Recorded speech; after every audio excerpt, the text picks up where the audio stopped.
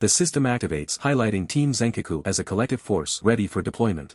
Massive bird-like creatures, beltos, tear through the urban landscape, their monstrous forms casting shadows over crumbling buildings. One collapses while another soars menacingly. Amidst the chaos, Jin Woo, armed with a spear, confronts a towering belto, its imposing presence dwarfing the surrounding structures. 3 beltos stand on high-rises, their long necks craned, emitting guttural roars that echo through the ruined city. Belto's beak gapes wide, revealing rows of razor-sharp teeth as it lets out a desperate piercing shriek. Jin Woo, enveloped in a potent purple aura, unleashes a sweeping attack, remarking that the sheer number of 10 beltos is enough to make his eardrums burst. A massive purple energy wave erupts from Jin Woo's position, tearing through the air and impacting the distant skyline with devastating force. From above, Jin Woo rains down a torrent of purple lightning, striking multiple beltos simultaneously and causing them to plummet. Jin Woo's eyes narrow, a flicker of surprise crossing his face as he utters a questioning "Pare." The remaining beltos turn their heads, their attention drawn to a blinding blue light emanating from the cityscape, signaling an unknown power.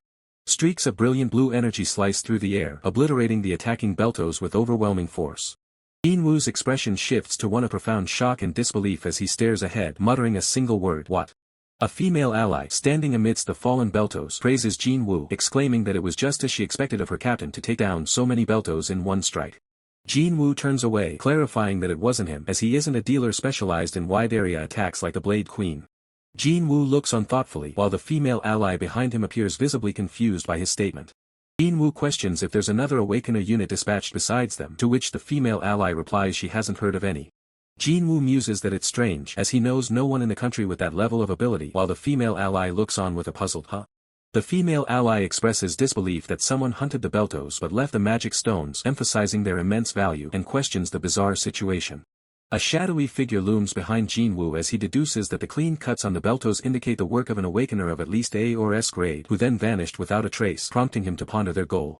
Jin Woo instructs his female ally to collect the magic stones and contact headquarters for the corpse disposal team, to which she promptly responds, "Yes, Captain."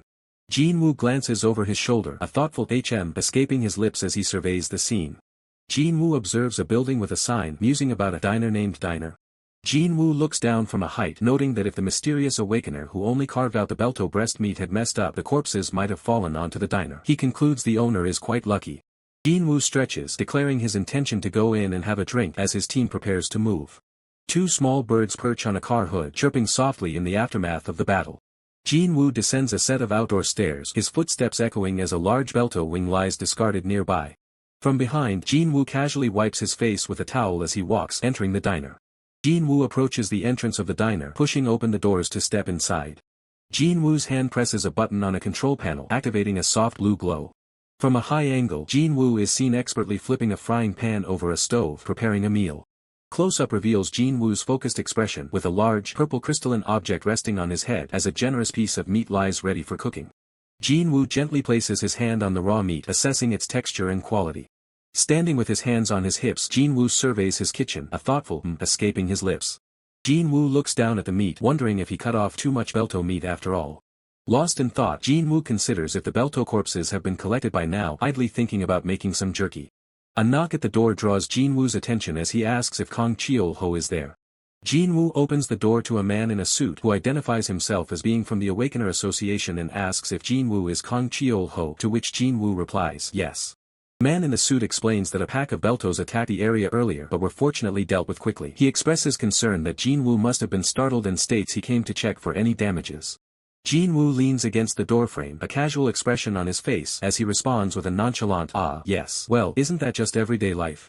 Jin Woo, with a slight smile, acknowledges that despite the world's supposed stability, such incidents are still a part of everyday life. He then notes the minimal damage, fortunate that few residents were in the vicinity. Suddenly, Jin Woo's eyes widen, a curious escaping his lips as he catches a new scent. A tantalizing aroma drifts from a nearby diner, prompting Jin Woo to exclaim, "Wow, something smells delicious." Curly-haired diner owner simply responds, "Well, it is a diner." Jin Woo, looking hopeful, asks if he could get breakfast, explaining that he's been running around since dawn without a single meal. The curly-haired diner owner looks at Jin Woo with a subtle flicker of surprise. Stepping inside, Jin Woo observes the retro interior, remarking that it feels like a diner from a drama before the gates even appeared. Jin Woo approaches the counter, noting the absence of a menu and asking for one. The owner explains they don't have a fixed menu, instead cooking based on the fresh ingredients they acquire daily. With a confident smile, the owner declares, "Today's menu is belto steak." Jin Woo's eyes widen in surprise, questioning Belto. The owner clarifies, explaining that Belto are those monstrous bird-like creatures he saw earlier, 10 of them now handled by Master Gemsangu and sent to the market. Indeed, the owner continues, thanks to that I secured a lot of fresh Belto meat. They might be ferocious, but their taste is exquisite. Jin Woo, still a bit wary, repeats, Belto meat you say? The owner urges him to simply try it as a steak, to which Jin Woo responds with growing excitement, well, that sounds exciting. Internally, Jin Woo frets, steak all of a sudden. I thought this was a casual diner. I hope I have enough money. Unaware of Jin Woo's financial worries, the curly-haired diner owner meticulously seasons the Belto meat, preparing it for the grill. A flashback begins, as Jin Woo recalls the moment he first awoke. His memory flashes to a terrifying red, dragon-like creature, its monstrous maw gaping, contrasted with his own determined profile. The visual shifts to a maelstrom of destructive energy Jin Woo caught in the blast, highlighting the sheer power of his past battles. He remembers the climax, standing victorious at the summit of a grand, magic-infused hall, having finally defeated the Demon King. His form glows with immense power, clad in ornate armor, a true testament to his strength. Then, by some twist of fate, a rift tore open, allowing him to return to Earth, leaving behind the shattered remnants of that other world. As he grinds pepper, Jin Woo reflects on the 30 years spent in another world, fighting the Demon King and countless monsters, mastering their traits and weaknesses. Yet, upon his return, observing the people of Earth, he questioned if there was truly any need for him to intervene again. He realized that the people of Earth, in their own unique ways and under their own rules, were already protecting their world. The curly-haired diner owner, holding a spatula, proudly declares, done. Before Jin Woo, an exquisite Belto steak is presented, glistening with sauce, a true culinary masterpiece. Jin Woo's jaw drops in awe. Wow, this is incredible, he exclaims, admitting he only intended to fill his stomach, but this dish is beyond expectation. With anticipation, Jin Woo takes his first bite, the juicy steak melting in his mouth. This is so juicy. Jin Woo savors the flavor, musing that the very Beltos that tormented him all morning are now soothing his frayed nerves. Fully immersed in the deliciousness, Jin Woo decides, right, how expensive could it be? Let's splurge a bit today. Savoring the last bite, Jin Woo feels all his day's fatigue melt away. He expresses his gratitude, stating he'll be a frequent customer and offering to pay. Mr. Su offers a subtle, knowing smirk, accepting Jin Woo's words. Mr. Su simply asks for $10 and Jin Woo readily agrees, placing the bill next to his empty plate. As Jin Woo prepares to leave, he thanks Mr. Su for the meal, adding a casual, oh, and by the way. Mr. Su responds with a curious, yes. Jin Woo's expression turns serious as he advises Mr. Su to stay safe, acknowledging the harsh reality for non-awakeners like them. He urges Mr. Su to evacuate should monsters appear nearby. He hands Mr. Su a business card, explaining that while cafes, bars, and markets have begun to thrive again, the world remains a dangerous place, unlike the wasteland it once was. The card reveals Jin Woo's affiliation with the Awakener Association, National Level Hunter Association, and his name, Jae Woo Choi, from the patrol unit. Jin Woo reiterates, if anything happens, please give me a call. Thanks for the meal. Mr. Su, with a thoughtful expression and a faint blue glow, reflects on Jin Woo's words, acknowledging it's a tough era for non-awakeners. As Jin Woo departs, Mr. Su's internal thoughts conclude, not a bad guy. Live long, Mr. Public Servant. Mr. Su meticulously slices a piece of steak, continuing his work in the cafe. He takes a bite, a satisfied smile gracing his lips as he confirms, as expected, it's delicious. A sudden shift in scenery reveals an owl-like creature perched on a branch amidst a desolate, cracked landscape, hinting at the dangerous world outside. Back in the cafe, Mr. Su stretches, reflecting on another day of smooth business before deciding to have one last drink and head home. He contemplates making snacks with the Belto eggs he bought earlier, wondering how best to cook them. A jarring sound effect accompanies Jin Woo's presence in the cafe, his posture suggesting a sudden, intense reaction. The red-haired man bursts through the doorway, announcing his arrival with a confident, here you are. Jin Woo looks on, a silent question mark hanging in the air, clearly surprised by the unexpected visitor. The red-haired man's eyes burn with a furious red glow, an aura of pure rage emanating from him, signaling an intense confrontation. Few hours earlier, at the bustling Sia Demon traditional market, vendors call out their wares, a medicine with boiled Belto, and we're buying mana crystals at a high price. Jin Woo walks through the market, the narrator explaining that humans once reluctantly used monsters as a food source. Now, thanks to artificial cultivation, a lavish spread of meat and vegetables adorns the table, a testament to humanity's progress. A vendor at the market proudly informs Jin Woo that the scale of Sia Demon's monster market has increased, urging him to look at the newly arrived monster eggs. The vendor points out a Belto egg, admitting uncertainty about its inspection by the Awakener Association, as most monster eggs look alike. Jin Woo's eyes glow with a purple aura as he activates his Detect Eye skill, preparing to discern the egg's true nature. The narrator explains that the Detect Eye is an artifact of Kanas, the silver dragon, granting the ability to perceive the essence of any target. System windows pop up identifying the eggs as Raptor Egg and Belto Egg, both grade 4. Jin-woo recalls stealing this powerful artifact from the Demon King. More system windows reveal Idaho Egg and other Raptor Eggs. Jin-woo reflects on the artifact's power to reveal truth and detect lies. Jin-woo decides to purchase all the eggs, surprising the vendor. He muses internally that knowing the truth often leads to regrets. He notices one particular egg that yields no information from his detect eye, prompting him to question why. Intrigued by the anomaly, Jin-woo points to the mysterious egg and instructs the vendor, "Sir, give me that egg too." The vendor readily agrees. Jin-woo cracks open an egg, its contents pouring into a pan. He recalls how eating was a luxury, a waste of time amidst the battlefield. As he cooks, pouring milk into the pan, Jin-woo reflects on how delicious meals were once a mere luxury, but now, as time passes, only the delicious things truly remain. The result is a perfectly prepared Belto scrambled eggs, a dish crafted from Belto eggs and Cheol-ho milk. A flashback shows Jin-woo sharing a similar meal with his comrades on the battlefield, the savory taste of Cheol-ho milk-infused eggs a distant memory. In the present, Jin-woo enjoys the savory taste and soft texture of the thick Belto egg combined with Cheol-ho milk, a moment of simple pleasure. He finds the meal delicious and closing his eyes, the taste transports him back, reminding him of those cherished times.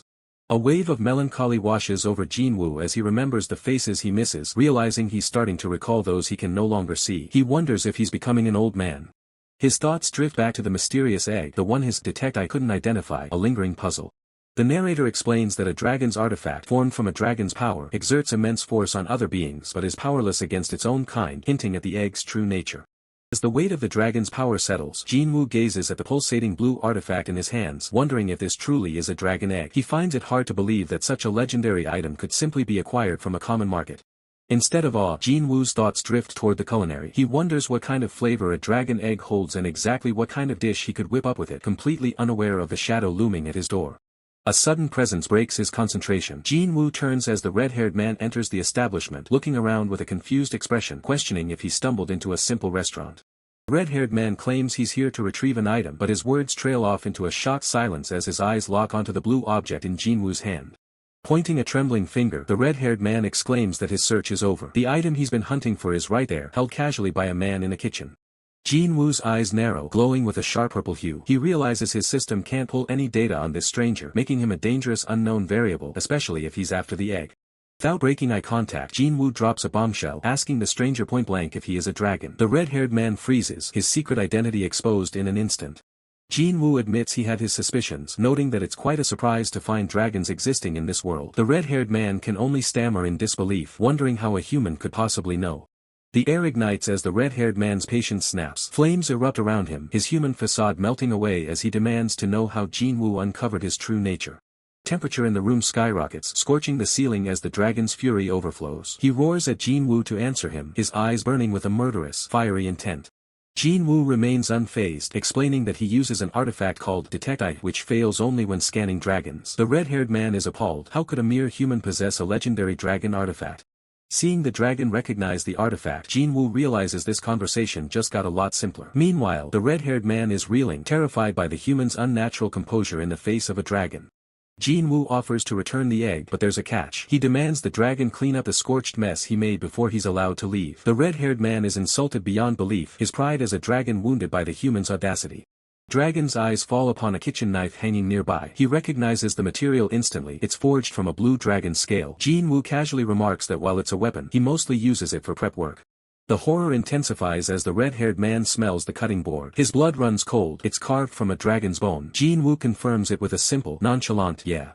The realization that Jin-woo killed his kin just to make kitchenware sends the red-haired man into a blind rage. He declares that he will never forgive the human for such a grotesque insult to his race.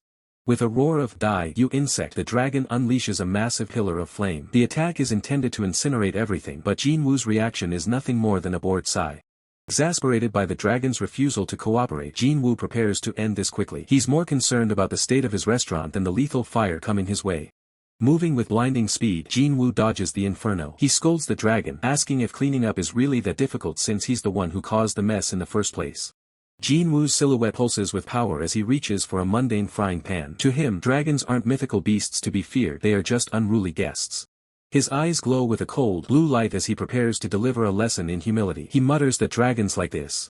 With a violent swing, the frying pan becomes a weapon of mass destruction, cutting through the dragon's flames like they were nothing. red-haired man can only let out a confused gasp as the kitchenware approaches his face at supersonic speeds. Need to be beaten up. The impact is absolute, the mundane pan striking with the force of a divine hammer. Jin-woo finishes his sentence as the dragon's head is slammed aside. A good beating is the only way to make these creatures actually listen to reason. A sudden memory flashes through the dragon's mind. He recalls a legendary warrior from another realm, a man who hunted the Demon King and feared nothing. In the vision, Jin-woo, known then as Mirolykas, demands an artifact from a dragon king. He offers a simple choice: cooperate and hand it over, or get beaten until he does. The massive dragon king on his tower is outraged, calling the human insane. But the red-haired man, then just a small dragon, watches in terror as the warrior approaches. The young dragon pleads with his father to stop, recognizing the terrifying aura of Mirolykas. He knows that his father is about to face a humiliating defeat. The memory of that encounter 30 years ago haunts him. He remembers the sheer helplessness he felt watching his father get pummeled by this unstoppable human. Back then, Mirolykas had paused, noticing the small dragon child watching the carnage from the sidelines. With a surprisingly gentle tone, the warrior had told him that a child shouldn't be watching such violence right before the young dragon's world went dark. Back in the present, the red-haired man wakes up on the floor, trembling. Jin-woo is calmly sitting at a table, ready to resume their conversation about the cleaning duties. Jin-woo reiterates his terms: finish the cleaning, and then he can take his egg. He has no interest in keeping the dragon's property, only in maintaining his shop. He adds that he has personal reasons for disliking dragons, and if his orders aren't followed, he won't hesitate to use more persuasive violence. Broken and terrified, the proud dragon is reduced to tears as he scrubs the floor. He's realized exactly who he's dealing with, and he's not taking any more chances. As he cleans, the red-haired man explains that he's from the continent of Aspan and ended up here through a dimensional crack. Jin-woo listens, pouring himself a drink as the pieces fall into place. Jin-woo realizes that if Aspan is connected to this world, it explains why the local monsters felt so familiar. The egg, too, must be a transplant from that distant continent. Jin-woo finally confirms the dragon's fears. He was indeed Mirolykas in that other world, but here, he is Kang Cheol-ho. He asks the dragon if that name rings a bell, leaving the creature paralyzed with awe. Still reeling from Jin-woo's shocking revelation, the red-haired man remains frozen in awe, prompting Jin-woo to mockingly ask why his hands aren't working. The red-haired man's internal thoughts confirm his worst fears. Jin-woo is indeed that guy. Jin-woo then comments on the now sparkling clean floor, dismissing the red-haired man to retrieve his belongings. The red-haired man remains speechless, unable to process the situation. The red-haired man, regaining some composure but still fuming, confronts Jin-woo, demanding to know why he never returned his father's artifact after defeating the Demon King. Jin-woo, seemingly oblivious to the red-haired man's fury, simply asks who his father is. The red-haired man, surprised, realizes Jin-woo is referring to Dragon Rex, which explains their similar auras. Jin-woo then confirms his suspicion, stating that the red-haired man is the child he encountered before, to which the red-haired man nervously affirms. Jin-woo chuckles, assuring the cowering red-haired man he won't harm him, claiming he stopped beating dragons 3 decades ago. The red-haired man, however, quietly recalls the recent beating, then shouts back, accusing Jin-woo of lying. Jin-woo retorts that even without understanding human aging, it's clear the red-haired man hasn't aged significantly. The red-haired man, attempting to count on his fingers, asks Jin-woo his age, then muses that he himself remembers being a bit over 50. Jin-woo coolly states that if the red-haired man is in his 50s, then Jin-woo is older, and declares he's leaving. The red-haired man, baffled, wonders if Jin-woo is an elf living for an extended period. Jin-woo, noticing the red-haired man's reaction, playfully asks if he's handsome. The red-haired man, flustered, quickly denies it. Jin-woo, with a serious side profile, reminds the cowering red-haired man that punishment was once the remedy for disobedient dragons. Jin-woo lets out a soft chuckle, finding amusement in the sight of a mighty dragon now treading carefully around a mere human. The red-haired man reacts with a bewildered what? The red-haired man, outraged, yells that dragons also experience fear, accusing Jin-woo of killing his kin and then frantically asking if Jin-woo plans to kill him too. Jin-woo calmly clarifies, stating there's a misunderstanding. He explains that the scale knife and cutting board were actually gifts, and while he may have beaten up dragons, he has never actually killed one. Jin-woo apologizes, explaining that the red-haired man's father's artifact was unfortunately broken during his battle with the Demon King, making it impossible to return. Jin-woo reiterates his apology for the broken artifact but admits he genuinely needed it at the time, though he secretly can't recall what artifact it even was. Jin-woo, observing the red-haired man, notes his talkative nature and then casually asks if he knows how to drink, gesturing towards the table laden with alcohol and snacks. The red-haired man, blushing furiously, indignantly exclaims that he, a dragon, cannot possibly drink with a mere human. Despite his protests, the red-haired man is quickly overcome, collapsing onto the table in a drunken stupor, drooling. Even in his drunken state, the red-haired man slurs that Jin-woo should be proud to be the first human to drink with a dragon. Jin-woo simply chuckles, adding another first human title to his growing list of absurd achievements. Jin-woo curiously questions if the red-haired man laid the egg, expressing surprise at his youth for a dragon to have done so. Suddenly, the small white creature, revealing itself to be male, indignantly clarifies that males don't lay eggs, proudly declaring the egg to be his younger sibling. Jin-woo, internally surprised, recalls his belief that dragons were hermaphrodites, then verbally questions the concept of a younger sibling. The small white creature explains that a dimensional rift recently opened in their dragon lair while their parents were away, revealing a glimpse of a city through the swirling portal. Jin-woo deduces that the red-haired man became a dimensional stray and asks how long he's been in this world. The red-haired man, still dazed, mumbles about half a year. Jin-woo reflects that the red-haired man's situation is similar to his own return to Earth. The red-haired man, surprised, asks Jin-woo what, then recalls hearing that Jin-woo went missing after defeating the Demon King, questioning if he didn't return immediately. Jin-woo explains that he had matters to attend to in the other dimension, requiring some time. He then observes the red-haired man, finding the situation interesting. The red-haired man, still confused, asks what is, then questions why Jin-woo is hiding in a useless restaurant after saving the world, disappearing and reappearing in another dimension. The red-haired man, eyes wide, suggests that a monster like Jin-woo could easily take over this world, especially with other monsters rampaging. He then directly asks if Jin-woo doesn't desire to have the world in his hands. Jin-woo calmly asks why the red-haired man thinks that way. The red-haired man, now enraged, shouts that humans are inherently driven by power, war, and greed, pointing out that even after Jin-woo saved the world by defeating the Demon King, humans immediately began fighting amongst themselves. Jin-woo silently pushes a small shot glass across the table, a subtle gesture to change the subject or offer more drink. Jin-woo acknowledges the red-haired man's perspective as logical but states he has no interest in such matters, declaring himself simply bored of it. The red-haired man expresses his disbelief in a human's words. Jin-woo, ignoring the slight, advises him to at least take good care of his one and only sibling. The red-haired man, blushing, tenderly embraces the egg, cooing about his pretty sibling. Red-haired man lets out a small sound of realization, perhaps remembering something important. Jin-woo hums thoughtfully, his gaze sharp and observant, sensing a shift in the air. As the egg begins to hatch, revealing a pair of large, innocent blue eyes, Jin-woo reacts with surprise, questioning what he's seeing. Red-haired man stares in utter disbelief, a single word escaping his lips as the baby dragon's tiny foot looms large in the foreground. The adorable baby dragon lets out a soft coo as the small white creature excitedly exclaims, "My sibling." Jin-woo's expression holds a moment of quiet contemplation, a silent acknowledgement of the unexpected bond forming before him. A faint, almost imperceptible smirk plays on Jin-woo's lips, a silent reaction to the unfolding scene. Bustling cityscape stretches under a bright sky, a stark contrast to the intimate moment as a nearby sign offers a simple, comforting message: eat before you leave. Outside, a desolate wind howls, bringing with it a sudden downpour that streaks across the windowpane. The storm intensifies, a chilling omen as the wind carries a strong, unmistakable stench of blood, hinting at the unseen movements of demonic forces. Fleeting memory flashes, of flowing white hair and a name whispered in the wind, Miro. The memory intertwines with a scent of blood, a haunting echo as a hand reaches out, a silent eye left hanging in the air. A mouth-watering rapid-growth hamburger steak is presented, made from bito chicken and triceratops footpad meat, praised for its tender texture as a delighted Kaya escapes from someone. Jin-woo casually asks the red-haired man if he's heading home, who, startled, stammers a reply, then inquires about the meal's price. Jin-woo states the meal is $10 but offers it for free, prompting the red-haired man to curiously ask about the catch. The red-haired man, wide-eyed, loudly asks if Jin-woo offers lodging, to which Jin-woo firmly replies, "I don't." Red-haired man muses that being dropped into another world must be lonely, reflecting on how he always thought dragons were proud, self-important beings. The red-haired man continues, imagining the academic frenzy if scholars knew of a lonely dragon, then decisively offers Jin-woo a shimmering purple magic stone. He proudly presents it as a grade 4 magic stone, valuable even in this world, but Jin-woo lets out a soft, amused chuckle.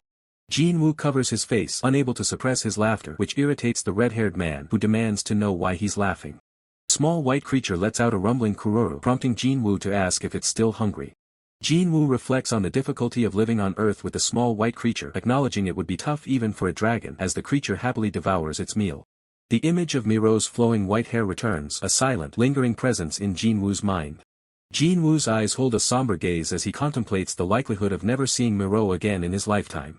Red-haired man, beaming, suggests Jin-woo stay a few days, then muses on the simple joy of having someone to share secrets with. Jin-woo hums in acknowledgement, then expresses his reluctance to keep relying on the red-haired man, especially after receiving food and other aid. The red-haired man agrees to hold on to the magic stone for now, as a dark, wispy shadow emerges from Jin-woo's finger, catching him off guard. Blue, ethereal portal erupts, from which a shadowy figure begins to materialize, eliciting a shocked huh from the red-haired man. The figure solidifies into Kasim, the immortal goblin, who bows deeply and greets Jinwoo as the king of the world, noting his long absence from the subspace. The red-haired man questions a goblin as Jinwoo explains that Kasim is an eternal goblin who manages items in his subspace, then reminds Kasim not to call him king of the world. Kasim quickly apologizes, referring to Jinwoo by his human name Kang Cheol-ho. Jinwoo then cuts to the chase, asking about the number of magic stones in the subspace. Kasim gestures to an immense pile of magic stones, claiming they are as numerous as grains of sand, but specifies there are 5 top-grade and 120 high-grade ones. Jinwoo hands Kasim another magic stone, instructing him to add it to the collection, to which Kasim dryly remarks, another grain of sand added. As Kasim prepares to end the transmission, he pauses, realizing he needs to retrieve a specific item from the subspace. Kasim confirms he has the item, while the red-haired man processes the revelation. Top-grade magic stones are considered rank 1 in this world, yet Jinwoo has them rolling around like sand. Jinwoo simply acknowledges this with a good. Kasim begins to bid farewell, addressing Jinwoo as king of the Wa, before Jinwoo sharply cuts him off with a firm no. Jinwoo's stern gaze reinforces his earlier command, insisting he be called ordinary Kang Cheol-ho. Jinwoo, holding the small white creature, turns to the red-haired man and declares, "Alright, I'd like you to help me with some work now." Outside, the sky remains clear, with scattered leaves drifting gently through the air, a peaceful contrast to the recent magical disruptions. The small white creature is seen dozing peacefully on a soft pillow, completely oblivious to the world's complexities. Yet, outside the window, a raging inferno burns, a stark and dangerous backdrop to the creature's serene slumber. The red-haired man lectures Jinwoo, reminding him that uncontrolled dragon's breath will burn everything, emphasizing the need for precise fire control. Jinwoo simply responds, "Got it." The red-haired man instructs Jinwoo to try again, commanding him to begin, as a controlled flame ignites from the skewer, ready to cook the meat. A magnificent Idaho breath grill steak, cooked to perfection using Khan's breath, is displayed, prompting an impressed hey from the red-haired man. Having presented his culinary masterpiece, a perfectly grilled steak, Jinwoo casually declares, "This should do." Red-haired man eyes the legendary rapier Jinwoo used for cooking, questioning, That rapier you pulled out of subspace earlier, it's not just any ordinary weapon, is it?" Jinwoo, unfazed, simply replies, "Probably not." A vivid flashback reveals the rapier's true origin. What was it? I think it was called the Recafel shaft. A masterpiece crafted by the dwarf artisan Recafel, his life's greatest work. A divine weapon. There won't be anything greater than that in this world. Jinwoo simply observes, lost in thought. Still perplexed, the red-haired man confronts Jinwoo. "Why do you keep using priceless treasures for pointless cooking? That's not what a weapon like that is for." Jinwoo counters, "Isn't it better than hoarding them like dragons and never using them?" Jinwoo concedes with a slight smile, Fair point." Internally, the red-haired man can only think, seriously, he's so dragon-like. As Jinwoo casually handles the legendary rapier, Mr. Su enters the cafe with a cheerful greeting, "Hello, boss." Mr. Su offers a crisp salute, explaining his presence. "Just stopped by while making my patrol rounds." The legendary rapier, now gleaming, is meticulously cleaned in a sink overflowing with suds, its recent culinary use fading with each bubble. Mr. Su, with a pleased expression, comments on the lingering aroma. "Smells amazing today too." Mr. Su's expression turns serious as he delivers important news. Right. More importantly, a new dungeon has appeared in the underground passage between Sinchon and Siademon. Siademon is also recruiting for this one. Jinwoo's hand rests on the table as he processes the information, a subtle shift in his demeanor as he murmurs, "Yes, that's so. A dungeon is forming, huh?"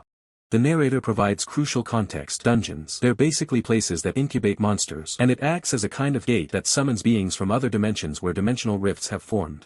Jinwoo inquires about the threat level. "Any word on the difficulty?" Mr. Su responds, "We estimate it to be around grade 5. Mr. Su continues to detail the response efforts. "So in Siademon, Mr. Kim Sang-gu and Team Zenkaku will be deployed." He elaborates, "And in Sinchon, Ms. Cheon will be leading a team." Jinwoo's thoughts echo Cheon as Mr. Su adds, "If Siademon is protected by the Spear Mage, then Sinchon is guarded by the Ice Witch. Mr. Su sighs, "Just in case, they're forming a backup team too, so the plaza was packed with job seekers today." He laments, "It really hurts to see that every time. These days, there are so many awakened that only the best are selected." Jinwoo reflects on the sight. "Feels like looking at an old day labor site, Most of them probably have families. Sometimes I even feel lucky to be an unawakened person with a steady job." Mr. Su abruptly notices the time, exclaiming, "Whoa, look at the time already. Thanks for the meal as always." The dark-haired woman, with a satisfied smile, comments to Jinwoo, "The Idaho roast I grilled is getting a good response." Jinwoo replies, "Seems like it." Jinwoo's hand clutches a crumpled dollar bill as he muses, "Maybe I should buy more Idaho meat." On the bustling street, Jinwoo places an order with a butcher. 10 gun of Idaho sirloin, please." The butcher asks, "Sure, would you like it sliced?" Jin Woo, with a serious expression, instructs, "Hold, please." Simultaneously, an announcement rings out to the growing crowd. "Those wishing to join the raid, please form a single line over here." Jin Woo glances over his shoulder at the commotion, a flicker of recognition in his eyes as he wonders, that guy looks familiar. Who was he again? The memory clicks for Jin Woo. Right, the spear mage Kim Sang-gu, supposedly a grade 2 awakened. So this is where the raid recruitment I heard about earlier is happening. The narrator explains the current state of affairs. These days, dungeon assault groups are called raid parties. It's similar to the old game systems. I used to play games a long time ago too. That helped me understand this all pretty quickly.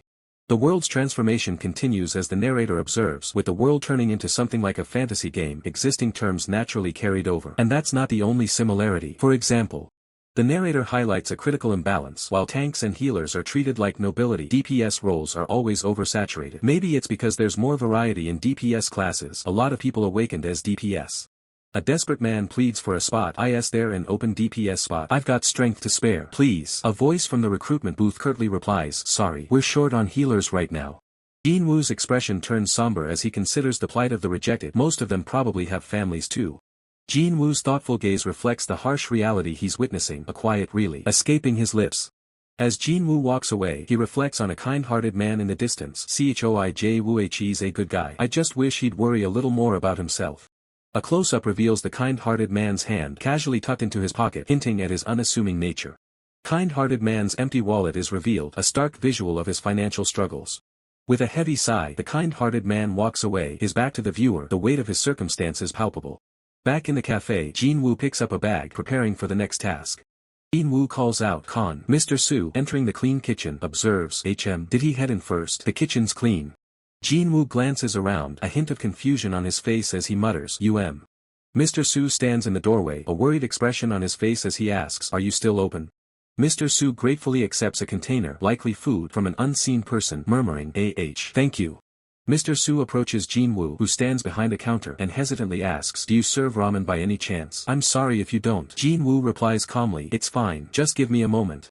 As Jin Woo's hand reaches for a ramen packet, he internally muses on the unchanging nature of ramen as a cheap meal substitute despite its price increase and the shift from wheat noodles over the past 30 years. He notes, how unusual. Well, ramen being a cheap meal substitute hasn't really changed in the past 30 years. The price has gone up and the flavor's a bit different now that they use something other than wheat noodles.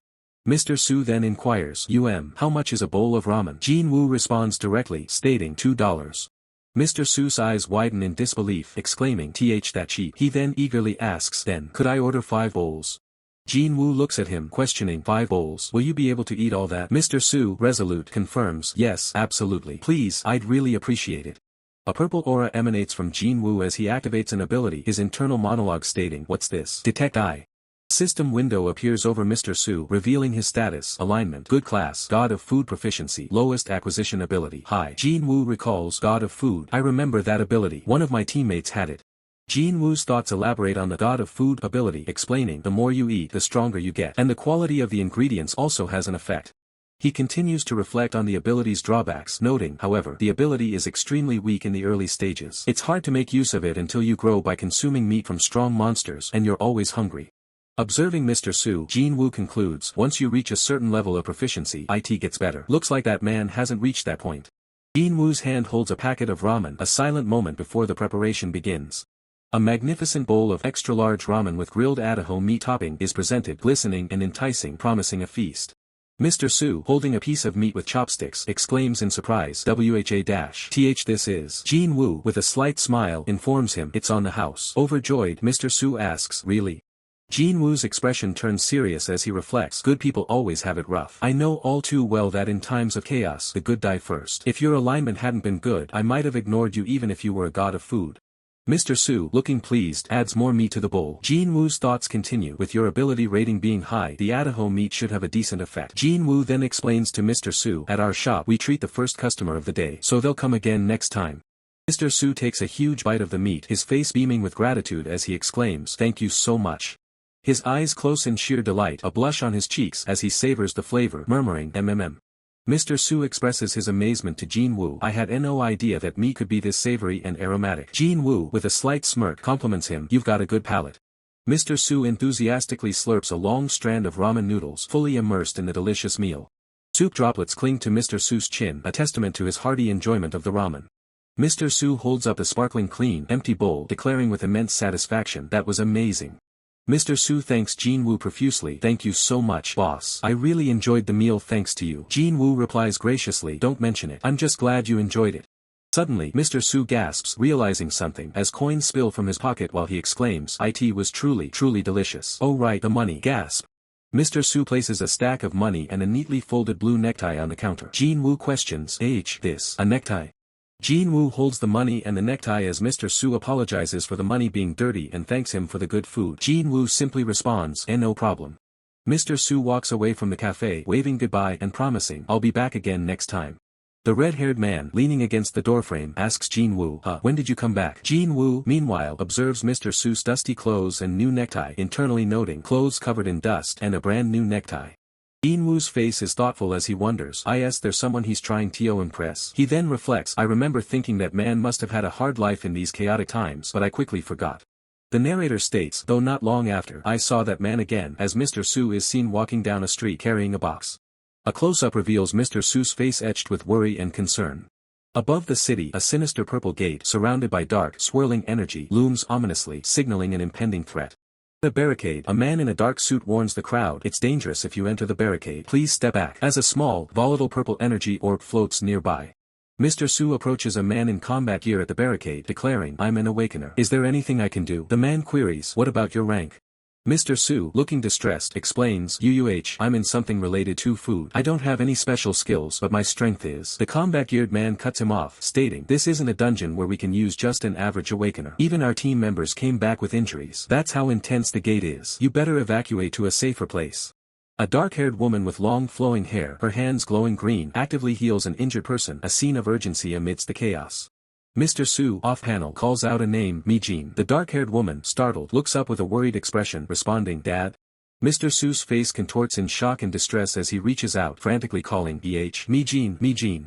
Mr. Su waves desperately, shouting to the dark-haired woman, "What are you doing here in such a dangerous place? What about school?" She replies, explaining her presence, "They said there were a lot of injured people, so the school sent most Awakener students for support."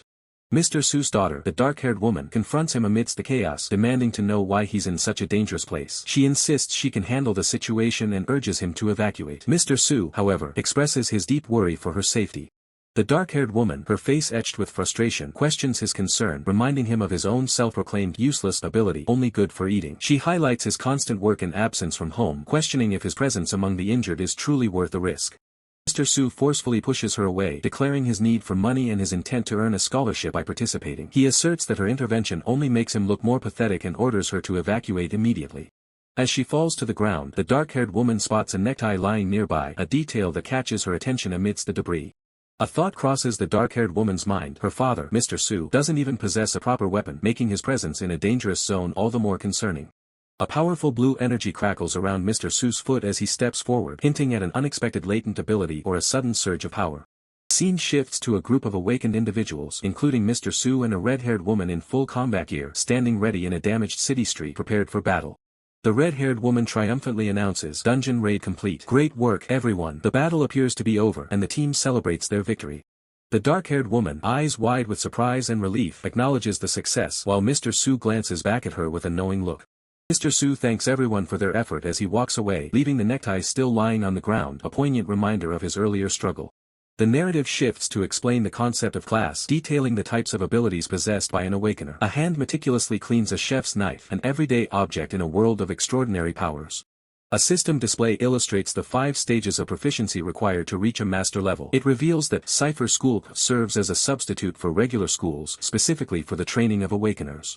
Once an awakener masters their first class through training, they gain the ability to choose a second class, which is influenced by their environment and personal will. The diagram shows Jin-woo with weapons, leading to a question mark surrounded by various items, symbolizing potential new classes. Mastering 2 classes elevates an awakener to rank 1 or higher, a rare feat that earns them special recognition from the Awakener Association, as it's something normal humans find incredibly difficult to achieve. Jin-woo stands, surrounded by swirling dark energy, embodying this power. The narration continues, highlighting the struggles of those who awaken with useless abilities or possess a slow growth rate. A hand holds stacked slices of meat, a visual metaphor for the food-related abilities. Mr. Su, with a serious expression and a red glow, reveals his own journey, stating, 6th class. In the final battle, I mastered my 6th class. The stacked meat in his hand hints at the nature of his ability. Standing in a kitchen, Mr. Su expresses resignation, admitting that after mastering his 6th class, he saw no further signs of progression, concluding that he had reached his limit. Mr. Su looks stunned, calling out to a red-haired man about a significant event. The red-haired man, slightly obscured, appears to be listening intently.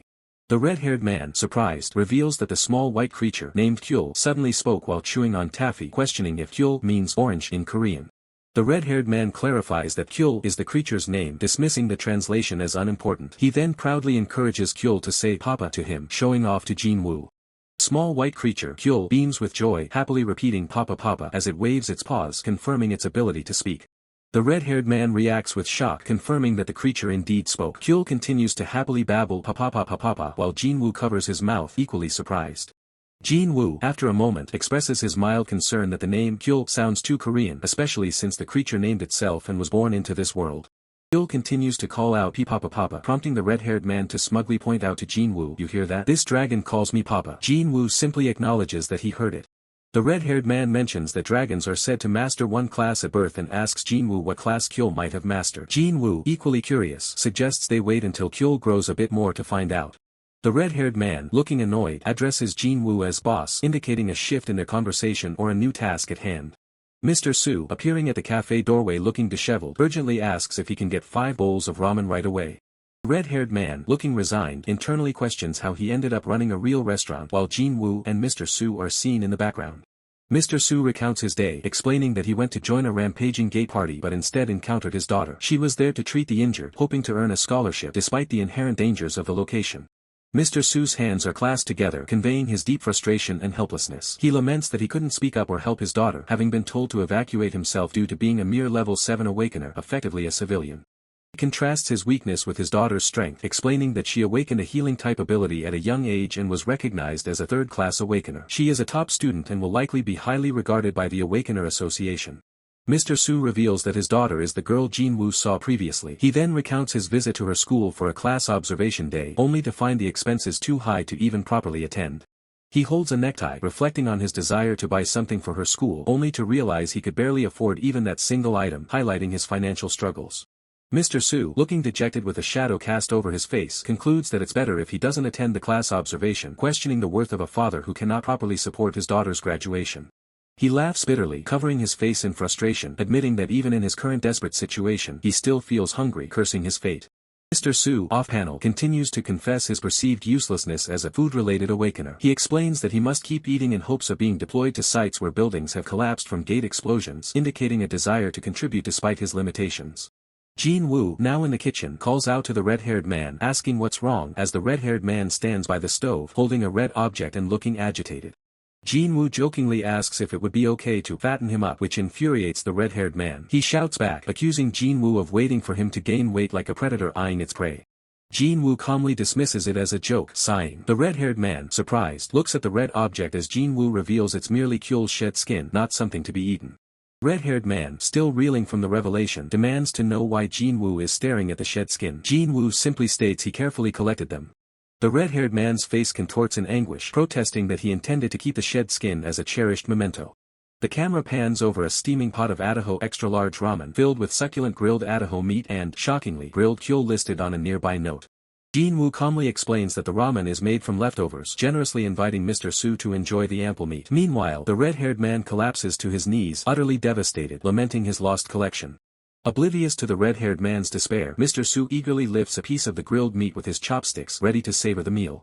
Jin-woo gazes out the window, a silent gulp escaping him as if swallowing a difficult truth or a lingering thought. The empty ramen pot sits on the table, chopsticks resting across it, alongside a crumpled dollar bill, a silent testament to a meal concluded. Jin-woo expresses his gratitude to Mr. Su for patiently listening to him vent. Mr. Su, ever the understanding cafe owner, dismisses the thanks with a wave. With a determined expression, Jin-woo walks away, the soft tap-tap of his footsteps and the gentle clang of a bell marking his departure from the cafe. Mr. Su watches Jin-woo depart, his gaze distant, as a fleeting, glowing image of the blonde-haired woman appears in the corner of his vision, a silent, ethereal presence. Jin-woo stands alone, his expression contemplative, the weight of his thoughts heavy upon him. Mr. Su, still gazing out, muses aloud about the inherent difficulties of life, wishing for at least one thing to be easy. Jin Woo, arms crossed, reflects that despite life's hardships, good things still come to those who work hard every day. Mr. Su offers a final, heartfelt encouragement, urging Jin Woo to strive for survival another day, promising to always be waiting for him at the cafe. A gentle smile touches Jin Woo's lips as he silently acknowledges Mr. Su's words, a quiet promise to return. Outside the cafe, the red-haired man, still vexed, questions Jin Woo about the apparent lack of change, despite the small white creature having consumed the dragon's shed skin. Jin Woo simply states he helped as much as he could. The red-haired man cradles the small white creature, emphasizing the immense value of the dragon's shed skin, and presses Jin Woo for his true reasons for helping. Jin Woo remains silent, his expression unreadable, lost in thought. As Jin Woo gently pets the small white creature, it speaks, revealing a poignant memory. Its own father once had a back like that. The red-haired man stares up at the moonlit sky, a chibi version of himself appearing in a thought bubble, pondering the small white creature's revelation that it also had a father. The kitchen is plunged into darkness as Jin Woo enters, a soft whoosh of air accompanying his late-night return. Eve sleeps soundly, her long, blue hair fanned out across the pillow, bathed in the soft glow of moonlight. Jin Woo notices his necktie, realizing Eve must have picked it up. A soft thump accompanies his movement as Eve stirs in her sleep, murmuring "Dad." Tears stream down Eve's face as she cries out "Dad" in her sleep. Jin Woo, his hand hovering near her, silently apologizes. Jin Woo gently strokes Eve's head, comforting her as he internally apologizes, assuring her it's fine, and expressing his own sorrow. Kneeling beside the bed, Jin Woo gazes out the window, a cascade of apologies flowing through his mind, for not living a normal life, for being a father she might be ashamed of, and for failing to provide her with a comfortable existence. As Jin Woo gently pulls the blanket higher over Eve, a powerful, unwavering declaration echoes in his thoughts. "But I always love you." The scene shifts dramatically to a bustling city street at dawn, where Kim Man-ho frantically runs, urgently shouting for one dealer and the last spot, proclaiming his presence. Kim Man-ho, breathless, presents his awakened registration card to a man in combat gear, who requests to see it. The man in combat gear, holding the card, expresses recognition, asking Kim Man-ho if he's the man from last time and inquiring about his name. Kim Man-ho hesitantly replies, Kim Man-ho. The man in combat gear expresses concern about a repeat incident, despite the previous raging gate being cleared by the Zenkaku team. He then encourages Kim Man-ho to do his best this time, to which Kim Man-ho responds with a firm yes. Jin Woo stands with the assembled team, looking up at the ominous, glowing dark purple portal in the sky as the man in combat gear declares recruitment complete and orders everyone to gather up and depart. Jin Woo ascends a metal staircase, his figure silhouetted against the bright sky as two bird-like figures soar past. Jin Woo walks with purpose, a blur of motion indicating a fast-moving bus beside him, heading towards the looming threat. The Zenkaku bus speeds away, its rear lights fading into the distance, carrying the team towards their destination. Jin Woo's brow furrows slightly, a thoughtful hum escaping his lips as he processes the unfolding situation. The massive, dark purple portal looms in the sky, a chilling spectacle that draws the gaze of everyone on the ground below. A man in combat gear, filled with urgency, questions the current situation, demanding updates. The very air crackled with an ominous energy as a diverse group of individuals, some already displaying their unique powers, looked up in collective apprehension. In the depths of the void, a sinister, swirling mass of dark energy coalesced, a presence so overwhelming it wrenched a single word from Jin Woo's lips: "Dad." Suddenly, the scene shifts. The sound of rustling grass and distant chirping birds filled the air as a lone figure stood amidst a vibrant, almost alien jungle. The lush canopy stretched endlessly as a small group of hunters prepared for battle. Jin Woo, taking command, urged his team, "Don't scatter. Keep an eye on your comrades while we take down these small fry monsters." Another hunter rallied, "Let's go." Suddenly, a colossal dinosaur-like beast lunged from the dense foliage, its roar echoing through the jungle as it caught Jin Woo completely off guard. Monstrous beast, a ferocious Tigrex, slammed into Mr. Su, its immense force sending him reeling, clearly overwhelmed by the sudden, brutal assault.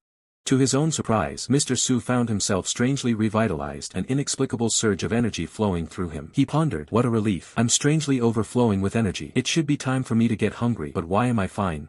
A female hunter, her eyes wide with alarm, pointed frantically into the distance, exclaiming, what's that?" Mr. Su, still processing his own unusual state, glanced over.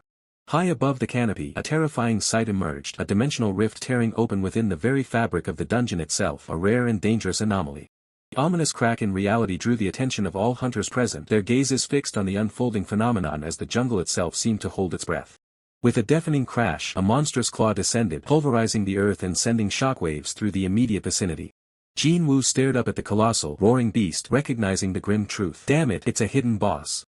The terrifying words, "hidden boss," flashed across his mind, the sheer gravity of the situation etched onto Jin Woo's stunned face.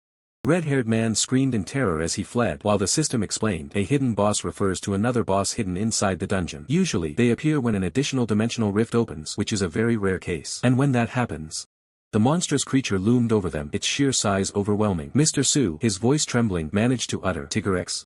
With a desperate shove, Mr. Su urged the female hunter forward, shouting, "It's coming this way. Hurry." Jinwoo's brow furrowed, a bead of sweat tracing his temple as he hesitated, a silent battle raging within him. Before him lay the defeated Tigrex, a vibrant mana crystal pulsating from its hide. Jinwoo observed, mana crystal. He calculated its worth, even at a glance. It's grade 8. If I sell it on the market, it's a week's wages. His thoughts drifted to his sister. If I just have that, I can buy Mijin something nice to wear. I can feed her tastier food too. Red-haired man rushed towards Jinwoo, his voice laced with panic. Mister, are you crazy? Come quickly. His hand reached out, drawn by the crystal's radiant glow. Just this, if I just have this, he thought, the urgency in his voice palpable. But in a terrifying twist, the Tigrex roared back to life, its massive jaws snapping shut around Jinwoo, who could only scream in terror. With a sudden, explosive force, the Tigrex's head was violently thrown back, sending Jinwoo hurtling through the air, narrowly escaping the monster's deadly grasp. As he lay bruised and battered, Jinwoo's eye burned with a mix of pain and self-reproach. Ah, so this is what Mijin meant by pathetic, he thought, a bitter realization dawning. His mind drifted to a memory, a monochrome city scene where a younger Mijin stood before him, her words echoing in his conscience.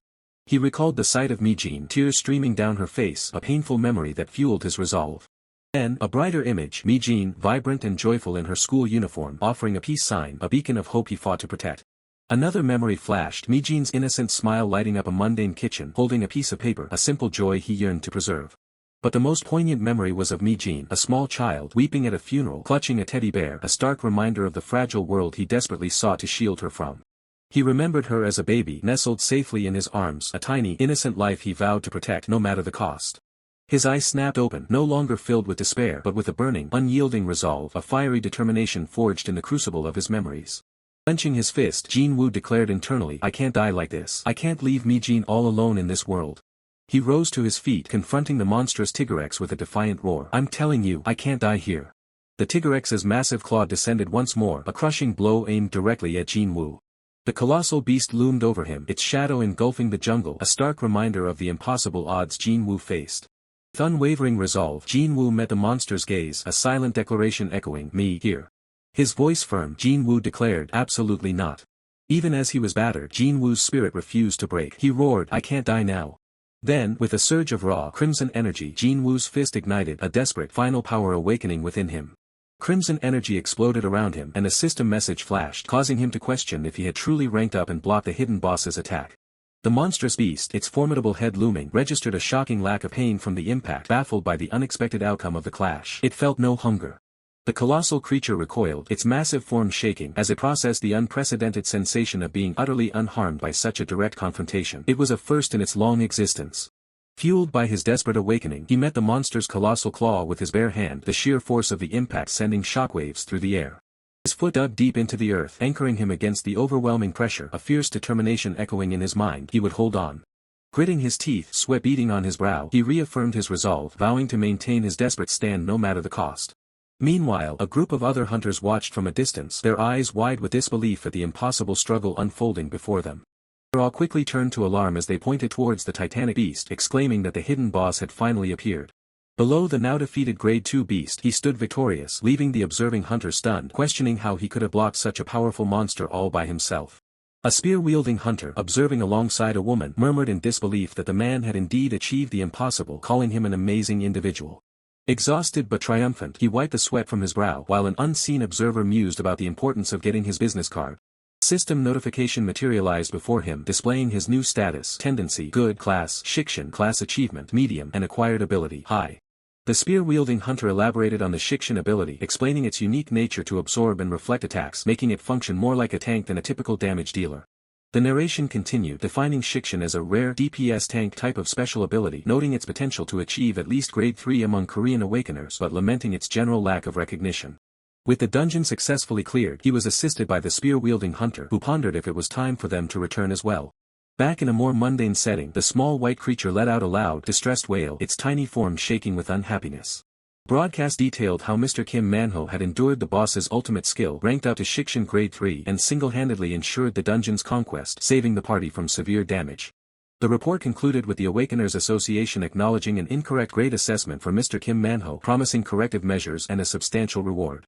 He picked up the small white creature, a faint smile on his face, asking if it had been reading the newspaper. He remarked on the creature's increased weight, to which the small white creature affectionately responded by calling him Papa. He firmly denied being its father, but the adorable small white creature, with wide, innocent eyes, simply insisted, "It's Papa. Papa." With a sigh of good grief, he indulged the creature as the radio announcer transitioned to the next news segment. Sitting on the floor, he gently petted the small white creature while the news reported on a rampant petty thief causing headaches for merchants in Siademangu. The broadcast continued, revealing the thief's obsession with shiny things and foodstuffs, and the alarming disappearance of low-grade mana crystals, prompting calls for the Awakeners Association to intervene. The news urged citizens to be careful while he pondered the details of the petty thief, noting the unusual obsession with shiny objects and foodstuffs. The small white creature happily presented a cup making soft sounds, and he asked if it was offering him water to drink. Just as he was about to take a sip, the red-haired man burst into the room, shouting urgently for him not to drink that water, addressing him as Kang Cheol-ho. Surprised by the red-haired man's distressed aura, he questioned his early morning intensity. The red-haired man quickly explained that the water contained a lot of germs. The red-haired man further elaborated, stating that Hyun-ie had learned about wells from a picture book describing them as places to draw and drink water. Dark realization dawned on his face as the red-haired man finished, explaining that in Hyun-ie's innocent eyes, the toilet and a well looked remarkably similar. At the cafe, Mr. Su praised the delicious kakakdu, asking if the boss had prepared this fresh batch recently. As a prompt identified the dish as kakakdu, the man revealed he had recently sourced excellent ingredients from the Sinchon area for it. He stood in the cafe as a voice from the entrance cheerfully greeted him, calling him boss. Mr. Su warmly welcomed the new arrivals, as one of them announced they had brought a companion today. The guest then introduced his companion, a man with a stern demeanor and a sword on his back, as Captain Gamsangu. Captain Gamsangu bowed respectfully to him, stating he had heard much about him, prompting the man to internally note his surprisingly polite demeanor. The man bowing deeply enthusiastically greeted the spear-wielding hunter as Mage Lancer Nim, who acknowledged him, recognizing him from the Awakeners Association. Mr. Su, still bowing slightly, cheerfully greets Shikshin Kim Man-ho Nim, remarking on the pleasant afternoon. Shikshin Kim Man-ho Nim replies, suggesting the afternoon would be even better without the joint meeting, prompting a light laugh from Mr. Su. Mr. Su, eyes wide with recognition, exclaims in surprise, identifying the man next to Jin Woo as Shikshin Kim Man-ho Nim. Shikshin Kim Man-ho Nim, visibly taken aback, questions the sudden use of the title. Mr. Su, overcome with enthusiasm, elaborates on Shikshin Kim Man-ho Nim's legendary exploits in the Sinchon Tunnel raid, recounting how his incredible performance spread worldwide. Shikshin Kim Man-ho Nim internally muses on how fame leads to such modifiers being attached to one's name. Jin Woo, with a calm smile, dismisses the thanks, stating he was simply awaiting Shikshin Kim Man-ho Nim's arrival at the restaurant. Mr. Su, with a friendly demeanor, offers ramen to Shikshin Kim Man-ho Nim. Shikshin Kim Man-ho Nim readily accepts the offer. Jin Woo, seemingly influenced by the conversation, decides he also desires ramen and requests the same. Shikshin Kim Man-ho Nim confirms the order. A pot of steaming ramen is promptly delivered to the table, with Mr. Su announcing its arrival. Shikshin Kim Man-ho Nim, without hesitation, lifts the ramen pot and drinks directly from it, his intense hunger evident as Jin Woo watches, visibly surprised. The ramen pot is now completely empty, a testament to Shikshin Kim Man-ho Nim's astonishing speed. Jin Woo, amazed, comments on his incredible feat while Shikshin Kim Man-ho Nim simply laughs it off. Mr. Su gently urges Shikshin Kim Man-ho Nim to depart first, reminding him of his daughter's school event. Shikshin Kim Man-ho Nim, however, expresses reluctance to leave ahead of them. Mr. Su reassures Shikshin Kim Man-ho Nim, emphasizing the importance of enjoying private life after work, especially for those constantly on standby. Convinced, Shikshin Kim Man-ho Nim announces his departure. Jin Woo, observing the interaction, quietly reflects that the relationship between Mr. Su and Shikshin Kim Man-ho Nim appears quite amicable. Jin Woo's expression shifts to one of slight concern as he notices the sudden, unsettling quietness in the restaurant.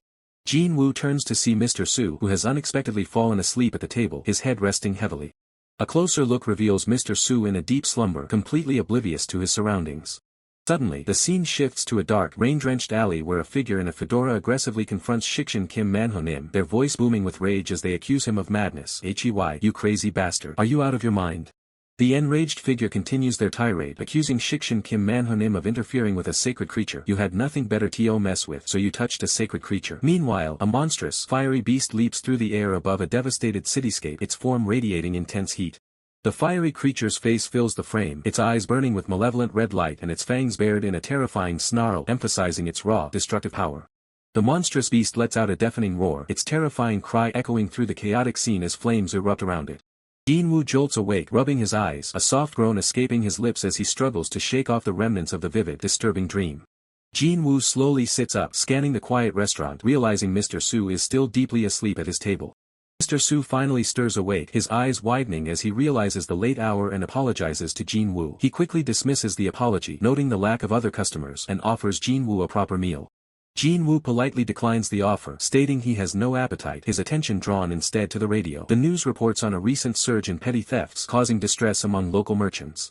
Instead of food, Jin-woo asks Mr. Soo for some alcohol. Mr. Soo readily agrees but informs him that the restaurant only offers soju and beer. Jin-woo entrusts Mr. Soo with the choice of side dishes, referring to him as boss. Mr. Soo, deep in thought, considers the fresh ingredients he acquired from the market earlier, contemplating what culinary creation he could prepare. Mr. Soo brightens, suggesting sashimi as a potential dish. Jin-woo, intrigued, repeats the word with a hint of surprise. Mr. Soo confirms his suggestion with a confident smile, revealing that he had managed to procure high-quality sashimi earlier. The narrative shifts to provide crucial world context. Dimensional rifts have unleashed monsters, ushering in an era where creatures from other realms now roam the land. This dire situation, the narrator explains, mirrors the state of the world's oceans. The narrator continues, highlighting the drastic ecological shift. Fish once common on Earth 30 years prior are now scarce, replaced by new, monstrous species. These new, formidable creatures are now the primary catch. The narrator introduces one such species, the German fish, revealing that this particular specimen, despite its size, is merely a juvenile, with adults easily surpassing 3 meters. Mr. Soo skillfully slices the German fish, describing its taste as akin to white fish, specifically comparing it to sea bass or flounder. Mr. Soo continues to prepare the sashimi with precision, reflecting on his past aversion to it, viewing it as an expensive luxury. However, he admits that once he truly experienced its taste, he found nothing else as delicious. Mr. Soo proudly presents the exquisitely arranged German fish sashimi, inviting Jin-woo to also try the angel hair radish served beneath it. A system notification confirms the dish, German fish sashimi, with main, German fish and sub, listed. Jin-woo's eyes widen in anticipation as he brings a piece of the German fish sashimi, adorned with angel hair radish, to his mouth, clearly impressed before even taking a bite. With a decisive motion, Jin-woo brings the sashimi to his lips, ready to savor the taste of the exotic German fish. Jin-woo savors the German fish, finding its taste remarkably clean and light. The subtle, refreshing flavor, combined with the angel hair radish, makes his fatigue melt away, a truly blissful experience. A thought crosses Jin-woo's mind: what if he washes down the sashimi with a shot of soju, enhancing the lingering taste? With a satisfied ah, Jin-woo downs the shot, a wave of pure enjoyment washing over him. Jin-woo sighs contentedly, remarking that he finally feels off work for the first time in a week. His companion, sitting opposite him, asks if that's truly the case. Jin-woo confirms, explaining that urgent matters have been resolved, granting him a precious 2 days of vacation. He laments that this is his first vacation in 2 years, though he notes that half of it has already passed. His mind drifts back to endless days of exterminating monsters, a relentless cycle of combat. Day after day, the fighting was endless, a grueling test of endurance. The constant onslaught of monsters pouring from dimensional rifts was psychologically exhausting, leaving no time for rest. Jin-woo gestures to the spear leaning nearby, explaining that it's a personal weapon given to awakened individuals level 2 or higher upon graduating from Cypher School. Made from adamantium, it excels at absorbing mana. He recalls the immense pride he felt upon graduating with honors, clutching this very spear. Back then, he believed he could save the world with his abilities, fearing nothing as long as he wielded his single spear. But that pride vanished when he stepped into the real world. He quickly realized he was just a small speck in a vast world, a stark contrast to his earlier overconfidence. Jin-woo stretches, admitting that his 10 years assigned to see a demon have been tough. His companion nods in understanding, relating to the sentiment. Jin-woo reflects that everyone, not just the awakened, eventually faces the day they realize their own insignificance in the grand scheme of things. Quiet clinking of a bottle as soju is poured, offering a momentary respite from heavy thoughts. His companion reminds Jin-woo of his impressive title as one of the 5 guardians of Sea Demon, a significant figure in Korea. Jin-woo responds with a quiet, almost disbelieving, really, the weight of his responsibilities evident. He confides that the immense burden of countless lives, hopes, and futures resting on his shoulders can sometimes feel utterly overwhelming. As rain streaks down the window, his companion gently asks if any particular memories come to Jin-woo's mind. Jin-woo replies, there were, of course, his gaze distant. His companion then shifts the topic, asking if Jin-woo knows about the 9-tailed fox. Jin-woo pauses, realizing that it was raining on that day too, a memory triggered by the mention of the mythical creature. The scene shifts to a torrential downpour, a figure plummeting from the sky amidst the urban landscape. Jin-woo curses, demanding to know which idiot dared to disturb a sleeping 9-tailed fox, implying grave consequences. Jin Woo, enraged, confronts an unseen warrior who reveals that gentleman was responsible. Jin Woo then furiously demands to know why a mere level 2 would commit such a foolish act. The monstrous nine-tailed fox roars, engulfed in furious flames, as Jin Woo declares they will find out the reason for this chaos right now. Under the relentless downpour, a stern man in a fedora and glasses stands, his expression unreadable. Jin Woo furiously confronts the fedora-clad man, calling him gentleman and demanding to know what he has done. The gentleman remains silent, rain cascading down his face, his expression unchanging.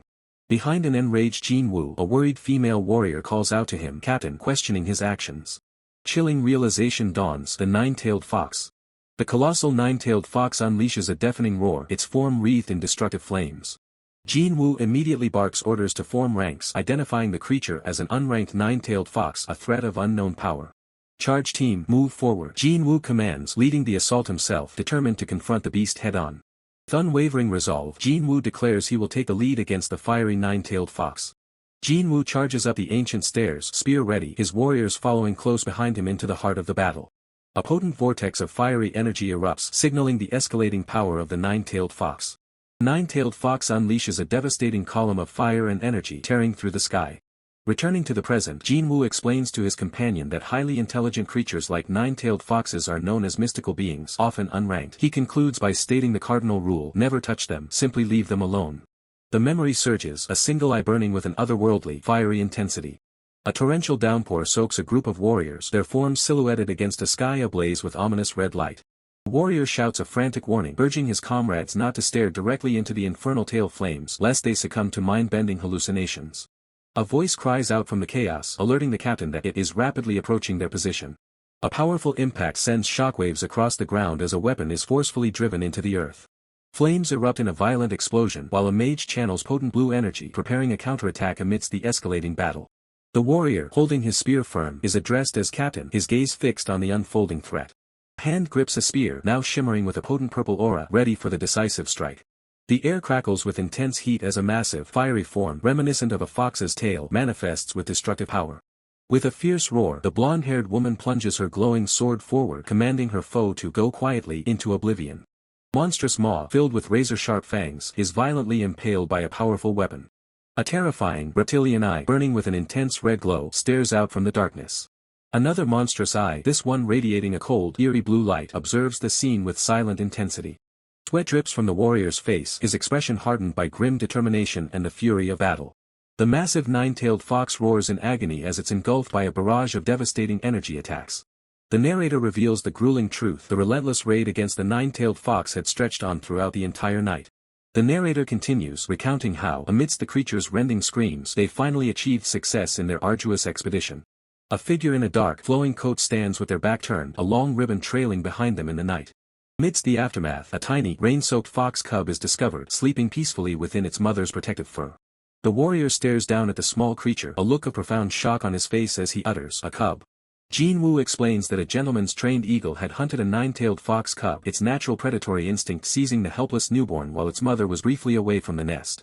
Mr. Su, rubbing the back of his neck, muses that it must have been a mistake, acknowledging that even a prodigy from Cipher School can err, but quickly adds a crucial caveat. Jin Woo's expression hardens as he emphatically states that they, unlike others, cannot afford to make such grave mistakes. Jin Woo sits silently, his hands resting on the table beside the half-empty glass and remnants of their meal. Jin Woo asks, surprised, if there was a cub involved, to which Mr. Su somberly confirms that, unfortunately, it had to be eliminated. Mr. Su places a hand on Jin Woo's shoulder, explaining that regardless of the process, there was no other choice. He concludes the tale of the nine-tailed fox incident, mentioning how it dominated media headlines 2 years prior. Jin Woo offers a faint smile, remarking that he believes it was a good choice, to which Mr. Su chuckles, asking if that's truly the case. Jin Woo admits he spoke for an unusually long time, feeling strangely comfortable, perhaps due to drinking soju for the first time in ages. He then calls out politely, "Excuse me." Mr. Su rises, announcing his departure and requesting the bill, then, as an afterthought, asks if they could pack one plate of the sashimi he just served. The answer is a swift "of course" as the scene shifts to a desolate night sky, dark clouds swirling above the shattered remnants of buildings. Jin Woo walks away from the cafe, his footsteps echoing softly in the quiet night. A close-up reveals Jin Woo's intense gaze, his eyes shadowed by his hair, reflecting a deep contemplative mood. The furious warrior seizes a man in a suit, unleashing a torrent of rage, yelling, "You crazy bastard," for daring to touch a mystical being, a cub, questioning his sanity. The man in the suit apologizes, admitting it was a mistake, but the warrior rages on, demanding if a mere apology solves the fact that countless lives were nearly lost. He presses further, imagining the catastrophic consequences if the incident had occurred in a densely populated city. Jin-woo walks on, a subtle, almost imperceptible smile playing on his lips, lost in thought. To the vast expanse of the night sky, Jin-woo continues his solitary walk past the silent, imposing buildings. His footsteps are steady, carrying him forward through the quiet urban landscape. Jin-woo reflects on the nine-tailed fox, recalling it as a monster he had encountered during his harrowing time on the otherworld Aspan continent. He continues, noting that unlike the demon kings invading monsters, nine-tailed foxes were surprisingly friendly to humans, even revered in the eastern continent. Yet, despite their reputation, he had personally hunted 2 of them. The red-haired man stands, his expression grim, as he intently observes an unseen development. The red-haired man's grim focus seems to pull him into a profound memory, a vision of immense power and deep regret, where a solitary knight stands amidst swirling darkness and light. Such harrowing memories, once etched, refuse to fade, lingering like invisible scars within Jin-woo, even as he stands in a desolate, ruined landscape clutching his spear. Yet, even amidst the echoes of the past, the present demands attention, grounding Jin-woo with simple, tangible tasks like carrying a bag filled with fresh ingredients.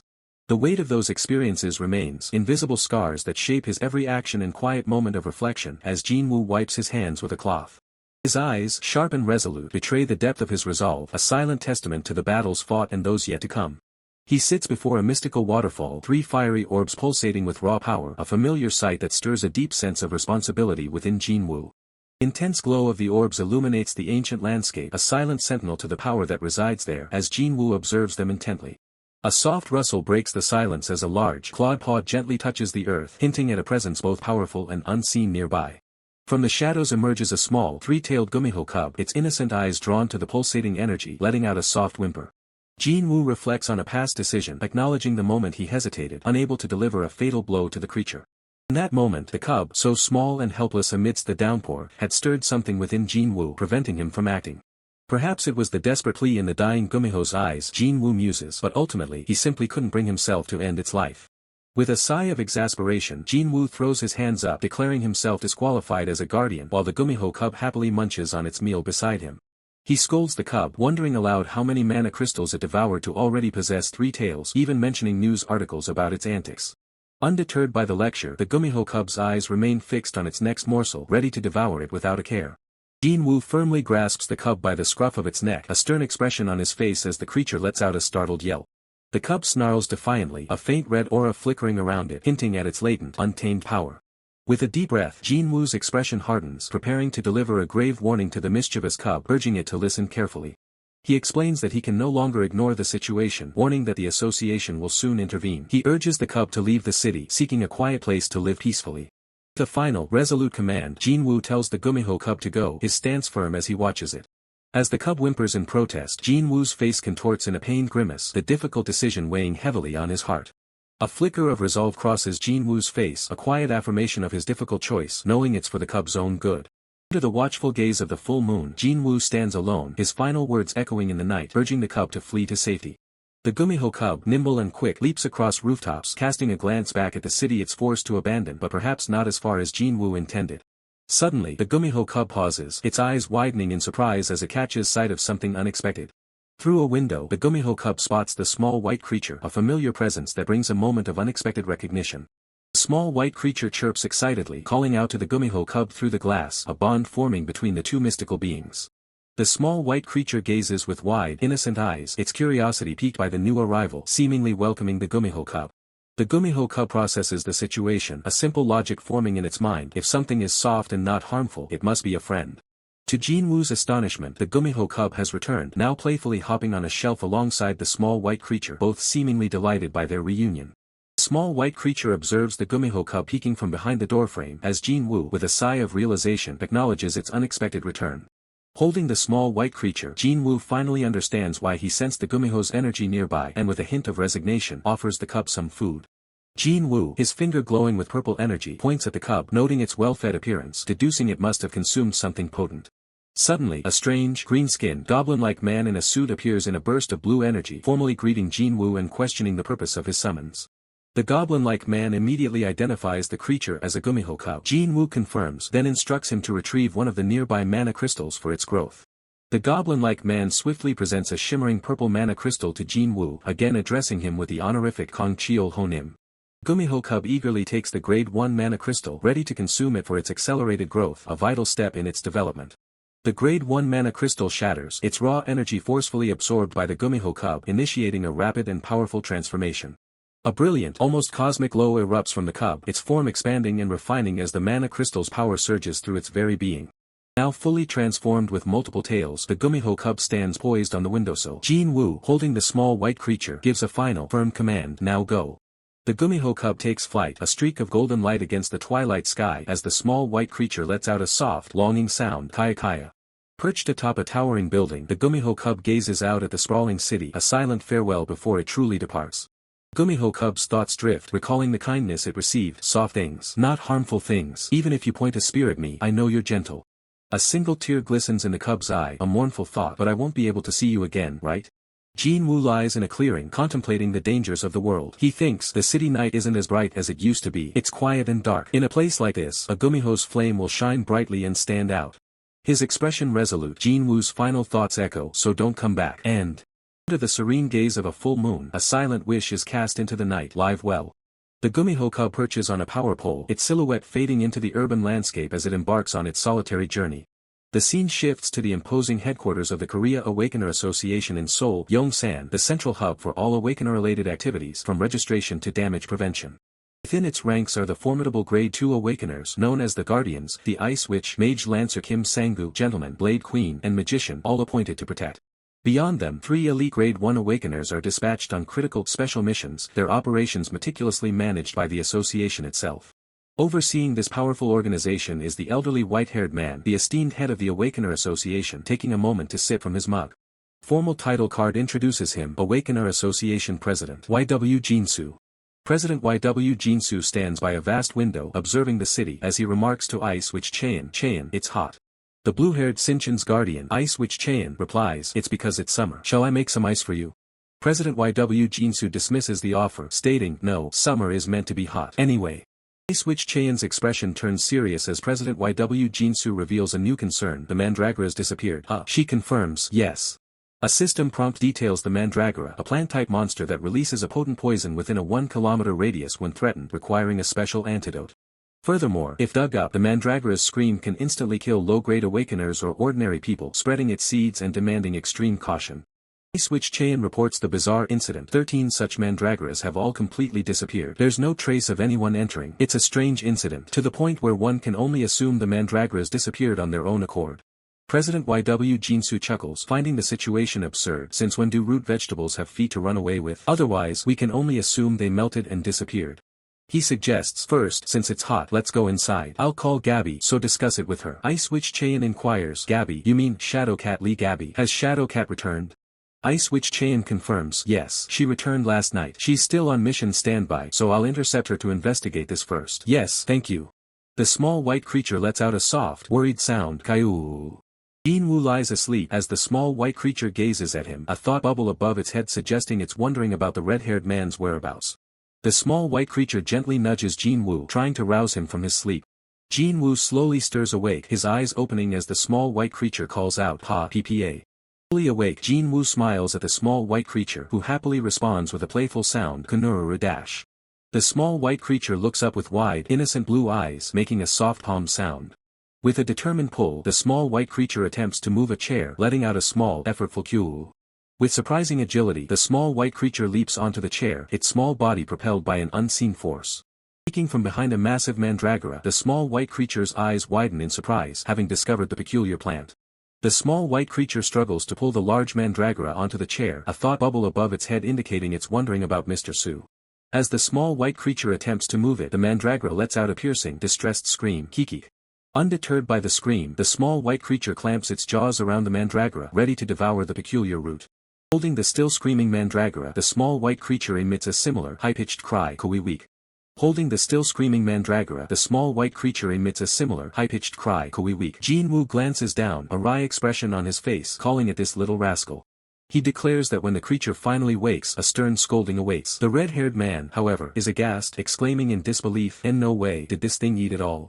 Surprisingly, it seems so, the red-haired man confirms. Noting the creature's impressive feat, he then turns to Jin-woo, asking, "Where have you been running around these days? I haven't seen you for days." Jin-woo replies that he has been investigating the conditions under which dimensional rifts form, visiting places where dungeons have appeared. Cheol-ho, quite diligent, the red-haired man remarks, inquiring if Jin-woo discovered anything substantial. Jin-woo sighs, "Nothing. I just saw a lot of monsters commonly seen on the Aspan continent." Jin-woo's expression hardens as he repeats the word monsters, a critical realization dawning on him. "Come to think of it, you're not a monster, are you?" the red-haired man asks Jin-woo, a hint of suspicion in his voice. The small white creature, indignant, suddenly flares up, declaring, "Dragons are a great race. How dare you compare us to those things?" Chilling realization washes over Jin-woo. He muses, that means, at the very least, there's a chance dragons, or something even greater, could come through the dimensional rifts. To think I overlooked this. The red-haired man, still processing the implications, tells Jin-woo, "If you see anything strange while investigating, let me know too." He then adds, "Well, alright." The red-haired man questions Jin-woo, "You've reached the level of a 6th-class master, can't you control dimensional rifts?" Jin-woo shakes his head, admitting, "I can't. I don't even know who creates them or why they appear." The red-haired man presses further, "Then how did you return to this world?" Jin-woo, cradling the small white creature, replies, "It's a long story spanning decades, even after defeating the Demon King. Let's talk about that over a drink later." Red-haired man silently accepts Jin-woo's deferral, thinking, alright. Jin-woo then shifts gears, stating, "Then I need to go grocery shopping today." A vast, clear blue sky stretches overhead, the quintessential image of summer, promising a serene day. The scene shifts to the Sinshin outskirts, where a city skyline is enveloped by a shimmering, hexagonal energy barrier under a dramatic twilight sky pulsating with protective power.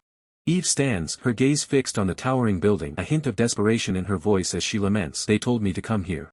With focused intensity, Eve manifests a pulsating blue orb of pure energy in her hands, its light illuminating her determined expression. A sudden, potent green energy surge brushes against Eve's cheek, her eyes widening in immediate surprise as she recoils slightly. The dark-haired woman descends, enveloped in a vibrant green aura, her arrival startling Eve, who is still concentrating on her blue energy orb. The dark-haired woman utters a soft "hoo." The dark-haired woman smiles confidently, her green aura intensifying as she addresses Eve, "So you're Sinshin's ice witch?" The dark-haired woman stands poised, her silhouette sharp against the twilight. She sighs, "I looked all around, but seriously, I have no idea." A system notification appears, Level 1 awakened, Shadow Cat Lee Gabby. Dark-haired woman, Lee Gabby, begins to introduce herself, "Hello, I'm," but Eve, recognizing her from the system notification, quickly interjects, "Shadow Cat, no need for formalities, just call me Uni. You're really cute. Are you the guardian of Sinshin?" The dark-haired woman, visibly flustered, starts to explain, "Yes. My code name is from Cipher School." She then composes herself, cutting to the chase, "That's enough. Don't be nervous. How many years?" Eve, surprised by the question, reveals, "It's my 10th year now." The dark-haired woman, Lee Gabby, exclaims, "Oh, impressive. Unbelievable." Eve gazes up at the hexagonal barrier, her thoughts turning to the implications of its penetration. She muses, "I passed right through a barrier, but there's not a single trace left. So this is a level 1 awakened."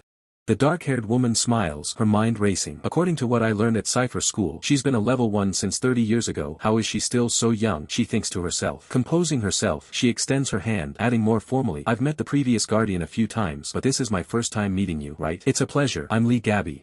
Dark-haired woman shakes Eve's hand, a warm smile on her face, confirming their understanding with a simple, alright.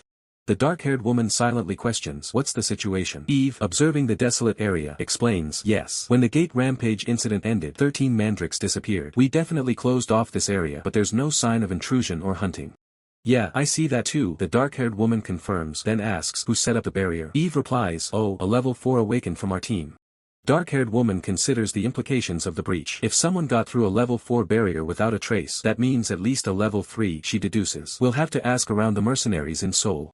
The dark-haired woman asks Eve, "What's the biggest mercenary group around here?" Eve promptly responds, "The Temple Mercenary Corps in Siademon." "Let's head there first," the dark-haired woman suggests, pointing. "I'm hungry, so let's eat too. And it's a good chance to see that kid who uses a spear." Eve's eyes light up in agreement. "Oh, right." Elsewhere, an armored warrior, spear in hand, suddenly looks over his shoulder, a premonition forming in his mind. "Who's talking about me?"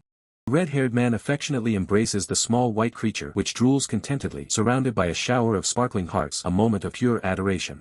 The red-haired man coos over the small white creature, murmuring, "Cute, so cute," his affection clear. "Oh, how pretty," the red-haired man gushes, still hugging the small white creature. "Who does our little one take after to be this cute?" He then answers himself, takes after her brother, as Jin-woo observes them from a distance, arms crossed. A deep blush spreads across the red-haired man's face, his eyes wide in a moment of sudden, mortifying realization. How much did you see?" the red-haired man stammers, kneeling nervously as Jin-woo stands over him. Jin-woo replies coolly from start to finish. The red-haired man throws his head back in utter exasperation, cursing, "Damn." Jin-woo nonchalantly crosses his arms, telling the flustered red-haired man that there's absolutely no shame in doting on one's own sister. Caught in his own embarrassment, the red-haired man can only offer a sharp, awkward cough to clear the air. Moving into the kitchen, Jin-woo immediately gets to work, grabbing a massive watermelon from the fridge while instructing his companion to fill a large pot with water. The domestic scene feels strangely intense given Jin-woo's usual combat prowess. The red-haired man stares at the fruit, wondering if the vibrant red interior is actually meat. Jin-woo corrects him, explaining that while most think it's a fruit, it's technically classified as a vegetable, a rarity the red-haired man hasn't seen on the Ispan continent. Next comes the main course. The red-haired man holds up a raw bird, confused by the strange creature. Jin-woo identifies it as a chicken, a livestock animal from this world that cost him a pretty penny. As he closes the fridge, Jin-woo notes that chickens weren't exclusive to this world, they had them back on the Ispan continent as well. His calm demeanor suggests he's more than just a hunter, he's a seasoned traveler of many worlds. Suddenly, Jin-woo produces a massive, humanoid-looking root. The red-haired man nearly jumps out of his skin, shouting in disbelief, "Where on earth did you get a mandrake?" Jin-woo looks at the mystical root as if it were a common weed, claiming he just found it while taking a stroll and pulled it out. The red-haired man is left speechless. Mandrakes aren't exactly things you just stumble upon and pluck. Ignoring the shock, Jin-woo explains the mandrake's properties. These creatures are brimming with yin energy, making them the perfect ingredient to cool the body during the sweltering summer heat. With the precision of a master swordsman, Jin-woo begins dicing the ingredients. He mentions the mandrake has a crunchy texture and a sweet taste, making it a versatile garnish for both hot and cold summer dishes. The red-haired man watches with a mix of fascination and dread as Jin-woo begins stuffing the chicken. When asked what's going inside, Jin-woo lists off a bizarre combination: glutinous rice, garlic, green onions, and of course, the mandrake. Stuffed chicken is dropped into the pot with a satisfying splash. The water begins to bubble and boil, releasing an aroma that starts to fill the entire building. Jin-woo watches the pot closely, announcing that the samjitang, a traditional ginseng chicken soup, will be ready to serve in just a short while. The front door slides open, and a group of visitors enters. A woman's voice rings out, surprised to find what looks like a fully functioning restaurant tucked away in this location. Standing at the entrance are three distinct figures: a man in red armor, a woman with long light blue hair, and the elegant dark-haired woman. They are immediately hit by the incredible scent wafting from the kitchen. Jin-woo turns to welcome them, but the red-haired man is visibly flustered by the sudden arrival of guests. He stammers out a greeting, clearly not expecting company. The red-haired man whispers a complaint about freeloaders, but the man in red armor ignores him, warmly introducing the blue-haired woman as his niece. Jin-woo, ever the professional, assures them that customers are always welcome. Jin-woo offers them the freshly made samjitang. The dark-haired woman's eyes light up, admitting it's been quite a long time since she's had the chance to enjoy a proper chicken dish. However, the blue-haired woman raises a hand, politely asking to be left out as she is a strict vegetarian. Jin-woo pauses, his mind already racing to find a suitable alternative for her. The meal is served. The table is graced with steaming bowls of samjitang and a side of mandrake radish kimchi. The presentation is flawless, looking more like the work of a five-star chef than a hunter. Despite her earlier claim, the blue-haired woman can't resist the smell and picks up a drumstick. Jin-woo suggests dipping it in a bit of salt to truly bring out the flavor. She takes a bite, and the reaction is instantaneous. The tender meat and rich broth seem to melt away her serious facade as she experiences the depth of the flavor. Blue-haired woman exclaims that it's delicious, while the man in red armor is equally impressed by the kimchi, claiming it's the crunchiest and most refreshing he's ever tasted. Jin-woo turns his attention back to the dark-haired woman, asking if she is also a vegetarian. She watches the others eat with a look of longing, her curiosity piqued. She asks if he knows how to prepare vegetable dishes as well. Jin-woo admits his repertoire is limited, but he does have that massive watermelon. He offers her a serving, and she eagerly accepts. Her face lights up with genuine excitement at the mention of watermelon. "Yes, please," she says, her elegant composure momentarily giving way to youthful enthusiasm. Jin-woo begins the preparation. He muses that while watermelon is great sliced or blended, he's going to try something a bit more elaborate for his guests today. With lightning-fast knife work, he scoops out the flesh and cubes it into perfect, bite-sized pieces. Every movement is efficient, a testament to his high dexterity stats. He doesn't stop there. He adds strawberries and kiwi to the mix, creating a vibrant medley of colors and flavors that would rival any high-end dessert bar. The red-haired man and the mandrake look on in awe as Jin-woo moves with such speed that his hands become a blur. He's treating this kitchen like a battlefield, and he's winning. Finally, he pours a soda-like drink over the fruit mixture. The carbonation fizzes and pops, adding a refreshing sparkle to the bowl. The final product is a stunning fruit punch. The dark-haired woman is mesmerized, noting how incredibly refreshing it looks. It's the perfect antidote to the summer heat. The blue-haired woman steps forward, pointing a finger at the bowl. In an instant, small shards of ice materialize and drop into the punch, cooling it to the perfect temperature. Jin-woo realizes she's an awakened. She introduces herself with a hint of pride as the ice witch who protects Sinchan, her powers clearly suited for more than just chilling drinks. However, she quickly follows up with a sigh, admitting she actually hates that title, which isn't exactly the modifier she would have chosen for herself. She recalls the annual battle royale at Cypher School. The visual of her power is terrifying, massive pillars of ice erupting, freezing everything in their path with absolute zero intensity. She explains that she was provoked by an opponent and ended up freezing the entire area solid, even making it snow. That display of overwhelming force is what earned her the unwanted nickname. She laughs it off, saying she really messed up that day. The red-haired man watches her with wide eyes, wondering why such high-level, amazing people keep showing up at this humble shop. But Jin-woo's focus is elsewhere. His eyes narrow as he looks at the dark-haired woman. His internal radar is screaming, there's more to her than meets the eye. He senses her aura, and it's staggering. He estimates her power to be guardian class or even higher. Beyond her strength, he notes she possesses a beauty he hasn't seen since his time on the Aspan continent. Dark-haired woman finishes her meal with a radiant smile, thanking Jin-woo for the food. The atmosphere is calm for now, but the presence of such powerful figures suggests a storm is brewing. After the powerful dark-haired woman departs, the scene shifts to a quiet kitchen, where dishes are left soaking in a sink, reflecting a temporary, almost mundane calm after the intense encounter. The red-haired man turns to Jin-woo, commenting on the striking beauty of the woman who just left, finding her exceptionally pretty. Jin-woo simply acknowledges the observation. Red-haired man continues, musing that she was almost too beautiful to seem entirely human. Jin-woo confirms his suspicion, stating that he has guessed correctly. Jin-woo reveals the dark-haired woman's true identity, explaining that she is, in fact, an elf. A system notification appears, detailing the elf's profile. Her disposition is neutral. She possesses the classes Ghostly Sprint and Stealth with mastering proficiency, and has a high acquired ability. The red-haired man expresses his understanding but questions how Jin-woo knew, playfully suggesting Jin-woo is also not entirely human. Jin-woo clarifies that he used Detect Eye and identified her Ghostly Sprint skill, which is exclusive to elves. The red-haired man then asks if elves typically have pointy ears and wonders if the dark-haired woman noticed them. Jin-woo reassures him, stating that she lacks the ability to sense magic. Jin-woo ponders the implications, realizing that not only monsters but other species might already be living on Earth, having adapted to its environment.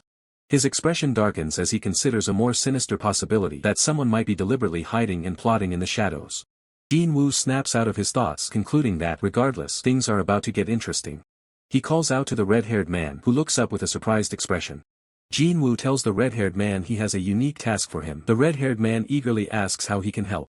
Jin-woo, now wearing an apron, instructs the red-haired man to grab a spoon, revealing they are making watermelon soju and suggesting they enjoy life a little more. Meanwhile, outside the building, three figures, two women and a man, walk away. The man laments that their mission was a bust. The man, in red armor, addresses the dark-haired woman, playfully calling her old lady and suggesting they consider a new algorithm for Mandrik's vanishing without a trace. She retorts sharply, asking who he's calling old lady. The man explains he's busy and there are no clues, no witnesses, no victims, and no distribution records. He questions if it makes sense for someone to steal the Mandrik without anyone noticing, concluding that no one in the country could achieve such a feat. The dark-haired woman, alongside Eve, states that even a level 1 awakened shadow cat found nothing, suggesting the answer might be unexpected. She adds that their team monitored the area in 3 shifts for 1 kilometer, so if it was stolen, someone would have seen it. The dark-haired woman notes the chilly night despite it being summer and suggests they call it a night. However, her expression remains suspicious. She observes that there's no physical evidence, only suspicion, but something is definitely happening in the city. She decides to report to higher-ups and leave it to the researchers. The man sighs, reflecting on their fruitless trip to the Temple Mercenary Corps. They received no useful information for their investigation, only shocking news. He reveals the news: the Temple's Captain Cheon Tae-young is retiring, a significant development in their world. Under a night sky full of starlight, a figure stands, overlooking a transformed landscape. The world around him is changing rapidly. Buildings have replaced trees, and asphalt roads now cover what was once grass. The natural world gives way to an urban sprawl. This land, once fragrant with flowers, is now tainted by the stench of monster blood, a grim reminder of the constant struggle. The figure, a weathered warrior, declares his weariness, but his resolve remains as he commands to secure survivors. He stands atop a rubble pile, a stark silhouette against the starlit sky, his mission seemingly accomplished as he declares the case closed. Below him, a crowd of temple operatives echoes his sentiment, confirming the case is closed with a unified shout. The scene shifts to Jin-woo, who is engrossed in reading a newspaper. The headline boasts of the temple operations team blocking a massive monster invasion, a truly impressive feat. The small white creature, now awake, playfully nuzzles Jin-woo's leg, emitting soft sounds. Jin-woo acknowledges its awakening. The small white creature proudly presents its fashion for the day, a sleeveless look which Jin-woo approves of. The small white creature chirps happily, agreeing that sleeveless is manly, while Jinwoo notes the warm weather. The small white creature looks up at Jinwoo with wide, curious eyes, making soft, cooing sounds. The small white creature continues to make playful noises, and Jinwoo simply responds with a soft yeah, clearly fond of his companion. Jinwoo contemplates what they should eat for breakfast, acknowledging it's a constant worry, and concludes they should eat something delicious. He muses on the brevity of life, emphasizing that they only get 3 chances a day to eat something tasty. The small white creature looks at him curiously. Jinwoo acknowledges its curiosity, then playfully adds that the small white creature's life, of course, isn't a short one, gently pinching its cheek. He then suggests white rice, noting that while whole grains are healthy, their bodies aren't truly affected by such things, and he personally doesn't like the taste. Jinwoo stands up and tells the small white creature to go wake up its papa, the red-haired man. The creature joyfully hops along. The small white creature finds the red-haired man still asleep in bed, stirring slightly. The small white creature finds the red-haired man still asleep in bed, stirring slightly. Moments later, the red-haired man is wide awake and shouting in excitement as a massive bowl of food is placed before him. The dish is a masterpiece, bento egg and vegetable bibimbap prepared with precision and topped with perfectly fried eggs. A side of mandragora is even included for that extra stat boost. Jinwoo watches as the red-haired man frantically begins mixing the ingredients. He urges Jinwoo to just trust him, claiming the aroma alone is enough to prove its quality. The meal thoroughly mixed, the group wastes no time. Jinwoo, the red-haired man, and even the small white creature dig in, savoring the high-tier culinary experience. The small white creature lets out a satisfied sound, its large blue eyes sparkling with delight as it enjoys the rare delicacy provided by Jinwoo. Before long, the bowls are scraped clean. The red-haired man leans back with a heavy sigh, completely satisfied and struggling to move after such a hearty meal. Jinwoo notices the small white creature nodding off immediately after the meal. He asks the red-haired man if the little companion is alright, noting its strange behavior lately. The red-haired man explains that it's been 3 months since the creature was born. At this stage, they naturally eat and sleep a lot as their magic power stabilizes. This process is vital for determining what class the creature will eventually master. The red-haired man decides to put her to bed while Jinwoo looks on, curious about her future growth. The chime of the cafe door interrupts Jinwoo's thoughts. He stands at the counter, ready to greet the next customer with a professional, "Hello, sir." A rugged hunter enters, immediately drawn in by the incredible scent of the rice. Jinwoo welcomes him warmly, acknowledging the man's keen sense of smell. The hunter takes a seat at the bar, ordering ramen first but making sure to reserve some rice for later. Jinwoo prepares to serve him, maintaining the shop's growing reputation. Jinwoo smiles, agreeing that cold rice is the ultimate pairing for a hot bowl of ramen. He moves with practiced efficiency behind the counter.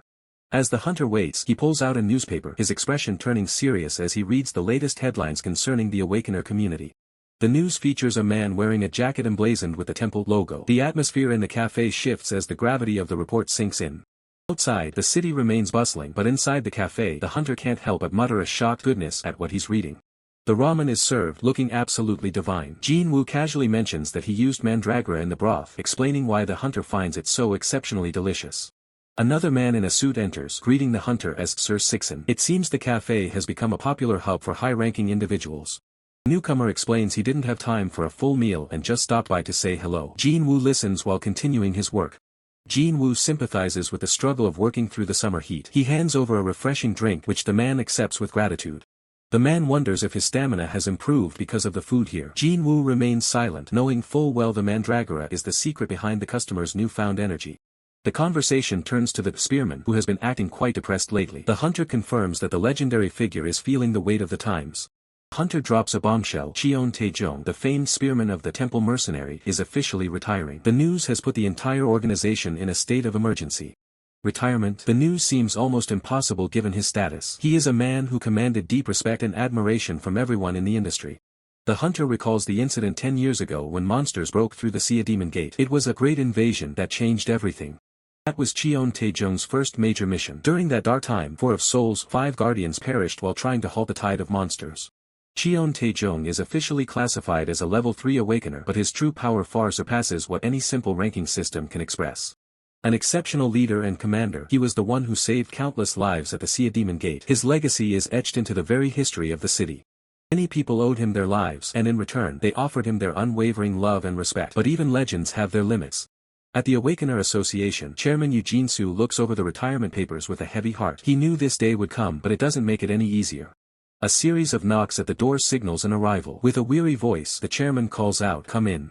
The man himself, Cheon Taejong, enters the office. He greets the chairman, noting that it has been quite a while since they last spoke face to face.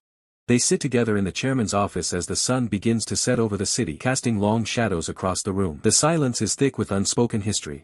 Chairman Eugene Soo asks the question on everyone's mind, do you really have to retire? Tae-jung takes a sip of his coffee and simply replies, yeah, I do. Chairman's voice trembles slightly as he asks why. He can't wrap his head around the departure of such a pivotal figure in their world. He reminds Tae-jung that he was the one who raised the mercenary corps from nothing when he first arrived in Seoul 30 years ago. Through every damned struggle and every impossible battle, the chairman has been right by his side. He feels the retirement is far too sudden. Tae-jung sets his cup down and looks the chairman in the eye. Listen carefully, Chairman, he says, his voice calm but firm. He explains that no one built this world alone. They've done their part and now it's time for others to carry the burden into the future. He is simply tired and ready to lay down the weight of responsibility.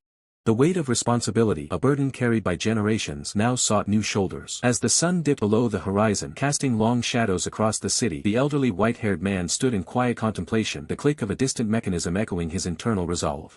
Turning from the window, the elderly white-haired man's thoughts drifted to Sang-gu, recognizing the profound heartbreak that must weigh upon him.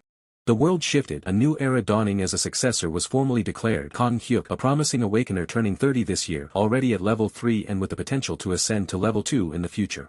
Under the vast, evolving sky, a scarred man with a rugged beard gazed upwards, a wry comment escaping his lips about the perfection of the day. His expression hardened, a cynical question forming in his mind, wondering if the concept of hope even registered with the crazy bastard he was addressing. The scarred man stood beside his motorcycle, a silent sentinel in the purple-hued cityscape, as another figure, armed with a spear, stood nearby. Meanwhile, nimble hands meticulously sliced ingredients into perfect cubes, preparing for a meal.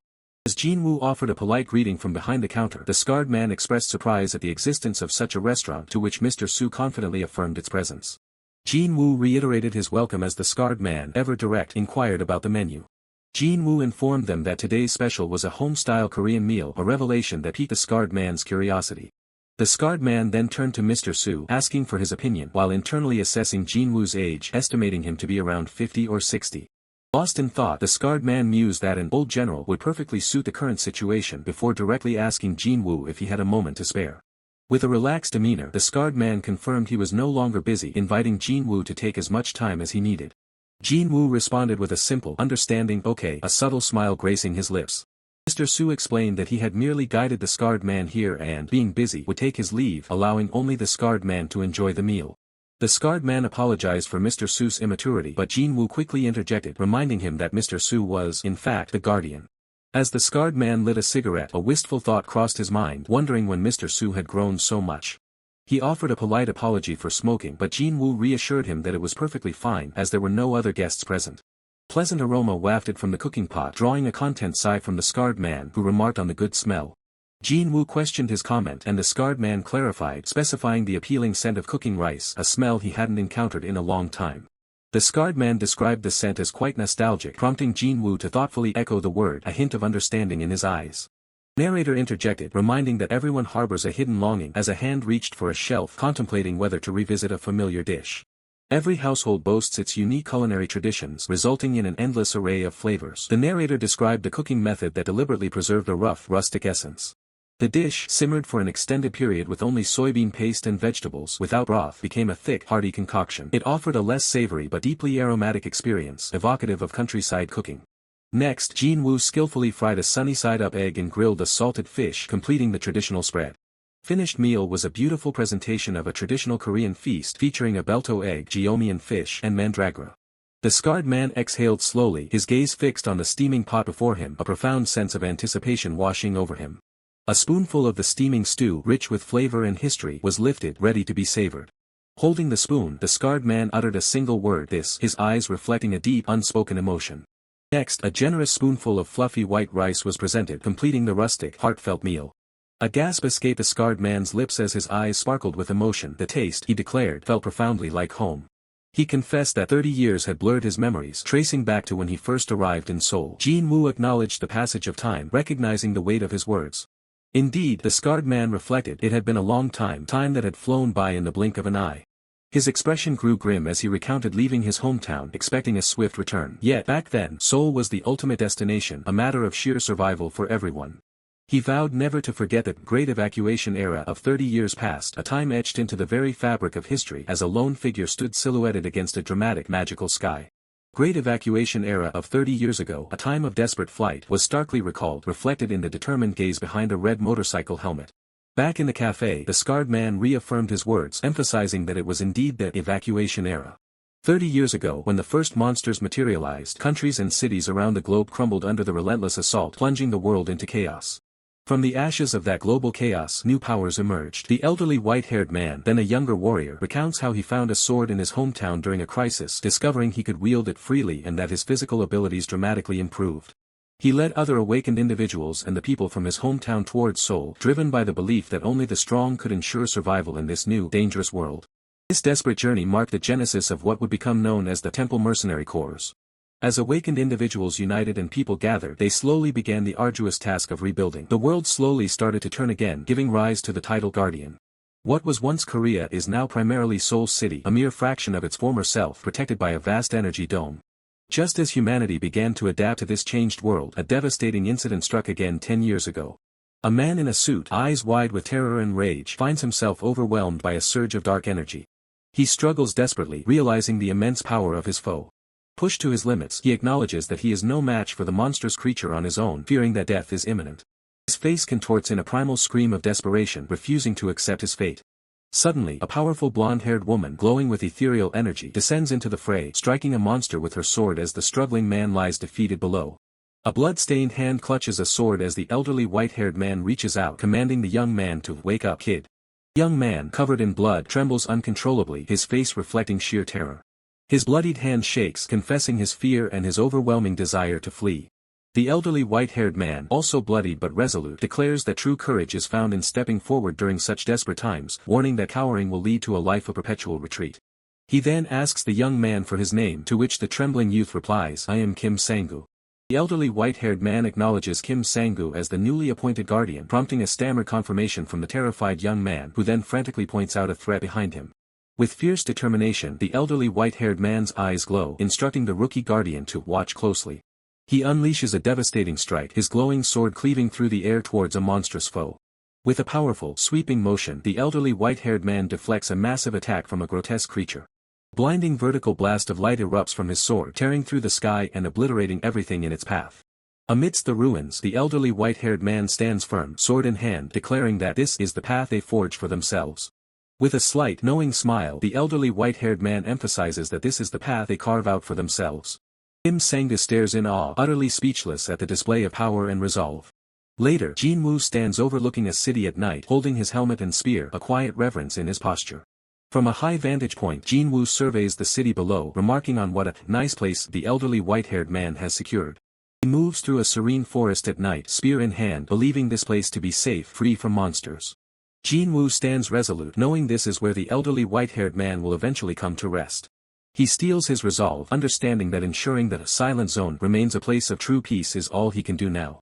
A wave of frustration washes over Jin-woo as he clenches his fist, cursing his current limitations. Kneeling in the quiet forest, Jin-woo questions why there isn't a single monster, longing for a way to prove his strength. Under the serene glow of the full moon, Jin-woo laments that there's nothing more he can do for him. The narration shifts, posing a reflective question about past regrets. A hand crushes a cigarette, revealing the depth of a life filled with daily regret driven by the need for perfection. The elderly white-haired man reflects on the constant pressure to be perfect, to protect others, to stay alive, and simply to survive each day. He states with grave solemnity that mistakes are a luxury they cannot afford, for every error costs lives that were once someone's dream and hope. Jin-woo observes the spiky-haired man, musing that his seemingly immature thinking was, in fact, learned from this very person. Jin-woo reflects on how striving for such perfection can break a person, yet despite being exhausted, the elderly white-haired man still managed to raise an exceptional next generation. The elderly white-haired man informs Jin-woo of his impending return to his hometown, to which Jin-woo simply replies, yes. The elderly white-haired man reflects on Jin-woo's journey, stating he can understand the immense sacrifices Jin-woo made for others, as his own life was spent similarly. As the elderly white-haired man reaches for his wallet, he's informed that the bill is already taken care of. It's free, he hears. A look of surprise crosses the elderly white-haired man's face as he questions what. He is then informed that the restaurant always offers free service to those returning to their hometown. Mr. Soo chuckles softly, remarking on the unique nature of his restaurant's tradition. What a strange restaurant, he muses. The elderly white-haired man expresses his gratitude for the meal as he prepares to leave, asking Mr. Soo to continue looking after Jin-woo. Thanks for the meal, he says. Mr. Su confidently replies that Jinwoo is already a fine guardian. He's already a fine guardian, he states. With a warm smile, the elderly white-haired man concurs, acknowledging Jinwoo's growth into a truly good guardian. Yeah, that guy, he's become a good guardian. He then muses that he thinks of Jinwoo like a son before quickly dismissing the thought. Never mind. With a final, content smile, the elderly white-haired man bids farewell, declaring his time there was pleasant. It was a pleasant time, sir. Under the brilliant glow of the full moon, the elderly white-haired man walks away into the city, noting the night's unusual brightness. The moon is bright tonight. Jinwoo stands at the cafe entrance, a somber thought crossing his mind. Yeah, old men don't die, but they just disappear. The elderly white-haired man rides off into the fading light, his motorcycle a blur against the setting sun. Arriving at his destination, the elderly white-haired man removes his helmet, a quiet reflection in his eyes. First rays of dawn paint the sky, illuminating a tranquil town nestled amidst towering mountains. Gazing upon his hometown, the elderly white-haired man declares, "I'm back," a profound sense of homecoming in his voice. High above the landscape, a warrior with a spear stands poised on a jagged rock formation, surveying the horizon. The warrior, his expression tinged with concern, bids the elderly white-haired man farewell, urging him to take care and live well. "Old man," he calls out. The warrior vanishes from the rocky peak, leaving only the vast, silent landscape behind. A mysterious, multi-tailed fox-like creature appears on the rock, surrounded by glowing orbs, remarking on how soft something feels. Fox-like creature muses on both the departing human and the mysterious being who once bestowed upon it a shiny stone. The creature yearns for something gentle, something that never brought it harm, as if inviting a new, kind presence. The scene then shifts to a distant city bathed in the warm glow of sunrise. Jinwoo finds himself disoriented in a swirling void, disembodied voices calling out names. Miro, Miro, Lantero, Miro. Glitching darkness intensifies as a voice demands, "Lantero, are you awake? Look over there, right now." Jinwoo's face distorts with pure terror, the world around him fracturing into a digital nightmare. A powerful, purple-hued demonic entity materializes, its hand outstretched amidst swirling magic, demanding to know if it was summoned to this dimension. Demonic entity looms, its immense power radiating outwards, casting a menacing shadow over the figure below. A formidable warrior, adorned in a fur-collared coat, dismisses the entity's words as nonsense, stating, "You're talking nonsense. I don't understand." A devastating blow, charged with golden energy, strikes with immense force, sending shockwaves through the dimension. The purple-hued entity stands firm, enveloped by intricate magic circles, channeling a surge of arcane power. Colossal golden fist hurtles through the air, poised to collide with the overwhelming purple magic. The golden strike meets the arcane barrier in a cataclysmic explosion of light and raw energy, tearing through the dimension. Jinwoo jolts awake, a sharp gasp escaping his lips, his face drenched in sweat from the terrifying vision. Jinwoo sits up, groaning, his hand pressed to his head, as the red-haired man, startled by his sudden movement, asks, "What's wrong with you?" The red-haired man recoils, exclaiming that Jinwoo was radiating an overwhelming killing intent. Jinwoo, realizing his own unconscious power, responds with a surprised, "What? Ah." Jinwoo lowers his head in apology. "Sorry," he mutters, his killing intent receding. The red-haired man asks again what's wrong, to which Jinwoo replies with a frustrated sigh, "Damn, nothing. It's been almost 10 years since the war ended, yet this still happens sometimes." Jinwoo speculates, "Maybe it's because yesterday I heard about the great monster invasion in Seoul 10 years ago." He then connects the invasion to his own past, the day I clashed with the Demon King. It doesn't sit right to just call it a coincidence. A steely resolve hardens Jinwoo's gaze, his eyes burning with a silent determination as he confronts the unsettling implications of his vision. Continuing from his unsettling vision, Jinwoo stands before a vast window, the setting sun painting the city in hues of orange and purple. A somber thought crosses his mind, they likely won't meet in this place again. The tension of his thoughts dissipates as Jinwoo finds himself back in a familiar kitchen, observing the small white creature, which lets out a soft, questioning sound. Jinwoo simply stares, a quiet moment passing between them. Looking down at the chaotic scene of scattered crayons and childlike scribbles, Jinwoo can't help but think how much the small white creature acts like a baby at times. Jinwoo points to a crude stick figure, questioning the small white creature if this particular drawing is meant to be chicken. The small companion replies with an inquisitive "Chi." Jinwoo playfully speculates, wondering if the drawing is a fish or perhaps a mermaid given its arms, pondering if he's ever even seen such a creature. The small white creature responds with an excited "Kai, Kai." With a tender touch, Jinwoo gently pets the small white creature, an affectionate smile forming as he calls it a little rascal. The small white creature closes its eyes, clearly enjoying Jinwoo's gentle petting, a moment of calm affection. Suddenly, the red-haired man bursts into the room, toothbrush still in hand, exclaiming "Kan" as he takes in the mess, wondering aloud if this is what the small white creature has been up to. Jinwoo, holding the small white creature, calmly suggests that the red-haired man should teach Cheol about cleaning. The red-haired man, however, is consumed by frustration, lamenting the little rascal for causing trouble yet again.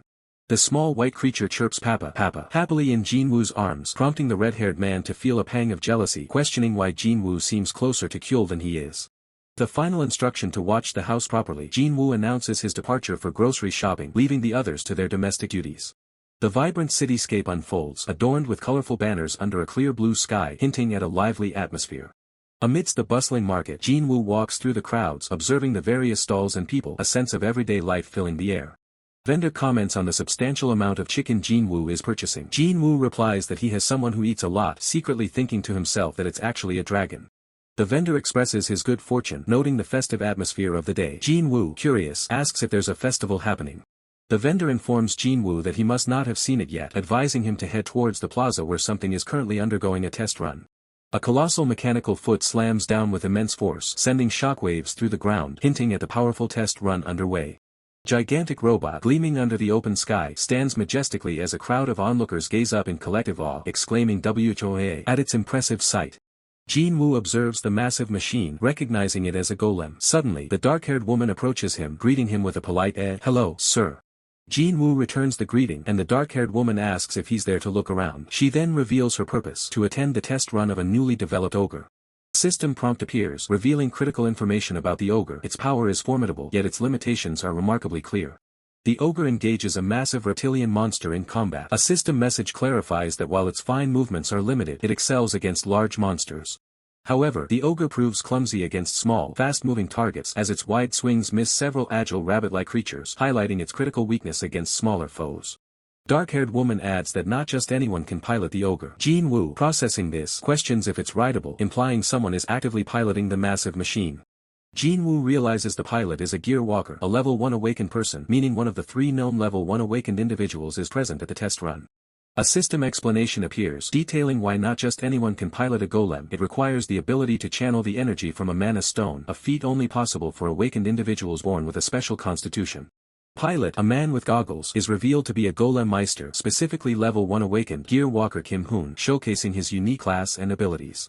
Jinwoo reflects that while the golem's abilities are decent, its exorbitant cost makes its true value questionable. However, he acknowledges its potential to revolutionize mana stone engineering with proper support, ultimately making the world a more convenient place.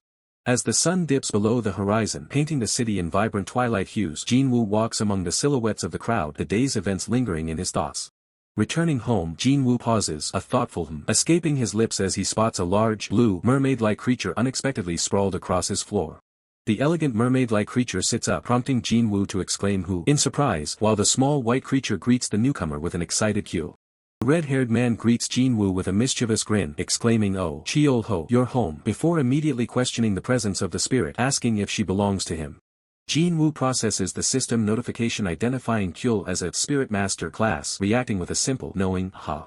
The red-haired man elaborates on Cheol's origins, noting her white hair but mentioning his mother was a blue dragon. He recounts an ancient exchange between the water dragon tribe of the waterlands and the red dragon tribe of the mountains, wondering if Cheol is an undine water spirit.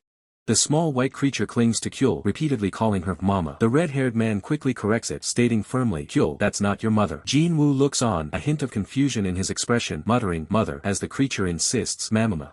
The red-haired man, still pondering, asks Jinwoo if a spirit like Cheol must be a high-grade spirit. Jinwoo confirms, "Yeah, that's right."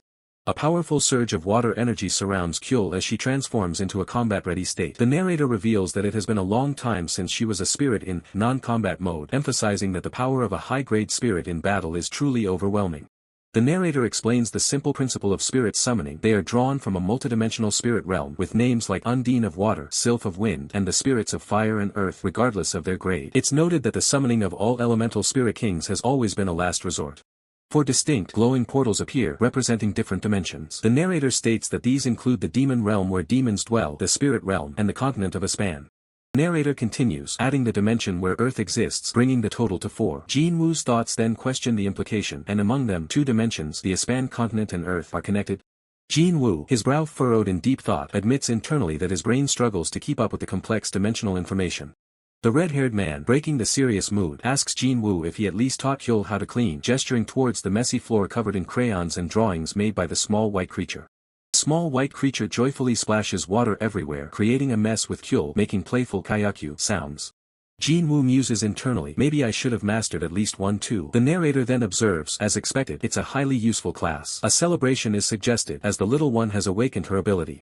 A hand carefully removes plastic wrap from a bowl, revealing raw chicken pieces ready for cooking. Jin-woo, busy in the kitchen, announces, today's main dish is chicken. He then adds a historical note, recalling that, about 30 years ago, there was a fried chicken boom in this country. Dazzling array of fried chicken, from seasoned to soy sauce varieties, fills the frame. The narrator explains that these are just the basics, and with all the possible combinations, there were easily over 100 varieties of fried chicken. Golden brown chicken sizzles and bubbles furiously in a vat of hot oil, creating a mouth-watering spectacle. A basket overflows with perfectly golden, crispy fried chicken. The narrator declares that among all the varieties, there is only one true best, the very foundation of all those chicken varieties, fried chicken. A small white creature excitedly chirps, Kyul, Minu, Gib, as the red-haired man exclaims about the yummy smell. Jin-woo presents a drumstick, explaining, this is best eaten by holding it and tearing it apart. Why don't you start with a drumstick? The small white creature, eyes wide with delight, happily devours a drumstick, its small mouth working vigorously. Jin-woo watches the small white creature with a slight smirk, thinking, this brat. The small white creature lets out a satisfied Kyua with a full mouth. Jin-woo smiles, asking, tasty, right? Red-haired man, unable to resist any longer, declares, I can't take it anymore. I want one too, but Jin-woo holds him back with a firm, wait.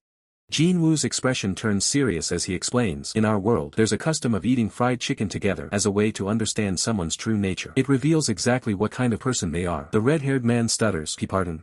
Jin-woo, a dark aura subtly emanating from him, challenges the red-haired man, so, which part will you eat first? The red-haired man, clearly unnerved, asks, seriously, Cheol-ho, is this really that important? Jin-woo's gaze intensifies as he replies, you could say that it is. The red-haired man's face is contorted in distress, beads of sweat forming on his brow as he struggles to articulate a response, managing only a hesitant I. The red-haired man points to a chicken neck, declaring, I like this part. He then immediately questions, but what does that say about my true nature? Jin-woo simply observes, a thought bubble indicating his internal processing. Jin-woo finally breaks into a smile, revealing, alright, that was a joke. He then invites everyone, let's eat too, as the red-haired man visibly relaxes and the small white creature continues to happily munch on chicken. Red-haired man cries out in exasperation, ag, I haven't even had a single bite yet, as the small white creature gorges itself, even consuming the bones. Jin-woo, unfazed, calmly states, she even ate the bones. I knew this would happen, so I fried a lot. Jin-woo holds up a beer bottle, declaring, normally I'd go for soju, but with chicken, it's gotta be beer. The red-haired man's face lights up with an enthusiastic oh. Two beer mugs clink together, foam spilling slightly. Jin-woo proposes a toast, well then, good job today too. The red-haired man responds with a cheerful, well done. The red-haired man bites into a piece of fried chicken, his eyes closed in satisfaction as he exclaims, this is so delicious. The red-haired man stares in disbelief as Jin-woo holds up a perfectly clean chicken bone, exclaiming, how can you remove the bones so cleanly like that?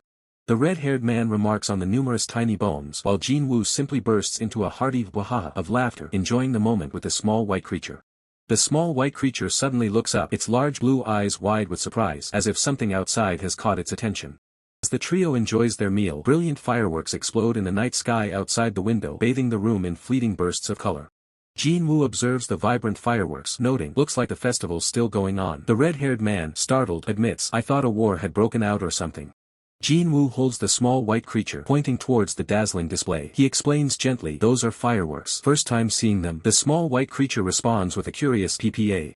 Jin-woo gazes at the small white creature, realizing, now that I think about it, Kyul has always lived inside the restaurant, maybe she felt a bit cooped up. The red-haired man then interjects, since when can polymorph be possible? Jin-woo explains to the red-haired man that now that she has awakened her class, I think it'll be possible soon. The red-haired man, surprised, asks, her fire breath too?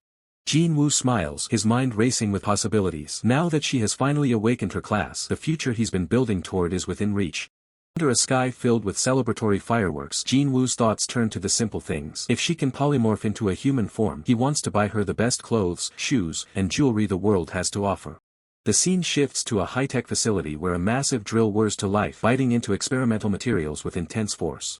Jin-woo observes the massive mech before him, his brow furrowed. The machine is too heavy, and the mana stone efficiency isn't meeting his high standards. He needs a metal that can handle the flow of energy more effectively.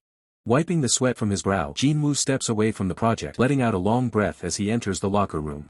Waiting for him inside is the dark-haired woman. She offers a warm smile, acknowledging the long hours he's put into his work.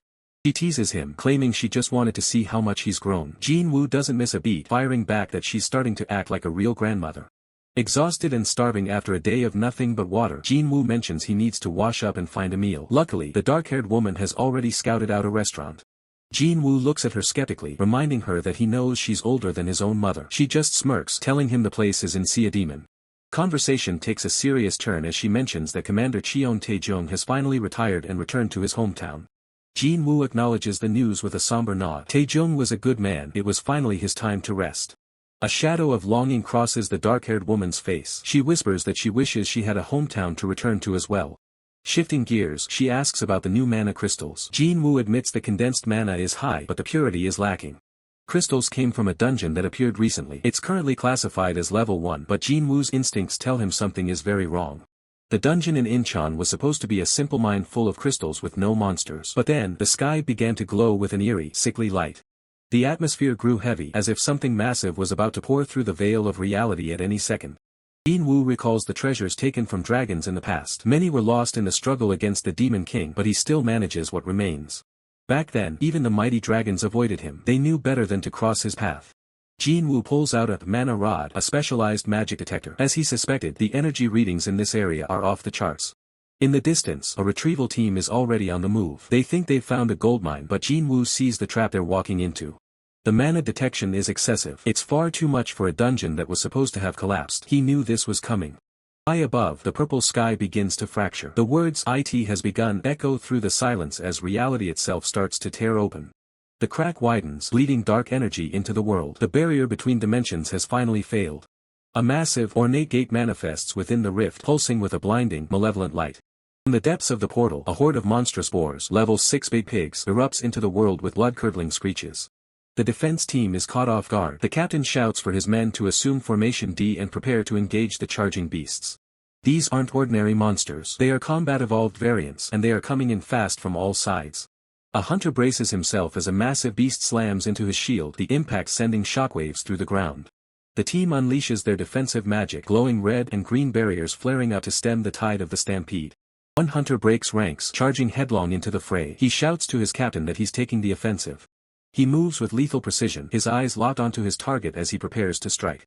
With a powerful leap, he brings his weapon down, cleaving through a big pig in a spray of dark essence. Captain watches the carnage, sweat dripping down his face. The pressure is mounting, and the situation is spiraling out of control. Suddenly, a new presence is felt. The Kingpin has arrived. The boss of the dungeon has finally stepped onto the battlefield. The Kingpin's portal crackles with intense red lightning, a sign that the real fight is only just beginning. The captain is caught in the middle of a nightmare. Monsters are everywhere, and his team is being pushed to their absolute limit. Battlefield is a scene of total chaos. Every hunter is fighting for their life against the overwhelming numbers. The captain realizes he has to make a choice that will determine who lives and who dies in this cursed place. If he wants to save his team and the civilians caught in the crossfire, he has to hold the rear alone. He prepares for his final stand. As Jin-woo steels himself for the impossible, a chilling question echoes in his mind. What about the team members trapped near the Kingpin at the front? Is choosing to protect the majority truly the right choice? He recalls the bitter confessions of past heroes, lamenting their decisions every single day. Standing at such a crossroads, Jin-woo wonders how much agony they endured over their choices, how much regret consumed them. The very thought is disgusting to him. Yet, he believes it is in these moments, taking a single step forward, that true strength is forged. To run away is to forever chase the backs of others.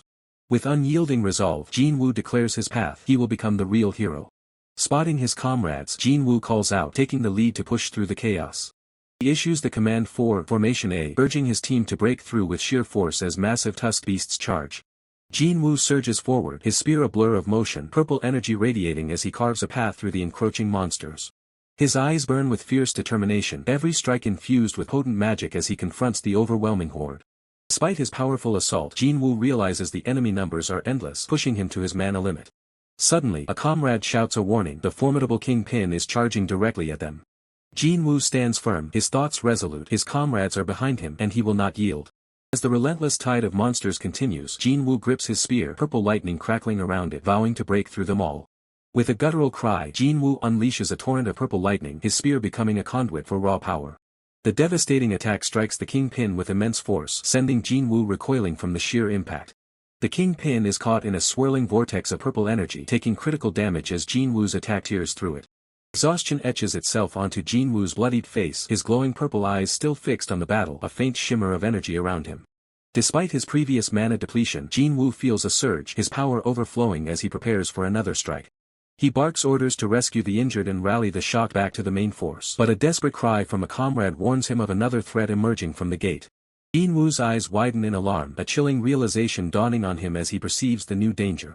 With a frustrated curse, Jinwoo orders a full defense, preparing to signal a retreat to the rear as an even more colossal threat looms in the sky. The monstrous kingpins snarl, their sheer numbers and renewed aggression a daunting challenge for Jinwoo. He desperately clings to the hope that the association has noticed their plight and reinforcements are on the way. But a chilling doubt creeps in, how long can they truly hold out? Then, a sudden, blinding flash of blue energy engulfs Jinwoo, transforming the chaotic battlefield into a serene, almost ethereal space. Jinwoo stands with a new, resolute expression, his wounds still visible but his aura now radiating with calm, powerful blue light. He glances back, his gaze steady, as the blue energy subtly reshapes the environment around him and his team. Once rampaging monstrous boars are now suspended, glowing with the same blue energy, their forms beginning to dissipate into particles. The sky above clears, revealing a peaceful expanse of blue and white clouds, a stark contrast to the earlier storm of battle.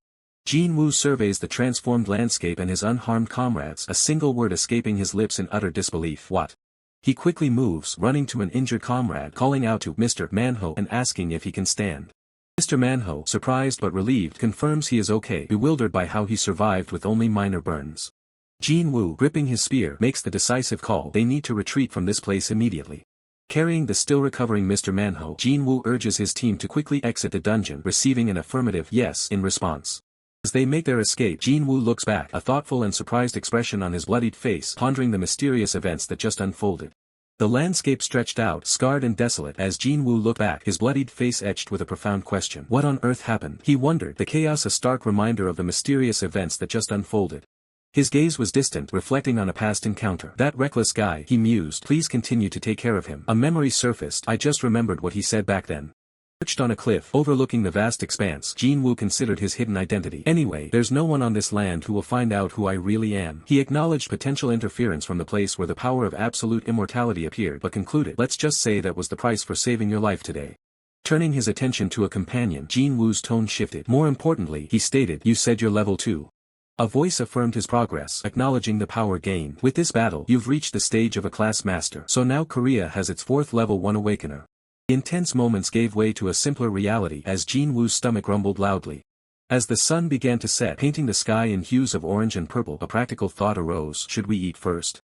A hand expertly tended to the growing flames. It's fire, Jinwoo confirmed, preparing for their meal. Jinwoo added more fuel to the small fire. The flame isn't strong enough. Wait a bit, he instructed, ensuring their cooking would be perfect. Red-haired man watched in disbelief as Jinwoo, moving with impossible speed, vanished and reappeared instantly with an armload of firewood. What? He stammered, utterly stunned. The red-haired man pondered Jinwoo's incredible prowess. It took this body 50 years to master martial arts, master of swords, and even obtain the power of rebirth. He thought, just how strong is that guy? Jinwoo, noticing his companion's deep thoughts, inquired, what are you thinking about so deeply? The red-haired man quickly dismissed his thoughts. Ah, it's nothing, he exclaimed, while the small white creature in his arms let out a soft coo. The small white creature looked up with wide, innocent eyes, a curious burr escaping its lips. Suddenly, the small white creature glowed with a vibrant blue energy, crying Q. The red-haired man, startled, exclaimed, Kang Cheol-ho, what are you? A hand, shimmering with ethereal blue energy, extended from the glowing form, radiating an unknown power. From the small white creature's power, an exquisite, mermaid-like spirit manifested, floating gracefully above them, showering the area with shimmering water as Jinwoo and the red-haired man watched in utter shock. Drenched and exasperated, Jinwoo sighed, the campfire extinguished by the unexpected downpour. I'll go gather more firewood, he muttered, accepting their watery fate. Despite the magical mishap, a feast was prepared, succulent grilled kingpin pork belly sizzling perfectly alongside fresh greens, a true culinary reward. The red-haired man enthusiastically dug in. Grilled meat, thanks for the meal, he exclaimed, but Jinwoo quickly interjected, wait. What are you doing? The red-haired man asked as Jinwoo demonstrated the proper technique, carefully assembling a bite. This is called a meat wrap, Jinwoo explained. The red-haired man's eyes widened in delight after trying the wrap. Tasty, he declared, savoring the enhanced flavor. While grilling, Jinwoo asked, are you still investigating the dungeon? The red-haired man replied, yes, whenever I have time outside of working at the restaurant or taking care of Cheol, I investigate. Why do you ask? Jinwoo's expression grew serious. Today, in the magic stone mine dungeon that appeared in Incheon City, I saw a herd of big pigs. They were combat types. He pondered. Big pigs are evolving to fit their ecosystem. Isn't that possible? A terrifying image of a snarling, monstrous pig flashed in his mind. They grew aggressively over just a few days, Jinwoo thought, but then compared them to a greater threat. But the ones that grew that much still don't compare to what I saw in the Aspan continent. Jinwoo continued to share his unsettling observations. When the rift to another dimension opened, it wasn't the energy of the Aspan continent. He trailed off, connecting the dots. His eyes glinted with a grim realization. Yeah, maybe Earth is. It might be connected to another dimension as well, not just Aspan continent. Cosmic vision unfolded, showing multiple vibrant rifts converging on a central nexus, a silent testament to the unfolding reality. Truly, something beyond our understanding is happening. The scene shifted to the imposing Korea Awakened Association, a bastion against the unknown, now grappling with these new, inexplicable phenomena. Mr. Su reviewed a dungeon rampage report in Incheon downtown, his hand hovering over the document. Amazing, really, he murmured, struck by the details within. A purple-haired official dressed in a sharp white jacket discussed the recent events. Ever since that intense flash of light, the monsters are simply gone, he reported, even the boss-class ones. Mr. Su, overlooking the city from a high-rise office, responded. Gabby said the same thing. He then expressed his profound confusion. Good grief, what on earth happened? Purple-haired official turned, offering congratulations. Anyway, congratulations. You touched the realm of a class master. You're about to become Korea's 4th grade 1 awakened. How does it feel? Jinwoo, ever practical, reached for his coffee. That's great news, he replied. Will my salary go up too? The purple-haired official's response was swift and reassuring. It will. Mr. Su, with a genial smile, observed the conversation. What's the point if I never have time to spend it? He mused, then offered. Want me to give you some vacation days? The purple-haired official took a sip from his mug. No, thanks. You know how hectic monsoon season is. He politely declined, adding, please just make sure my team gets a bonus. Have you chosen your next class yet? The purple-haired official inquired. Jinwoo's answer was firm. Yes, I picked Steel Heart. Jinwoo's chosen class, Steel Heart, promised an unparalleled boost to durability, granting him 2 lives in the most perilous situations. The system further elaborated that mastering this class would render his entire body as tough as steel, a formidable defense against any foe. A stern voice echoed, warning Jinwoo that his reckless charges, like the last time he risked his life, could not happen again. They had been lucky, but next time, it could be the end. Jinwoo mused internally that with a Steel Heart class focusing on tank DPS, he could at least buy his allies precious time against monstrous threats. The elderly white-haired man acknowledged Jinwoo's choice as wise, advising him to take a short breather. He added that Gabby was handling the mine investigation and Jinwoo should head back. Jinwoo, with a slight smirk, retorted that he was leaving anyway, old man, prompting the elderly white-haired man to sternly warn him about his mouth. As Jinwoo descended in the elevator, he reflected that he hadn't sensed any malice from the mysterious light. Instead, it felt warm, almost inviting him closer. He pondered if this phenomenon, similar to the Belto incident, was merely a mysterious force, or if someone out there was actively helping them. Jinwoo concluded that both the Belto event and the Magic Stone mine shared an unprecedented power, a force beyond their current understanding. For now, all they could do was hope that this immense power would never turn against them, a chilling thought beneath a dark, foreboding sky. Later, the scene shifted to a more relaxed setting, with a bottle of soju, glasses, and food laid out next to a crackling bonfire. A hand gracefully poured the clear liquid into a small glass, the anticipation of conversation hanging in the air. The red-haired man, holding his glass, called out a name, Cheol-ho, to his companion. Jinwoo responded with a simple, yeah, as the red-haired man then inquired if the Demon King was strong. Jinwoo, with a confident air, confirmed that the Demon King was absolutely incredible, but quickly added, though, well, I was stronger. The red-haired man then asked if Jinwoo hated the Demon King, to which Jinwoo's reply was a stark, unwavering hate emphasized by the flickering flames. A flashback sequence began, depicting a younger Jinwoo, or perhaps another figure, being offered sustenance, setting a somber tone for past struggles. With newfound power, the figure had sworn to stop the encroaching darkness, leading to years of brutal war where blood washed blood in an endless cycle. A hand glowed with intense magical energy, surrounded by arcane symbols, hinting at the true depth of the power at play. A chilling title appeared in the void, King of the World, hinting at an ultimate authority or a formidable entity. A voice from the shadows questioned, was it you who summoned me, amidst a desolate, war-torn landscape shrouded in dark energy? Question continued to this dimension as the face of a stern, powerful figure was revealed, his eyes filled with a grim intensity. Back in the present, Jinwoo closed his eyes, confessing, I used to hate him, the memory of the Demon King still raw. Jinwoo then revealed to the red-haired man that, back then, the Demon King had claimed he'd been summoned by someone.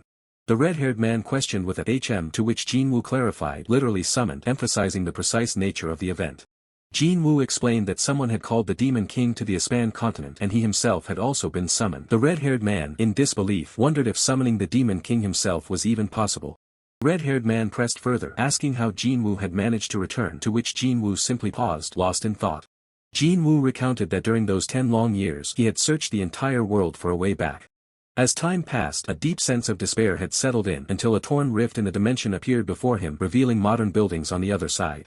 He revealed that he had come home through that rift, acknowledging that it was hard to believe, but it was the truth. The red-haired man, with a serious gaze, simply stated, "I believe you," accepting Jin Woo's incredible tale. Jin Woo, looking at his friend, reiterated, "I believe you," a moment of shared understanding between them. The two men sat in comfortable silence by the bonfire, the weight of their conversation settling in the night air. Red-haired man then observed that Jin Woo had clearly been through a lot, acknowledging his friend's arduous journey.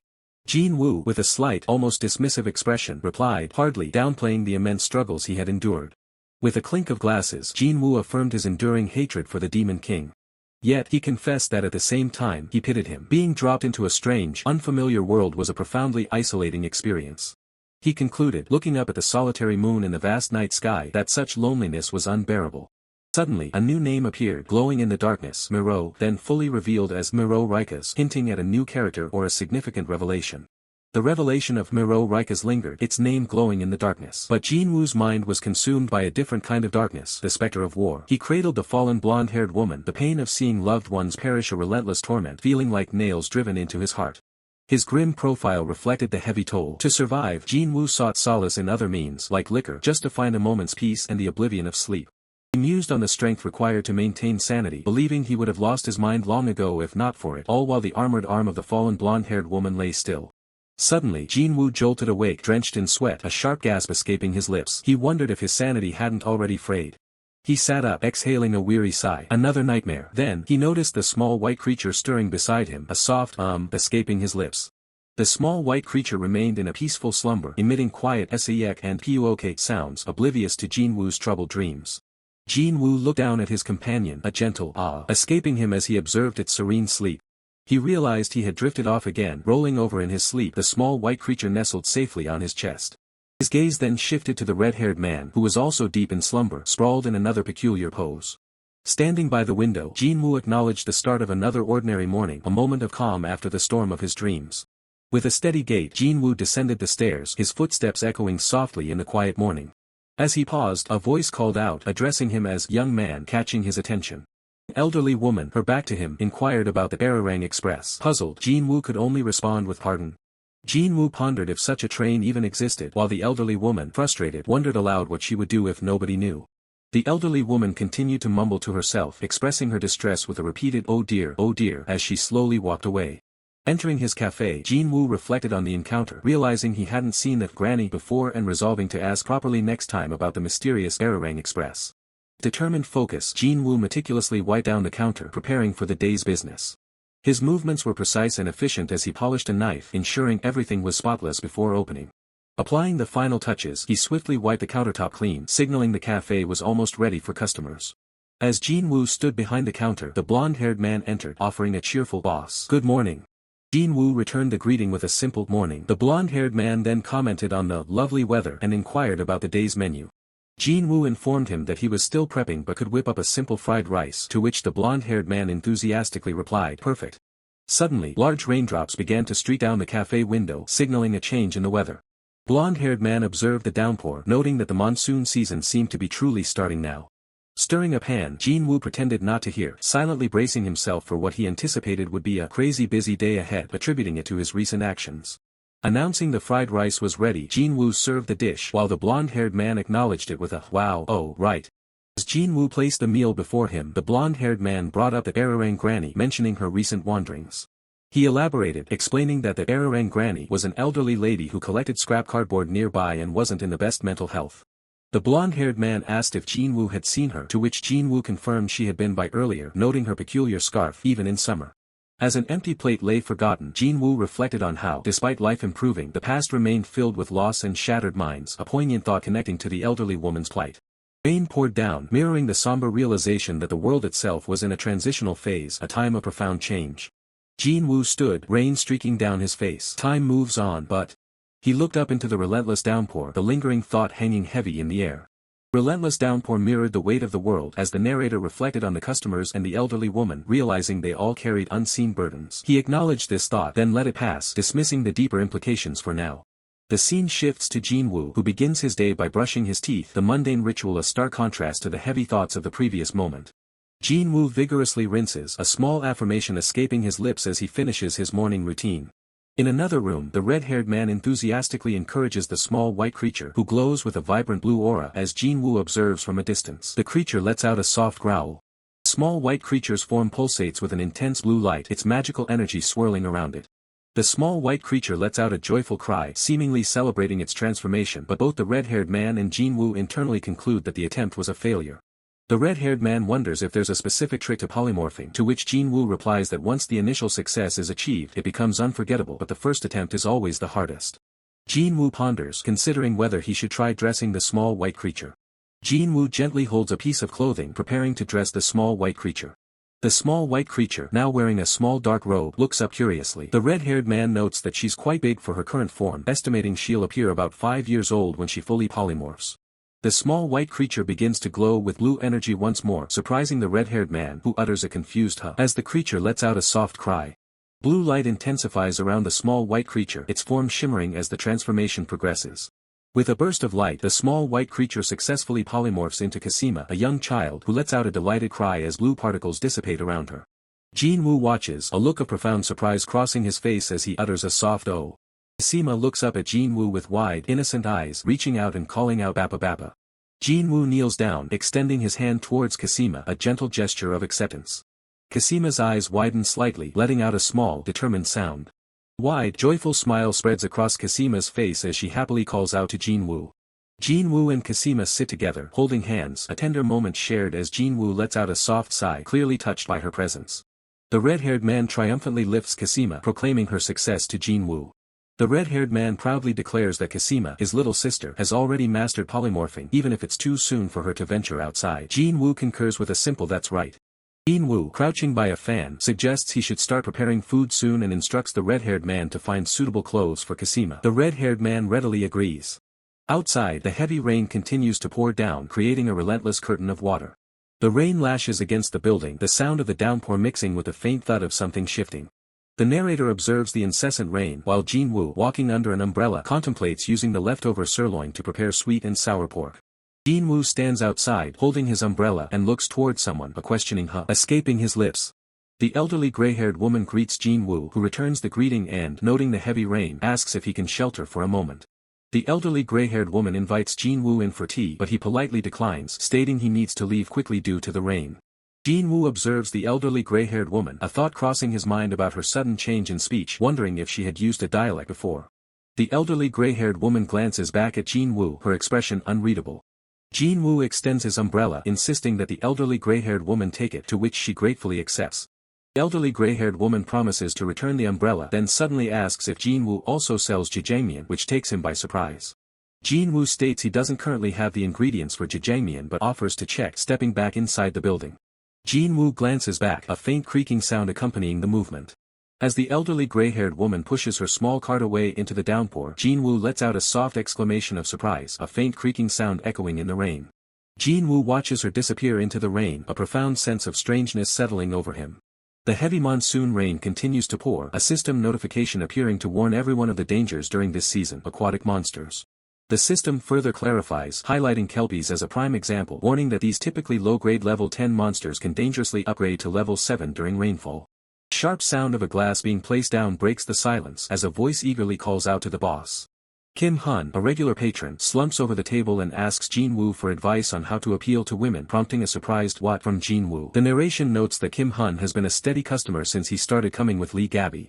Kim Hun, blushing, leans in to share a secret with Jin-woo, confessing that before being summoned to another world he only ever dated one girlfriend.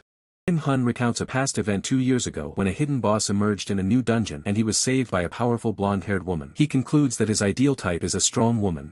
Kim Hun, taking a sip of his beer, elaborates on his preference, stating that strong women are attractive, cool, and beautiful. Jin-woo simply responds with, "I understand." Jin-woo, lost in thought, realizes that he shares a similar understanding, admitting to himself that he once felt the same way. The name, Miro Rikas, flashes intensely in Jin-woo's mind, a flicker of a memory or a significant figure from his past. Kim Hun continues, animatedly explaining that he's held a one-sided crush ever since, finding the woman's sharp personality incredibly attractive. Jin-woo internally wonders if Kim Hun is referring to that person who accompanied him last time. Kim Hun grimly explains that the woman absolutely despises men like him, warning that if he clings to her again it would be his death day. He adds that she's threatened to tear him limb from limb. Kim Hun, now kneeling in despair, reveals the woman's ideal type is Sang-hoo Hyung, exclaiming in disbelief, "Are you sane? They curse and fight every day." Jin-woo, however, calmly remarks that Kim Sang-hoo is quite likable. Jin-woo, with a slight smile, reminds Kim Hun that this entire conversation is top secret, to which Kim Hun readily agrees. Kim Hun, holding up his empty mug, pleads for just one more beer as a public service announcement appears, warning that due to continuous rainfall, construction on the Tomb of Rest in northern Siademen is in full swing and visits should be refrained for a while. Jin-woo stares thoughtfully at Kim Hun, his mind silently processing the news about the Tomb of Rest. Kim Hun, looking up with a puzzled expression, asks Jin-woo what exactly the Tomb of Rest is. Jin-woo pauses, then explains that the Tomb of Rest is a cemetery dedicated to past victims. Jin-woo continues, detailing how in the past the sheer number of casualties and the difficulty of recovering bodies led to mass cremations and the creation of a communal cemetery where names were carved. Jin-woo finishes his somber explanation, a quiet ah escaping his lips as he observes Kim Hun. A stunning blonde-haired woman identified as the Level 2 awakened Blade Queen Lee Yuna steps through the doorway, offering a curt welcome. Kim Hun looks utterly flustered by her arrival, stammering a greeting, "Hello, is this place?" "Ah, as expected." Without hesitation, Lee Yuna delivers a sharp smack to Kim Hun's head. Lee Yuna, her eyes glowing with fury, grabs Kim Hun's face and berates him, "You were drinking again, you damn bastard." A terrified Kim Hun manages to ask, "Yuna, what brings you here?" Standing over the fallen Kim Hun, Lee Yuna sternly commands him to stop making a fool of yourself and come with me, questioning why he drinks alone at night and bothers people. Despite her anger, Kim Hun's internal thought remains, "See, she's attractive." As Lee Yuna drags him away, Kim Hun manages to shout a thank you to Jin-woo while internally wishing him a safe departure. As they walk away into the rain, Kim Hun, attempting chivalry, tells Lee Yuna she's getting wet and invites her closer under the umbrella, but she remains silent. Lee Yuna's patience visibly snaps, red energy swirling around her as she sharply tells Kim Hun to shut up, who immediately apologizes. Jin-woo watches them disappear into the rain, a thought forming in his mind, is that Yuna person the Blade Queen? Jin-woo begins to clean the cafe, stating, "Let me clean up." Jin-woo's expression turns serious as he ponders Lee Yuna's true reason for coming to get him, a sense of unease creeping into his thoughts. A grim realization dawns in Jin-woo's eyes as he recalls the system warning about Kelpies, noting their consistent appearance during this time, the surge in civilian damage reports, and their particular violence. Standing alone in the cafe, Jin-woo looks out at the rainy city, a profound bad feeling settling over him, an ominous premonition. The heavy rain continues to lash down on the city, emphasizing the persistent, unsettling atmosphere. Tension breaks as Kasima, making soft kairuru sounds, playfully attempts to push open a refrigerator door, observed by Jin-woo. Jin-woo gently holds Kasima, remarking that she came down to steal ingredients again, to which Kasima responds with a soft wong. Jin-woo holds Kasima, who happily exclaims "Baba." He observes that she still can't hide her tail and wings, a unique feature of hers. Kasima looks up at Jin-woo with a confused expression, her small horns visible, as if questioning his remark. Jin-woo leans in close, pressing a finger to his lips as a warning. He tells Kasima that she needs to stay quiet here, admitting to himself that he let his guard down despite the early hour. The sound of the door opening breaks the silence. Jin-woo turns to see the elderly gray-haired woman standing in the rain, her face lighting up with relief at the sight of him. She asks for just one bowl of jjajangmyeon, wondering how long it will take. Jin-woo welcomes her in, explaining that it will require a bit of time to prepare. The woman mentions she's in a hurry, her speech carrying a distinct dialect. Jin-woo narrows his eyes, noticing that her appearance and mannerisms seem different from their last encounter. To be certain of what he's dealing with, Jin-woo activates his specialized skill, Detect Eye. His pupils glow with a faint, mystical purple light. The system window pops up, revealing her disposition as good and confirming she is a 100% civilian, not an awakened. However, Jin-woo notices a lingering detail in the data. A secondary note appears in the system log, dementia. The grim diagnosis explains her erratic behavior and the shift in her dialect. Jin-woo's expression softens with a touch of melancholy. He thinks about the many people who have lost loved ones, their minds simply unable to cope with the trauma of this world. Mental damage is a scar that even the most potent healing magic from another world cannot touch. Jin-woo knows this better than anyone. If it were possible, his own nightmares would have ended long ago. He resolves to do what he can, deciding to use the high-quality jjajangmyeon ingredients he had been saving to give her a meal worth remembering. Kasima watches the interaction with wide, curious blue eyes, her gaze fixed intently on the new visitor. Standing small and innocent, Kasima stares up at the elderly gray-haired woman, her little horns and tail hidden just enough to avoid immediate suspicion. The woman looks down, her eyes widening as she finally notices the small child standing near the counter. A tense silence hangs in the air as the elderly gray-haired woman takes a seat, her gaze still locked onto the mysterious little girl. Jin-woo breaks out in a cold sweat, his mind racing for an explanation as he realizes Kasima is standing right in the woman's line of sight. The woman continues to stare, her expression unreadable as she processes the sight of the white-haired child. Kasima remains perfectly still, her tail twitching slightly as she returns the woman's curious gaze. The shop is quiet, the only sound being the distant rain as the two unlikely companions face each other across the room. Jin-woo starts to stammer out an excuse, but the woman interrupts him, her face breaking into a warm smile. She asks if there's a puppy in the shop. She pulls Kasima into a gentle embrace, marveling at how cute she is and comparing her to her own dog, Beku, back at home. She asks Jin-woo what the puppy's name is. Kasima lets out a playful curie, causing the woman to clap her hands in delight, amazed that the puppy is talented enough to talk. Suddenly, the red-haired man rushes into the room, shouting Jin-woo's name in a panic. He stops dead in his tracks when he sees the scene unfolding. His eyes bulge in shock as he whispers a frantic question, demanding to know why Kasima is being handled by a human. Jin-woo looks down, his expression tense as he contemplates the risk of this strange interaction. He assures the red-haired man that it's fine for now, instructing him to keep watch and see if any other customers arrive while he finishes the meal. With the situation temporarily stabilized, Jin-woo turns his focus back to the kitchen, preparing to cook the jjajangmyeon. He gathers the essential ingredients, a fresh slab of marbled meat, a whole onion, and the crucial fermented bean paste. He explains that the foundation of the dish is chunjang, a fermented bean paste that is far more difficult to make from scratch than most people realize. The next hurdle is the noodles. Since the customer is in a hurry, Jin-woo decides to use instant ramen noodles to speed up the process without sacrificing quality. He begins stir-frying the chunjang, noting that it initially looks like charcoal powder mixed with water until it reaches a glossy, well-cooked state. While the noodles boil, he adds the stir-fried meat, onions, and starch powder to the chunjang, letting the flavors meld together over the high flame. The dish is complete, Big Pig jjajangmyeon. The system identifies it as a high-quality meal enhanced by Big Pig meat oil. Jin-woo brings the steaming bowl to the table, announcing that the order is ready. The woman is still happily playing peekaboo with Kasima. Suddenly remembering her hurry, the woman says she needs to take the food with her as her grandchild is waiting. Jin-woo nods understandingly. He quickly heads back to the kitchen to package the meal for transport. Jin-woo hands her the carefully wrapped bowl, advising her to be careful not to break it and asking her to return the bowl whenever she visits next. The woman thanks him profusely as she hands over the payment for the jjajangmyeon, her gratitude evident in her gentle touch. Jin-woo looks down at the crumpled 1,001 bill in his hand. He realizes with a start that it's been a very long time since he's seen physical currency like this. Jin-woo, now at a bustling cafe, prepares to leave. A small child, Kasima, waves goodbye with an innocent smile, calling out for him to take care. The narrator explains that Ararang grandmother would often visit, sometimes coming to get jjajangmyeon to go. She would always smile, her thoughts clearly on her home and the warm meal she was bringing back. On other days she would explain that the food was for her grandchild, a sweet gesture Jin-woo always noticed. Bowls, however, never found their way back to the cafe, a small, recurring loss. Yet Mr. Su understood it wasn't intentional. So, without a word, Jin-woo would quietly order more bowls, ensuring the cafe always had enough. He thanks the store owner. Jin-woo, lost in thought, carried a quiet understanding of the world around him. His steps led him to a place of quiet reflection, the tomb of rest, a cemetery. He walked through the rows of graves, past other mourners, a somber atmosphere hanging heavy in the air. As expected, Jin-woo mused, his parents' graves wouldn't be found in a place like this. An older woman, the elderly gray-haired woman, knelt by a grave, placing food offerings. A security guard approached, trying to gently explain that this was a cemetery and such offerings were inappropriate. The elderly gray-haired woman insisted she had to give them to her grandchild and old man.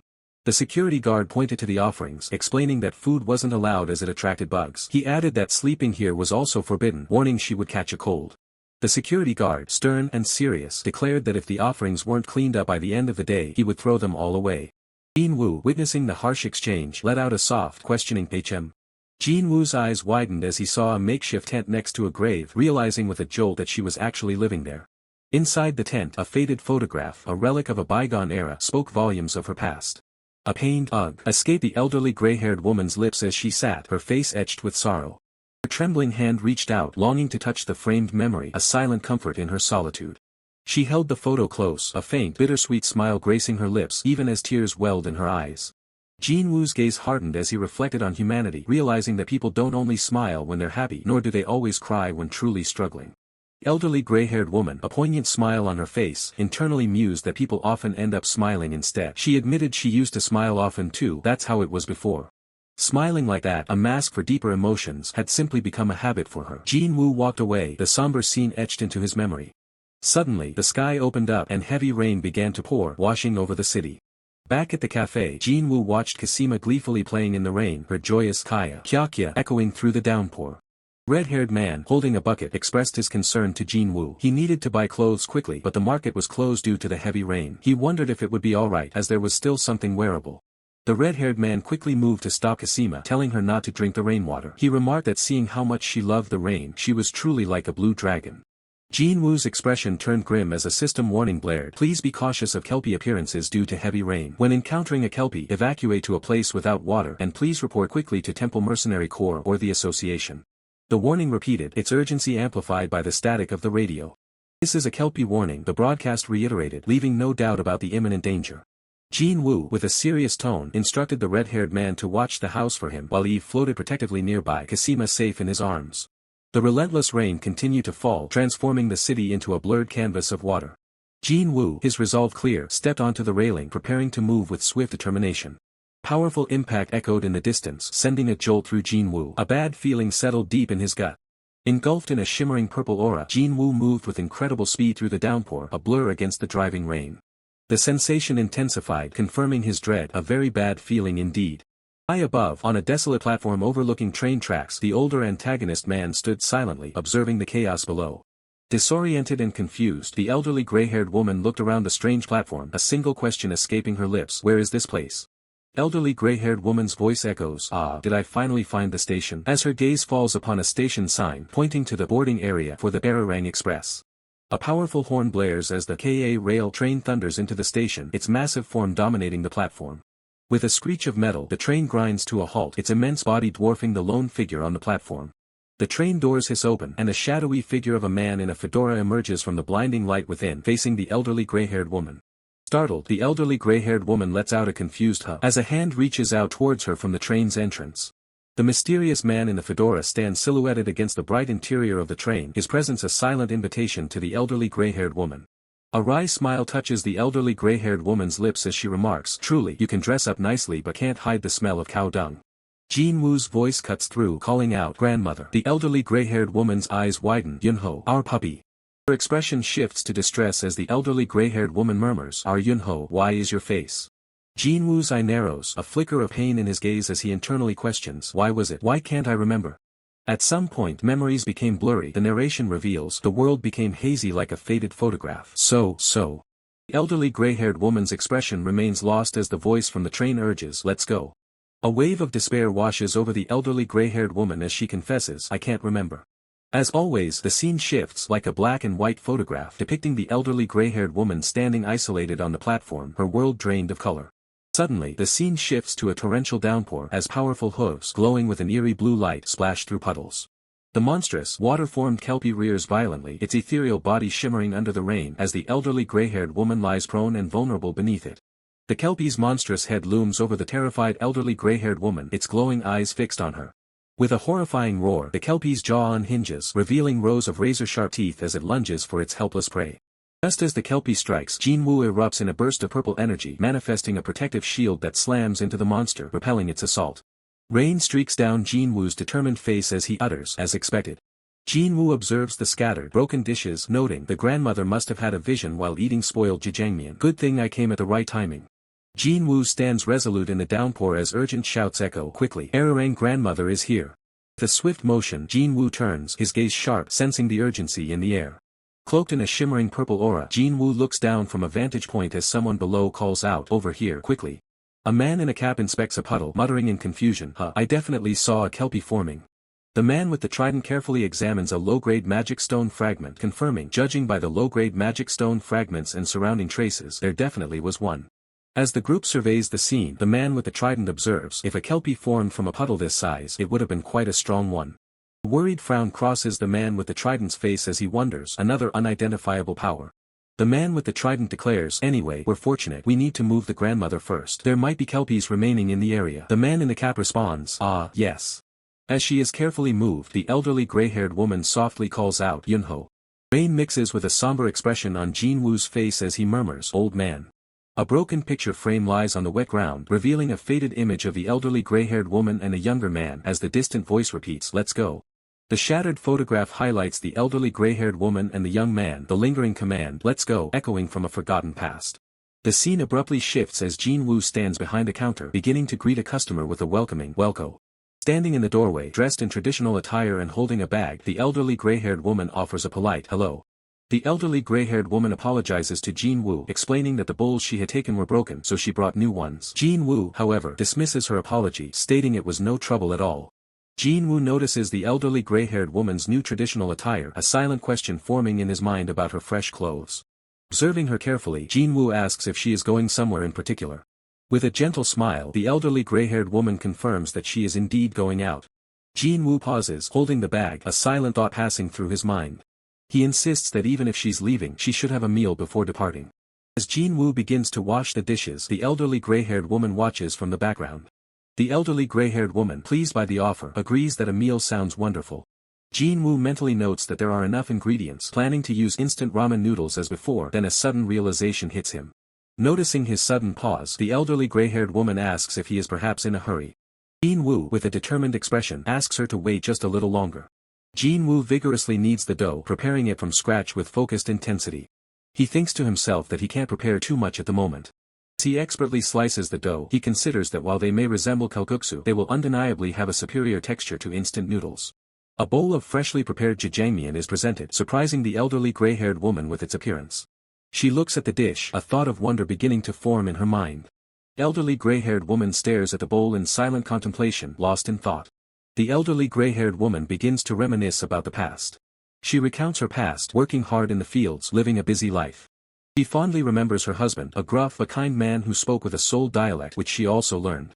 Every week she, her husband, and their grandchild would visit the town market and enjoy jjajangmyeon together, a cherished family tradition. She reflects on those memories, a wistful realization escaping her lips. She recalls the pure joy they felt watching their grandchild eat, content to simply sit and observe. Her expression saddens as she admits those precious memories are beginning to feel hazy. She confesses her fear of forgetting, of how the memories slip away despite her desire to hold on to them, a sentiment Jin-woo quietly absorbs. Suddenly, a child's joyful voice calls out, exclaiming, "Papa!" Small feet, adorned in cute animal slippers, rush across the floor with quick, light steps. Kasima excitedly embraces the elderly gray-haired woman, calling out "Grandma," as the elder lets out a soft gasp of surprise. Jin-woo then asks the elderly gray-haired woman if he can offer some jjajangmyeon to the child. He offers to make another bowl, a gentle smile gracing his lips. Jin-woo places another bowl, prompting an excited sound from Kasima, while the elderly gray-haired woman exclaims how pretty it looks. Kasima points to the jjajangmyeon, asking the elderly gray-haired woman what it is, who responds with an affectionate yes, yes. The elderly gray-haired woman's hand gracefully holds the chopsticks, poised above the inviting jjajangmyeon. Her traditional attire, adorned with delicate floral patterns, hints at a sense of calm as she prepares for her meal. The elderly gray-haired woman looks down at the jjajangmyeon, a slight hesitation in her expression as she holds her chopsticks. Kasima, ever observant, looks up at the elderly gray-haired woman and asks, "Grandma, won't you eat?" Kasima enthusiastically devours her jjajangmyeon, her face smeared with sauce and her eyes sparkling with pure delight. The elderly gray-haired woman's expression softens, a thoughtful look crossing her features as she observes Kasima's joyful eating. A quiet thought drifts over the urban skyline, acknowledging the simple pleasure. That's right, such delicious jjajangmyeon. The near-empty bowl of jjajangmyeon sits by the window, a testament to the satisfying meal enjoyed under the twinkling city lights. With the meal concluded, a voice calls out, "Boss, the bill please." The elderly gray-haired woman looks up at Jin-woo, a hint of surprise in her voice as she asks, "You're leaving?" Gazing out the window, the elderly gray-haired woman states with a quiet resolve, "It's time for the train." Jin-woo turns, a thoughtful expression on his face as he acknowledges, "I see." He then attempts to ask about the cost. "The bill is." The elderly gray-haired woman, facing Jin-woo, declares, "It's on the house." Jin-woo, taken aback, questions, "What do you mean?" With a gentle smile, the elderly gray-haired woman explains her generosity. "Our restaurant always provides service to those departing on a journey." A warm, benevolent smile graces the elderly gray-haired woman's lips, a gesture of heartfelt goodwill. With a hand placed gently over her heart, the elderly gray-haired woman smiles warmly, offering her blessings. "Thank you so much. Take care." Standing alone on the brightly lit street, the elderly gray-haired woman muses, "Down that road, many people walk their own paths." The narrative reflects on these diverse journeys, highlighting the path of a father living fiercely for his daughter.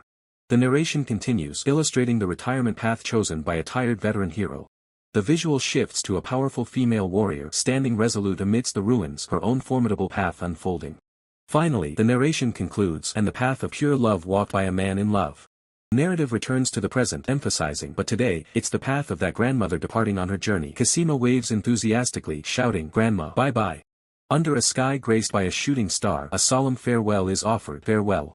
The Ka rail train thunders into the station, its massive form shaking the ground as it approaches.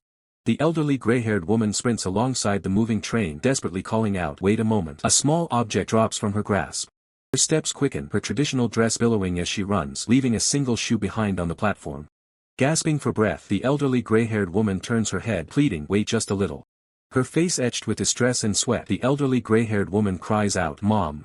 Stretching out her hand towards the departing train, the elderly gray-haired woman calls out to the smiling faces within, "Mother." "Mom." From inside the train, a loving family waves back, identified by her as our eldest daughter, second son, and our youngest baby. The child on the train gleefully shouts, "Grandma," as the elderly gray-haired woman recognizes our grandchild. Tears welling in her eyes, a profound realization washes over the elderly gray-haired woman as she whispers, "I remember." She stands at the threshold of the train, facing a radiant figure of a man in a suit and hat, awaiting her on the other side of her journey. The distinguished man's lips form a gentle address, "Grandma." The man in the hat offers a comforting smile, acknowledging her journey with a soft, "Really hard, wasn't it?" The elderly gray-haired woman's eyes widen slightly, a faint spark of surprise flickering as a gentle hand reaches out to her. A serene smile then graces the elderly gray-haired woman's face, her eyes closing as if finding profound peace in the moment.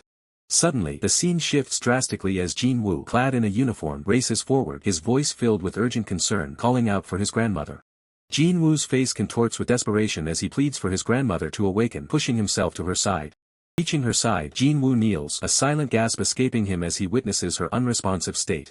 A pained, forced smile crosses Jin-woo's face, tears welling in his eyes as he struggles to comprehend the gravity of the moment. A memory surfaces, the elderly gray-haired woman, glowing faintly, had tirelessly inquired about the mysterious Arirang Express. Jin-woo, now standing beside the ethereal glow, questions the meaning behind his grandmother's persistent search, a puzzled expression on his face. His gaze falls upon a plate of untouched food and a rolled bill, making Jin-woo wonder if someone had visited and departed just before his arrival. Gazing at the sky where a figure with a purple aura ascends, Jin-woo reflects on the futility of holding back someone who has chosen their departure, lamenting his current inability to extend her lifespan. The wind rustles through the vibrant green grass, carrying dandelion seeds as Jin-woo's thoughts drift to the harsh truth that sometimes, simply existing, can be a cruel and unforgiving burden. Meanwhile, across the bustling metropolis, the Seoul Zenkark office stands against a sky littered with ominous, floating debris. Within the Zenkark office, Jin-woo meticulously diagrams interconnected concepts, his pen moving with focused intensity. Jin-woo, deep in thought, confirms a growing concern: an unknown entity in Seoul is orchestrating a series of bizarre and unsettling incidents. He envisions the perpetrator as a glowing, ethereal silhouette, a being whose power and presence transcend all human comprehension. This formidable entity wields unimaginable power, capable of manipulating entire cityscapes within its grasp, surrounded by an ominous red aura. Yet, Jin-woo notes, despite its immense power, the entity's actions appear to lack any discernible malice. A sudden jolt of realization strikes Jin-woo, his eyes widening as he considers a terrifying possibility. There is only one individual capable of such inexplicable feats. Could it be? He murmurs. The thought of this powerful individual manifests as a surge of purple energy, electrifying the air around Jin-woo. No, Jin-woo asserts, dismissing the thought. He vividly recalls witnessing that very individual, along with a self-destructing boss-level monster, willingly plunge into a dimensional rift. However, the association itself is well aware that such a return is impossible, a fact Jin-woo ponders alongside his trusted allies, the dark-haired woman and the red-haired man. Unsettling or lingers in his mind, could the association secretly possess a zero number awakened, a power beyond public knowledge? Overwhelmed by the mounting mysteries and contradictions, Jin-woo throws his hands up in exasperation, declaring his frustration aloud. The office is a chaotic mess, reflecting the chaos outside. Ever since the fateful magic stone mine incident, high-grade monsters have relentlessly poured forth, intensifying the global threat. Jin-woo buries his face in his hands, a sigh escaping him as he laments the overwhelming number of concerns that plague him. Shaking off his despair, Jin-woo shifts his focus, deciding to tackle the most urgent matters first. His gaze falls upon a document, revealing the latest troublesome problem. The document reveals a new target marked Top Secret, Ryu Shin, the level 1 awakened younger brother of Jaeger, whose defiant image stares back from the file. The scene shifts to the imposing headquarters of the Korean Awakener Association, a bastion of power and bureaucracy. Inside the association's office, the elderly white-haired man reviews documents with the dark-haired woman, stating these are the students graduating this semester, before adding, "Let's see." The elderly white-haired man picks up a stack of profiles, confirming with the dark-haired woman that these are indeed the promising individuals known as Rookie 3. The Cypher School's first-quarter graduates are exceptional, especially the Rookie 3 trio. One such talent is Kim Mi-jin, a grade 3 healer-type awakener, radiating a soft green aura. Kim Mi-jin, a mere 17, shows high potential for promotion to grade 2 with her sights set on Sea Demon. Her lineage is notable. She is the daughter of Sixin, a member of Sanggu's team. Despite Kim Mi-jin's impressive potential for promotion to grade 2 and her sights set on Sea Demon, the decision is made to reassign her. Jenkart, the current head of Sea Demon, already commands a healer awakener. It's deemed a shame, but the consensus is to send her to the gentleman of Seo-cho instead.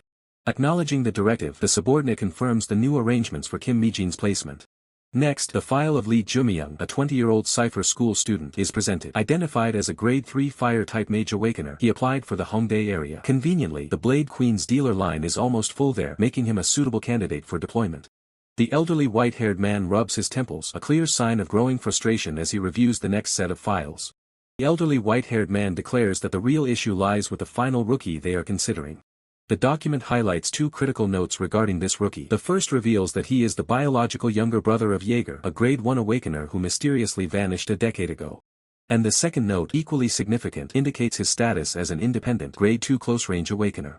The elderly white-haired man sighs, realizing this bastard has once again stirred up trouble. His assistant confirms, explaining that the rookie has been challenging mercenary captains across various regions, proclaiming he will join whoever defeats him.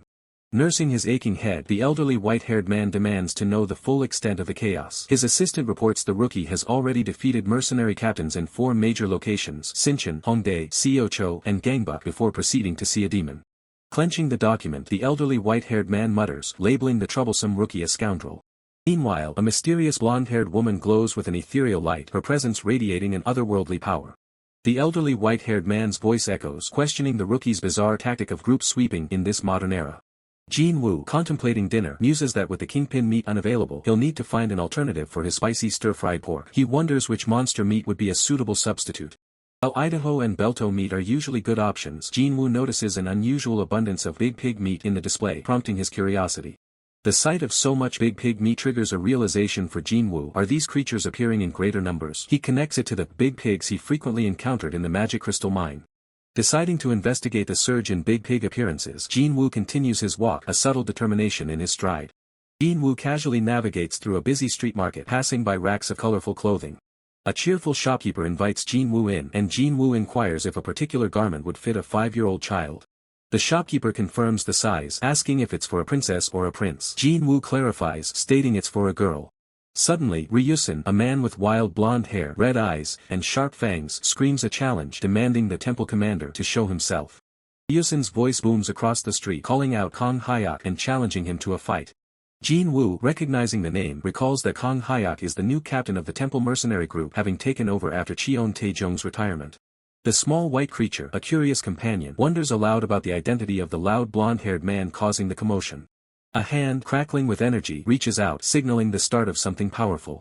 Ryusun proudly announces himself as a grade 2 awakener who rejected the association's offer to pursue life as a mercenary. Jin-woo, observing the flamboyant display, finds himself thinking about how difficult kids these days can be. Ryusun issues his bold challenge, defeat him and he'll join your mercenary group. From a building above, a mercenary dismisses his bravado, declaring their captain is the greatest. Ryusun maintains his arrogant smirk, undeterred by the warnings from the mercenaries. He continues his taunts, proclaiming that the entire temple mercenary group fears him and that a coward has taken over as captain since Cheon Taejong's retirement. A new figure emerges, Captain Kang Hyuk, his face contorted in anger as he demands to know who dares cause such a commotion in broad daylight. A text box confirms his identity, Captain Kang Hyuk of the temple mercenary group. Jin-woo notes Kang Hyuk's formidable physique, deeming him a perfect successor to Cheon Taejong. For his part, Kang Hyuk expresses his disdain, having come out to confront the punk who so carelessly slandered their former captain. Ryusun, confirming Kang Hyuk's identity, reiterates his challenge for a fight. Kang Hyuk, however, dismisses him, stating he doesn't engage in meaningless battles and orders the kid to leave. Unfazed, Ryusun retorts with a sneer, comparing Kang Hyuk to a fox replacing a retired tiger, further insulting his leadership. Ryusun's face twists in rage as he accuses Kang Hyuk of running away from the challenge. With a sudden burst of speed, both Kang Hyuk and Ryusun launch into action, closing the distance between them in an instant. Kang Hyuk's patience snaps, and he declares his intention to forcefully shut Ryusun's arrogant mouth. Ryusun grins, his features morphing into a monstrous form with red eyes and sharp claws, exulting that Kang Hyuk is finally revealing his true self. The transformed Ryusun lunges through the air, a predatory beast aiming for Kang Hyuk. Ryusun's claws slash downwards with ferocious speed, a direct and powerful strike aimed at Kang Hyuk. A powerful purple energy blast dissipates, leaving behind a lingering sense of shock and surprise. The shock from a powerful energy blast dissipates, replaced by a serene atmosphere. Three formidable figures stand poised on a city rooftop representing a new generation. Closer look reveals the trio, a central leader flanked by two powerful men. A subtle hum of energy emanates from their presence. The leader offers a simple, direct greeting. Behind the counter, the shopkeeper looks up with a surprised but welcoming expression. The shopkeeper processes their arrival as the men discuss their dispute, explaining that using weapons or abilities is a foul and asserting that true men settle matters with their fists. The shopkeeper, intrigued, asks who won the bout. One of the men replies that victory often hinges on experience rather than brute strength. The leader gestures for them to take a seat and one of the men confidently orders drinks and side dishes. The shopkeeper confirms the order and suggests spicy stir-fried pork, which the leader agrees is an excellent choice. Culinary process begins as pork belly sizzles in a well-oiled frying pan, stir-fried to perfection. The narrator notes that proper spicy stir-fried pork should feature an abundance of meat rather than being filled with vegetables. Recognizing the hearty appetites of the three men, the narrator suggests preparing 5 generous servings. The sauce is meticulously crafted, blending chili powder, gochujang, soy sauce, and sugar, finished with minced garlic and sesame oil. Magnificent meal is finally served, eliciting an enthusiastic reaction from one of the men. One of the men lets out a satisfied breath, having clearly enjoyed the meal. The leader pays the bill in advance and departs, while one of the men offers to go ahead first with deference. The shopkeeper looks bewildered, realizing that despite preparing 5 servings, the leader left without eating. The man admits his defeat and declares his intention to join the leader's group. The companion dismissively tells the man to leave, stating he is not needed. The rejected man protests, highlighting his high status and the demand for his skills elsewhere. A cryptic warning is issued, urging the companion not to assume his current world is all there is, leaving the other man confused. With a condescending gaze, the man advises his companion to learn some humility, dismissing the others as mere children. Having made his point, the man turns and walks away, leaving his companion to contemplate the harsh words. The dismissed man shows frustration, taken aback by the unexpected rebuke. Despite the insult, the man can't help but admire the other's undeniable charisma. Suddenly, the man scrambles to his feet and rushes to follow the departing leader. The shopkeeper observes the departing figures, reflecting that this new generation of mercenaries is destined for immense strength. A bare foot gently presses onto the floor, signaling a quiet moment in a domestic setting. The narrator highlights a concerning trend, the increasing frequency of dungeon occurrences, demanding immediate investigation. Back at the cafe, the shopkeeper looks bewildered, realizing that no one actually touched the 5 servings he prepared. A small white creature awakens with a cute stretch and a soft, sleepy sound. The man rests peacefully in bed while the small white creature watches over him like a silent guardian. A red-haired man reminds the creature about proper hygiene, emphasizing the need to wash, and the creature responds obediently. With a joyful expression, the small white creature invites its companions to join it. Gentle, purifying blue energy envelopes the small white creature, cleansing it in a soft glow. The blue energy continues to shimmer around the creature's face, its features illuminated by the soft light. The small white creature beams with satisfaction after its refreshing cleanse. The creature claps excitedly, praising the ethereal blue-haired figure for her help. Man stirs slightly in his sleep as if disturbed by the morning light or the creature's cheerful activity. The small white creature lets out a soft, mischievous giggle, perhaps appreciating the day's attire laid out. Kasima, a small figure with white hair, descends the stairs, humming a tune and calling out for something to eat. Suddenly, a massive, swirling vortex of crimson energy tears open in the air beside Kasima, pulsating with an ominous glow. Kasima gazes at the terrifying phenomenon, her innocent eyes wide, wondering what this strange, powerful anomaly could be. With childlike curiosity overriding caution, Kasima reaches out a hand towards the intense, glowing red portal, uttering a surprised sound. The crimson vortex reacts, pulling at the environment as a lone shoe tumbles through its swirling depths, vanishing from sight. Dimensional rift continues to churn violently, fragments of the surroundings scattering as the last shoe falls from its grasp, landing on the floor. The scene shifts dramatically to a desolate, ancient corridor, illuminated by flickering torchlight, hinting at a forgotten, perilous realm. Kasima, now accompanied by the small white creature in a new, blue humanoid form, calls out playfully, exploring the eerie, dark surroundings.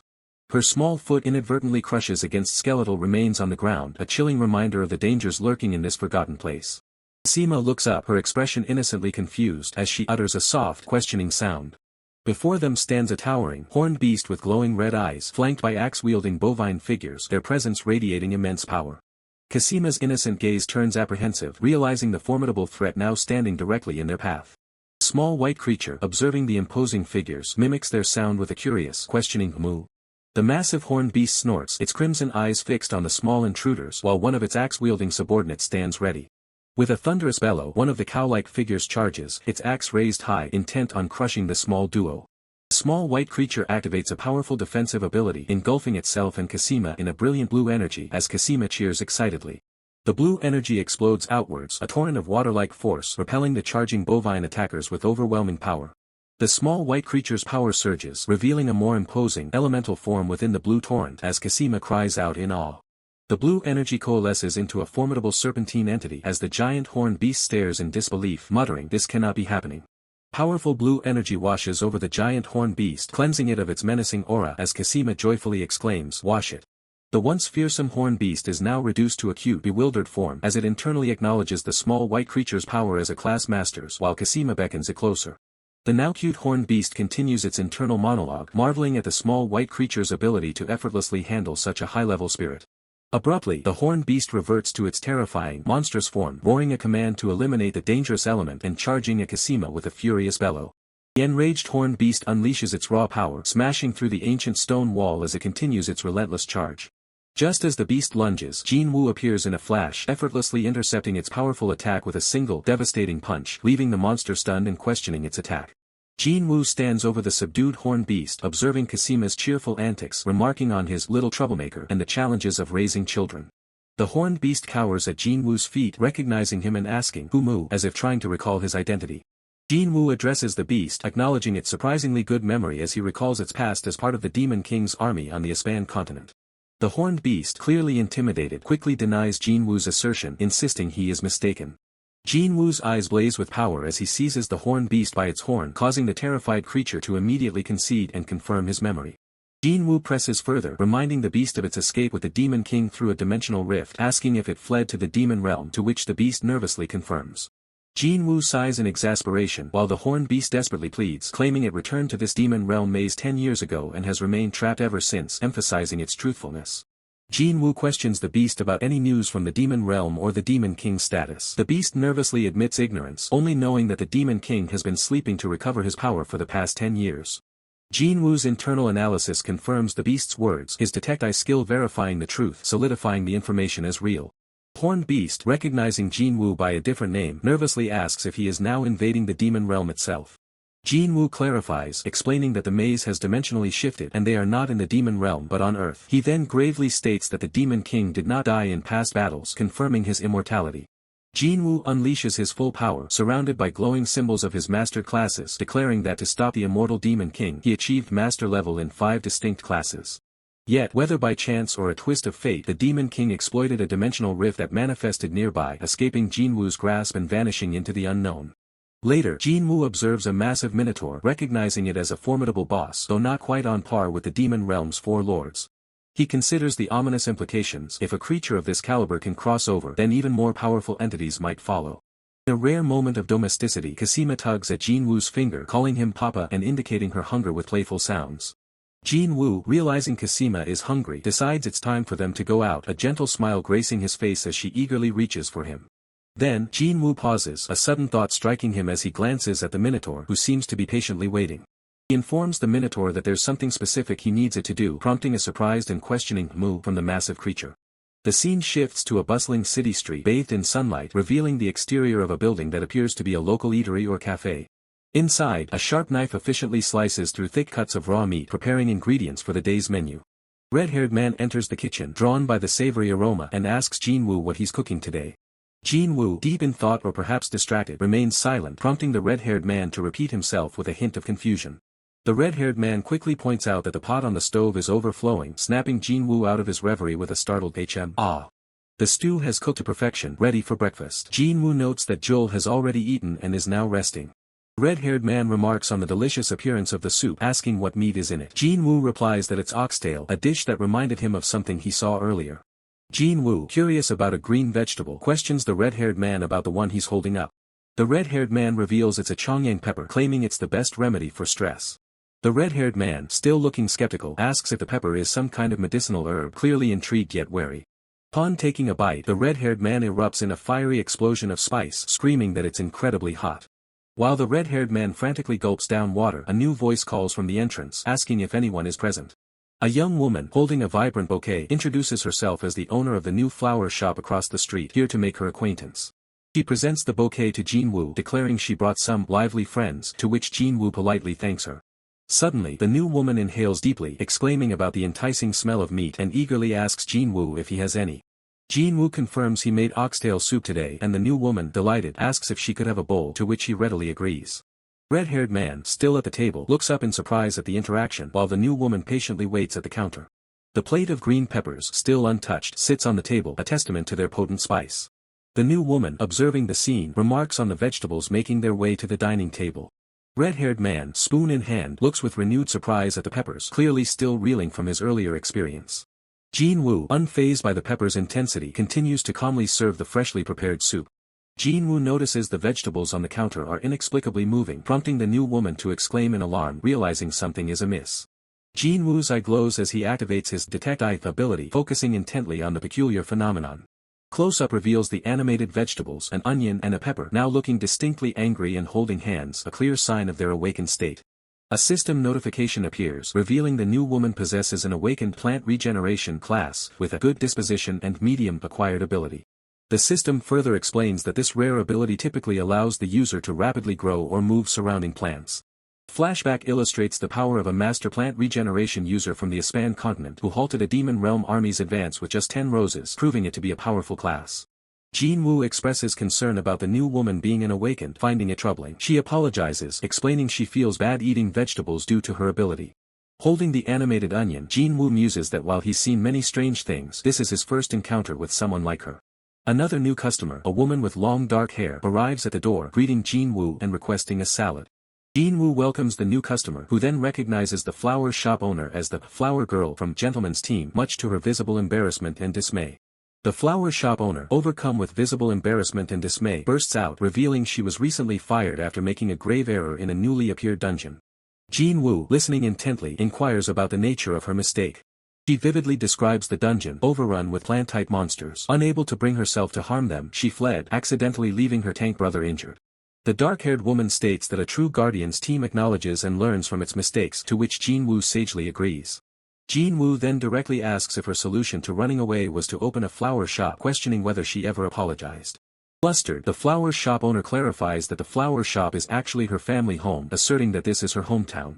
The dark-haired woman firmly states that merely running away solves nothing, a confident resolve hardening her expression. Blushing, the flower shop owner acknowledges that the ma'am, referring to the dark-haired woman's previous statement, is correct, realizing she should apologize before departing. The flower shop owner, regaining her composure, declares she will cover the bill. Jin-woo, slightly caught off guard, then asks if she happens to have something else. Jin-woo, ever practical, suggests she could pay later with seeds suitable for farming, leaving the flower shop owner astonished and questioning if such an arrangement is truly acceptable. Her face lights up with enthusiasm as she eagerly promises to select and bring the very best seeds. A bell chimes as the door opens, revealing the gentleman captain, who calmly states his arrival. Flower shop owner gasps in utter shock, recognizing him as the gentleman captain. He then greets her, noting her presence and commenting on the time passed. The dark-haired woman, clearly annoyed, snaps at the gentleman captain to stop calling the flower shop owner ma'am, while Jin-woo observes, realizing this is the legendary gentleman. The gentleman captain dismisses any further discussion, announcing a new dungeon, which sends the flower shop owner into a panicked stutter. Gentleman captain coolly offers her the option of retirement, instructing her to complete the paperwork if she desires it. The flower shop owner nervously tries to refuse, admitting her perceived uselessness and tendency to cause trouble. The gentleman captain gently reassures her that everyone makes mistakes, including himself, and that acknowledging them and striving for improvement is what truly matters. Jin-woo, however, interjects, correcting the gentleman captain, insisting she be called Big Sister. Without further ado, the gentleman captain briskly pulls the flower shop owner along, calling her Flower Girl. There's no time to hesitate, the gentleman captain declares, slinging the mortified flower shop owner over his shoulder. She desperately pleads with him to stop using the embarrassing nickname, while Jin-woo observes, wondering if she's now considered baggage. The gentleman captain then turns to Jin-woo, asking if he is the owner, to which Jin-woo simply replies, yes. The gentleman captain mentions that Sang-hoo speaks highly of the place and promises to return as a customer. Jin-woo thanks him, noting the significance of the spear master's approval. The gentleman captain announces that ma'am will cover the bill, then swiftly departs with the flower girl, who meekly agrees. The dark-haired woman, left behind, sighs in exasperation, feeling utterly drained. Dark-haired woman, noticing the red-haired man's peculiar behavior, asks Jin-woo about his nephew. Jin-woo simply responds with a questioning "hm." The red-haired man nervously denies something, stammering his words, while Jin-woo looks confused, asking, huh? The dark-haired woman smiles, a confident glint in her eyes, suggesting a newfound resolve. Red-haired man, utterly captivated, finds himself falling in love, realizing that running away truly solves nothing when faced with such radiant charm. Jin-woo, utterly bewildered by the sudden confession, questions the red-haired man's timeline, wondering, since when? The red-haired man, with a cheeky grin, simply replies, starting now, as if it were the most obvious thing in the world. Powerful red aura ignites around Jin-woo's leg, crackling with raw energy, signaling a sudden shift in his environment. Jin-woo stands in a vast, ethereal landscape under a starry sky, a massive glowing crystal hovering above. He remarks on the spaciousness and pleasantness of this new, wall-less environment. With all sides open, Jin-woo can now observe clearly, pondering how the maze's ecosystem could possibly function, while small cow-like creatures excitedly greet him as Big Brother Moo. Weathering system is revealed, a magical device powered by 2 zero-grade magic stones. Jin-woo deduces that if magic stone engineering technology exists within the maze, then magic stone engineers must also exist in the demon realm. Jin-woo considers taking the device, but realizes it's specialized for this specific area. Removing it would lead to significant mana loss. He muses that it would be a waste to simply abandon this place, especially with all the existing manpower in the form of these creatures. Jin-woo notices a field already present, tended by the cow-like creatures. He questions whether cows were originally herbivores and whether these particular ones don't consume humans. One of the cow-like creatures proudly confirms that they once used people as fertilizer, but now they no longer do. Jin-woo's expression twists into one of shock and mild disgust at the creature's casual revelation. He stands amidst the field, silently contemplating the implications of this bizarre yet functional ecosystem. Jin-woo stands before the massive bull-like monster, questioning the primary crops cultivated within this strange dungeon. The hulking beast responds with a simple, guttural, grass moo. Jin-woo raises a hand, prompting the monster for clarification. The creature, caught off guard by the query, stares back with a bewildered, "What?" Jin-woo presses his hand against the monster's face, a surge of intimidating energy distorting the beast's features in fear. He reminds it that there are many types of grass. Under the pressure, the monster quickly stammers, "Appleseed and pinecone moo." A system description appears, detailing the apple seed, a walnut-sized fruit that tastes like apples but is sweeter and crunchier. The vibrant image displays lush plants bearing these red fruits and pineapples. Satisfied, Jin-woo hands the monster a bag of new seeds, labeled "Seeds from Flower Girl," instructing it to plant these as well. The bull-like creature, perplexed, asks what these new seeds are. Jin-woo lists the diverse contents of the bag: lettuce, cabbage, carrots, chicory, and other various greens. He begins to explain the proper cultivation methods for these new additions. Jin-woo's gaze drifts to a building under the starry night sky, questioning its purpose. The bull-like monster explains that it's a warehouse, storing all the items they've collected so far. The monster nervously asks if Jin-woo intends to take their collected goods. Jin-woo, with a calm, calculating expression, offers to take something else instead. Jin-woo's hands delve into a treasure chest, revealing various seeds and an array of weapons. He observes that these appear to be war spoils obtained from a previous invasion of the Aspan continent. Jin-woo pulls out a glowing object, his expression shifting to one of intense intrigue as he examines the mysterious item. A system notification flashes, displaying "Detect I" and identifying the artifact as the Tears of the SEA. Jin-woo expresses his surprise at finding the legendary treasure of the mermaids, rulers of the Aspan continent's northern seas, in this very dungeon. Narrator explains the true nature of the Tears of the Sea, an ancient artifact capable of pouring forth whatever its owner desires, its power drawing the covetous gaze of many.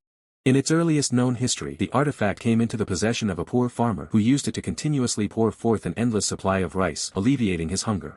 However, a greedy rich man, coveting its boundless power, forcibly stole the precious jewel from the farmer, his silhouette grinning with malicious intent. The greedy man escaped to sea on a large ship, commanding the jewel to pour out salt, a commodity of immense value and expense at that time. Tears of the Sea glows with an intense azure light, its power radiating outwards as it fulfills its owner's command, conjuring an endless stream of salt. The jewel poured out salt relentlessly and without end until the sheer volume overwhelmed the ship, causing it to sink and drag the greedy man down into the depths. Jin-woo holds the glowing gem, musing on the legend. He notes how it sounds like a fairy tale explaining the northern sea's salinity, yet he understands this is no mere fable. The jewel truly possesses the power to create a unique, special salt. Jin-woo suggests to the bull-like monster and his hellcow subordinates that they should consume more and build their strength. He then declares his intention to expand the field, to which the monster nervously agrees.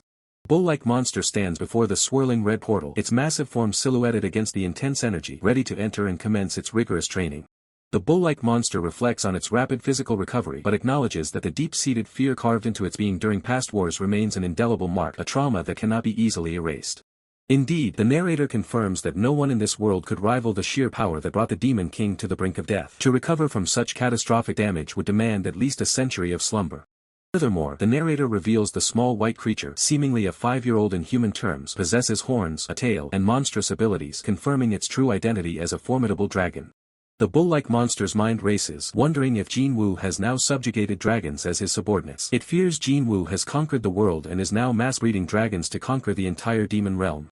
The monster's eyes widen in sheer terror, realizing its demon king, their only hope, has merely been sleeping for a mere 10 years, a fraction of the time needed for full recovery. With a grim resolve, the bull-like monster decides the only path to survival is to remain on Jinwoo's good side, agreeing that this strategy is indeed for the best. A figure descends, their foot making a decisive impact as they land, signifying a new arrival and the start of a critical mission. Dark-haired woman stands before a colossal, shimmering purple gate, her presence commanding attention amidst the surrounding figures as someone announces the arrival of Shadow Cat. Jinwoo explains that this is the largest gate ever discovered, implying an equally massive scale within. He then orders immediate entry, requesting support from Zenkark. The dark-haired woman, enveloped in a faint purple aura, clarifies that the size of a gate directly correlates to the immense size of the dungeon it leads into.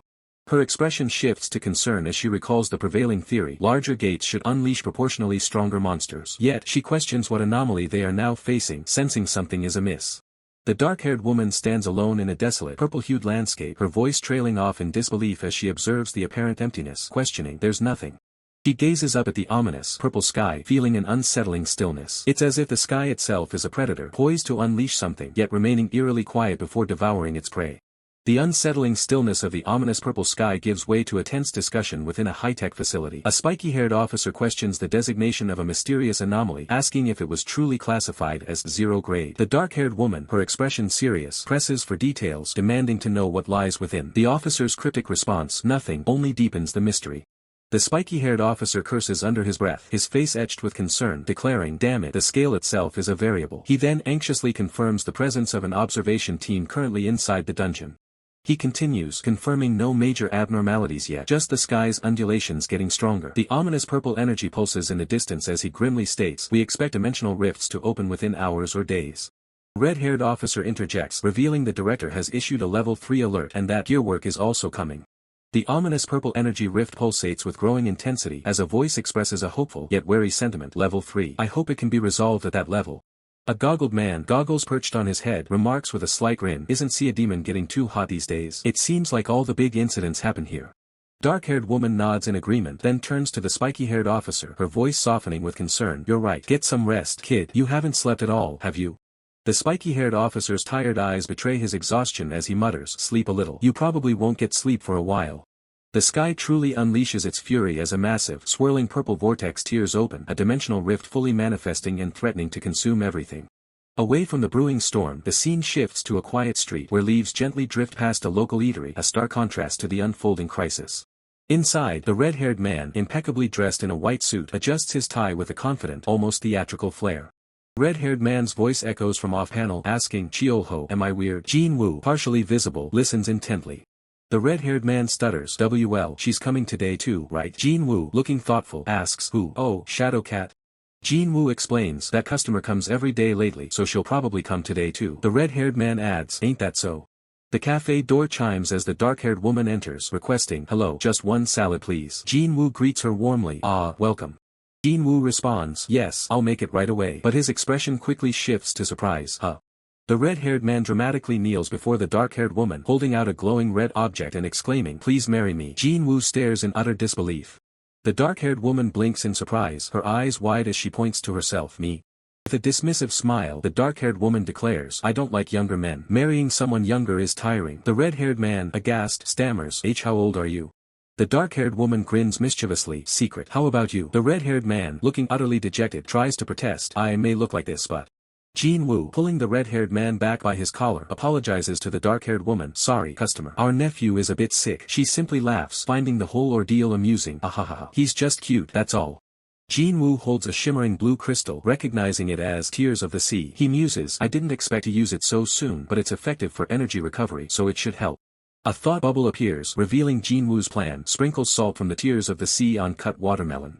Sliced watermelon sparkles with an ethereal glow as Jinwoo's internal monologue explains the technique. Sprinkling salt on watermelon amplifies the sweetness. It's a method I use often. Jinwoo presents the finished meal, apologizing, "Sorry for the wait." A system notification confirms, salad and watermelon prepared with Tears of the Sea salt. The dark-haired woman takes a bite of the watermelon, her eyes widening in delight as she hums, "Mm." The dark-haired woman exclaims, "How can watermelon be this delicious? I feel strangely refreshed and energized too." Jin-woo smiles, "I'm glad."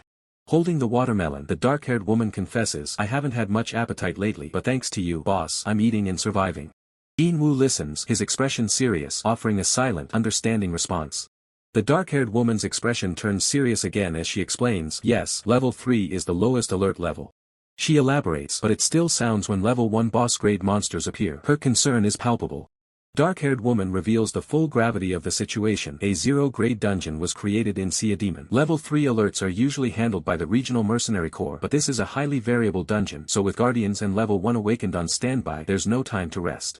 The gravity of the 0-grade dungeon threat loomed, yet for a moment Jin-woo was caught in a lighter conversation. He acknowledges an off-screen query about the peculiar romance between a dragon and an elf, simply responding, "HM." In a vivid memory, a majestic white-haired woman, labeled Miro, stands atop a precipice, gazing at a figure below. She remarks on the precious, yet fleeting, nature of their time, stating, "Your time is different from our time."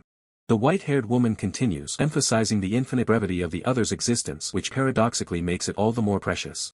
Her voice softens as the white-haired woman urges him to cease sacrificing his life and instead, to embrace and enjoy the remaining time he has. Jin-woo's expression is solemn as he recalls the words of Aramir Rantaro, the Ice Emperor of the Glacier region, spoken after his arduous victory over the Demon King. He reflects, "That's what I said." Now in Mr. Su's cafe, Jin-woo agrees with a previous statement, saying, "I thought so too." Mr. Su, behind the counter, pauses, then questions Jin-woo, "Yeah, you were also, wait, what?"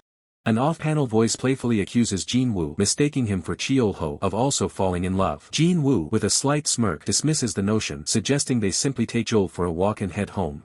Suddenly, a chilling purple aura begins to emanate from Jin-woo's eye, hinting at an imminent shift in reality. Mr. Su recoils, engulfed by the spreading purple energy, as a foul scent invades his senses. He questions, "Ugh, why do I suddenly smell blood?" Jin-woo's gaze hardens, his face framed by the ominous purple energy. He recognizes the familiar, metallic stench of blood, a scent he knows all too well. The scene shifts to a desolate, blood-red landscape as the blonde-haired woman, engulfed in purple energy, hovers above. A voice declares that this is the same stench of blood from the battle with the Demon King a decade ago, realizing, so this is the human's world. The man stares up in terror as grotesque, dark creatures with glowing red eyes descend from the crimson sky, signaling the dungeon's full emergence. Amidst the chaos, a formidable dark-haired antagonist woman, brandishing a sword, addresses the descending horde, commanding them, "Now, my children." A monstrous, red-skinned demon with glowing yellow eyes lets out a guttural roar, echoing the command to devour them all. Brief interlude showcases promotional material for reset scans, a reminder of the creators behind the thrilling narrative. A group of elite mercenaries, led by a formidable mercenary leader wielding a spear axe, stands ready beneath the crimson sky. He barks orders, Formation D, Iron Wall Defense. The three mercenaries activate their defensive protocol, shouting Iron Wall Defense, as a glowing hexagonal energy barrier erupts around them, bracing for impact. The newly formed Iron Wall Defense is immediately tested as torrents of blood-like projectiles violently splatter against the hexagonal energy barrier, which holds firm. Viscous, crimson fluid drips down the barrier, a grotesque testament to the relentless assault. Suddenly, a monstrous vampire-like creature shatters the hexagonal barrier with brutal force. The female mercenary cries out in alarm, "Vampire Captain!" The barrier was broken in an instant. The mercenary leader, reacting with lightning speed, swings his spear axe in a powerful arc, deflecting an incoming attack. His grip tightens on his spear axe as he mutters, "Indeed," acknowledging the formidable power of their adversaries.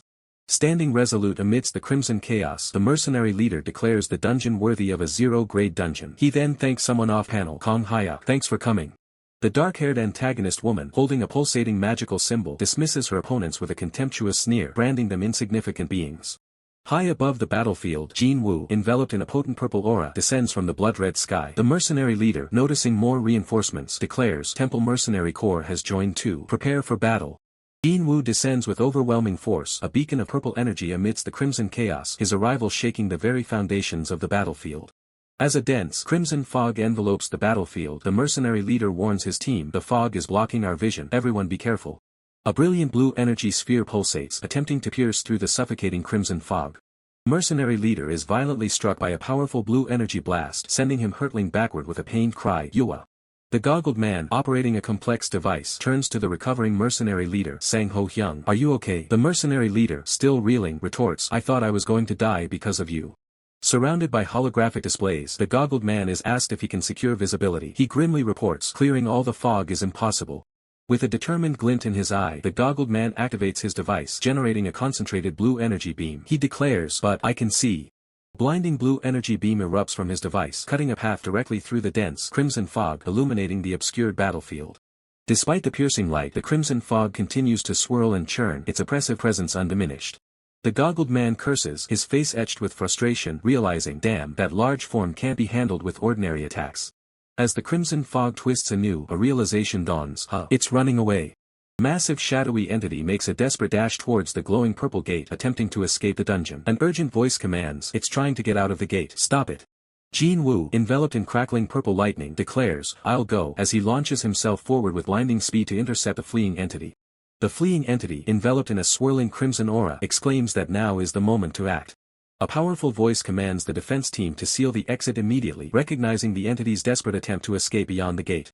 The defense team, focused and determined, channels their combined power into the glowing blue magical circle, reinforcing the seal. Six-pointed star formation fully activates, its brilliant blue light solidifying as a voice announces the sealing is complete. Against the ominous red sky, two formidable figures stand ready, one of them remarking, well then. The warrior charges into the crimson sky, spear poised, as a commanding voice declares, let's begin.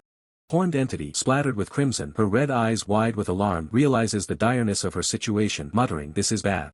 The entity's thoughts race, acknowledging that the power she painstakingly recovered to merely 2/5 of its former strength after the war a decade ago is utterly insufficient for this challenge. As the warrior strikes with a surge of purple energy, the entity internally questions, bewildered by the inexplicably high power levels of these humans. The entity's face contorts in anguish, her thoughts lamenting the complete loss of dignity for a vampire lord who once dominated the Aspan continent, now reduced to begging for her very life. Blood splatters across the luminous sealing circle as the entity screams in terror, a desperate plea echoing, I don't want to die. Dark-haired warrior, her green energy blade shimmering, relentlessly presses her attack against the horned entity, driving it back.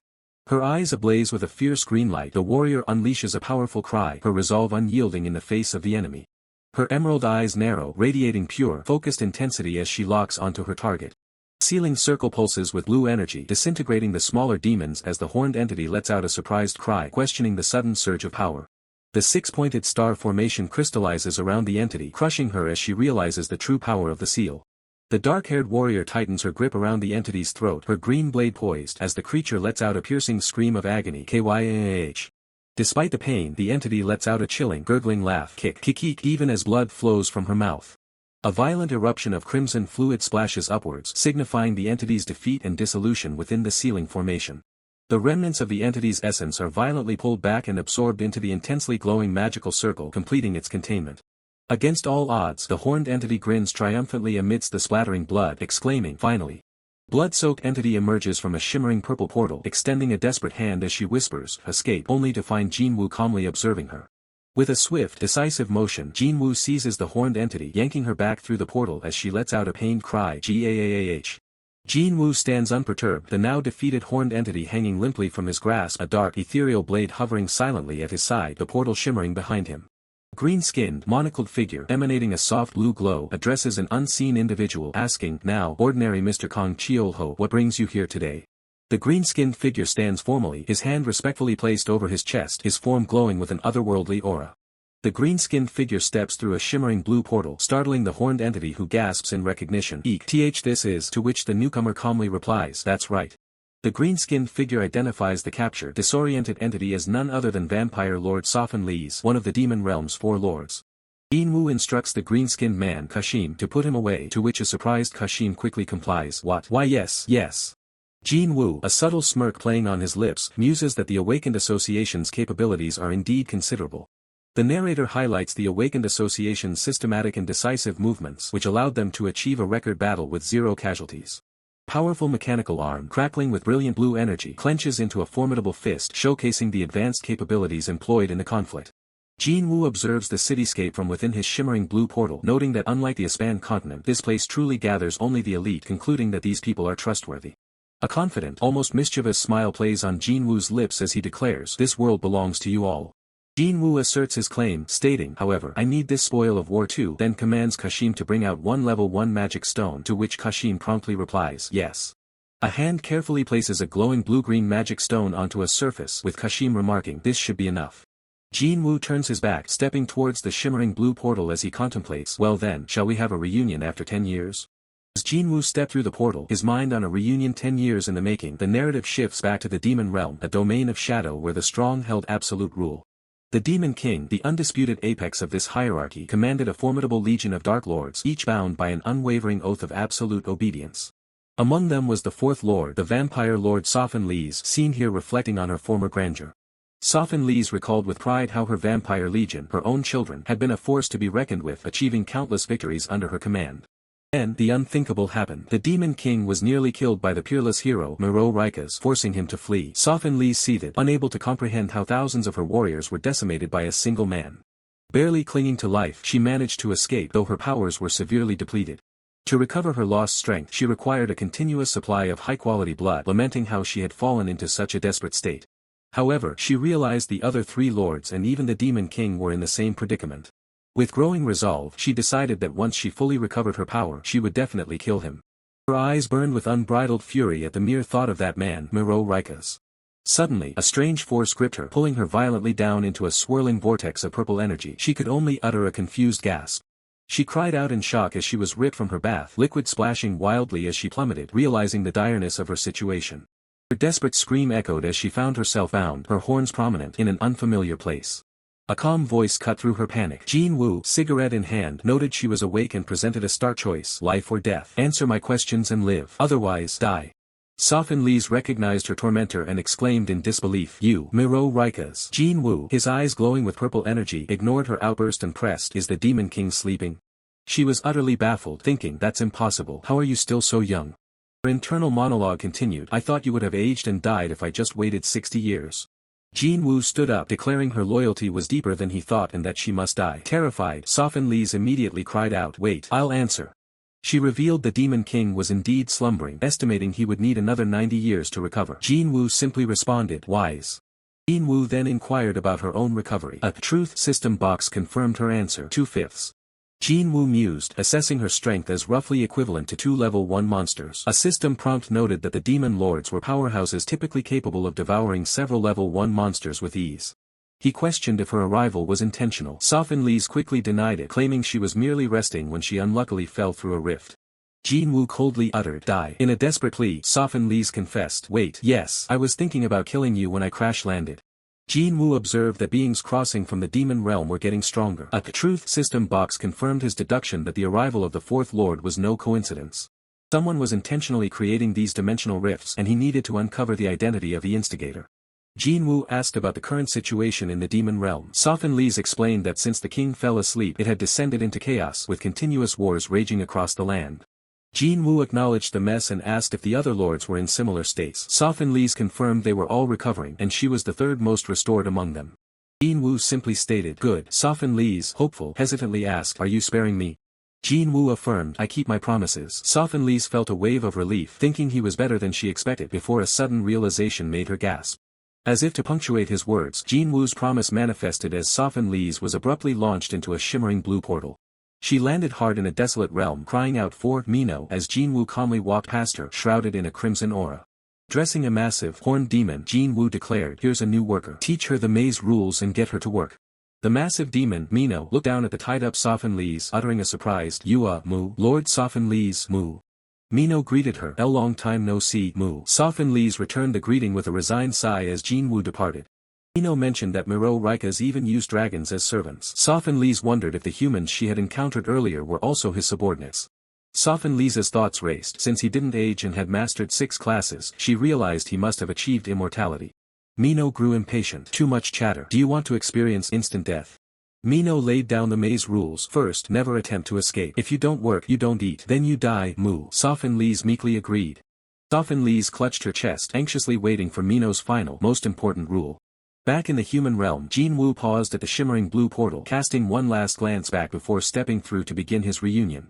Having stepped back into the human realm, Jinwoo's journey continued, but a sudden shift in perspective plunged him into the Minotaur's maze. There, a monstrous, dog-like creature with wide, fearful eyes, drenched in sweat, seemed to be driven by an instinctual command: eat a lot and build up strength, Mu.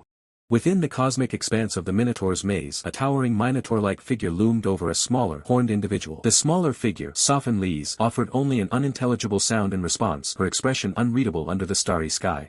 High above, a brilliant crystalline object shimmered against the celestial backdrop. Below it, a system notification materialized.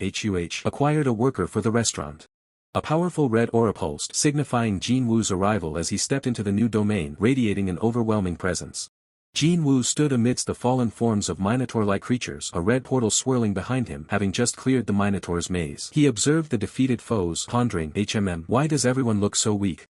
A large, minotaur-like arm reached out towards Sofin Lees, who looked distressed, blood smeared on her mouth. The creature demanded, Sofin Lees, what are you doing? Sofin Lees responded with a panicked shout, Am I Miro Rikas? Sofin Lees turned away from Jin Woo, desperately pleading her case. I did my best. Really, please believe me. I worked hard and tried to eat a lot. I didn't even try to escape. Jin Woo, observing Sofin Lees' fervent explanation, had a single internal thought. Why are you eating so much? Sofin Lees, blushing slightly, looked up and insisted, Eating a lot and building strength is the rule. So I worked hard to suck blood too. Frustrated, Sofin Lees lamented, even if I eat a lot I just get fat. What should I do? Jin Woo sighed, acknowledging her unique situation. Sigh, you're an exception. And put on some clothes. It's a new rule. Now clothed, Sofin Lees turned to Jin Woo, her expression eager. Really? Got it. Then what about this? She asked, ready for new instructions. Sofin Lees proudly showcased the glowing, vibrant plants. She explained, I tried using Hell Cow Blood as fertilizer. The vegetables grew really well. Jin Woo reacted with a simple OH. The narrator then clarified Sofin Lees' unique skill. I can purify the blood I suck and make it clean. If I collect only the impure liquid, it also has poison effects. Jin Woo carefully examined a leaf from the glowing plants. He mused, someday I'll find a use for that ability. Since the plant ecosystem is good, let's use this as restaurant ingredients today. A soft sound echoed as a glass door slid open, signaling a return to the human realm and Jin Woo's restaurant. Inside, Jin Woo, holding a bucket of fresh vegetables, addressed the exhausted red-haired man slumped over a table. Could you prepare these vegetables? From behind him, Kasima joyfully called out, Papa. The red-haired man, looking utterly drained, held a peeler and a carrot. He responded, why do you look tired again? I'm not done preparing the carrots.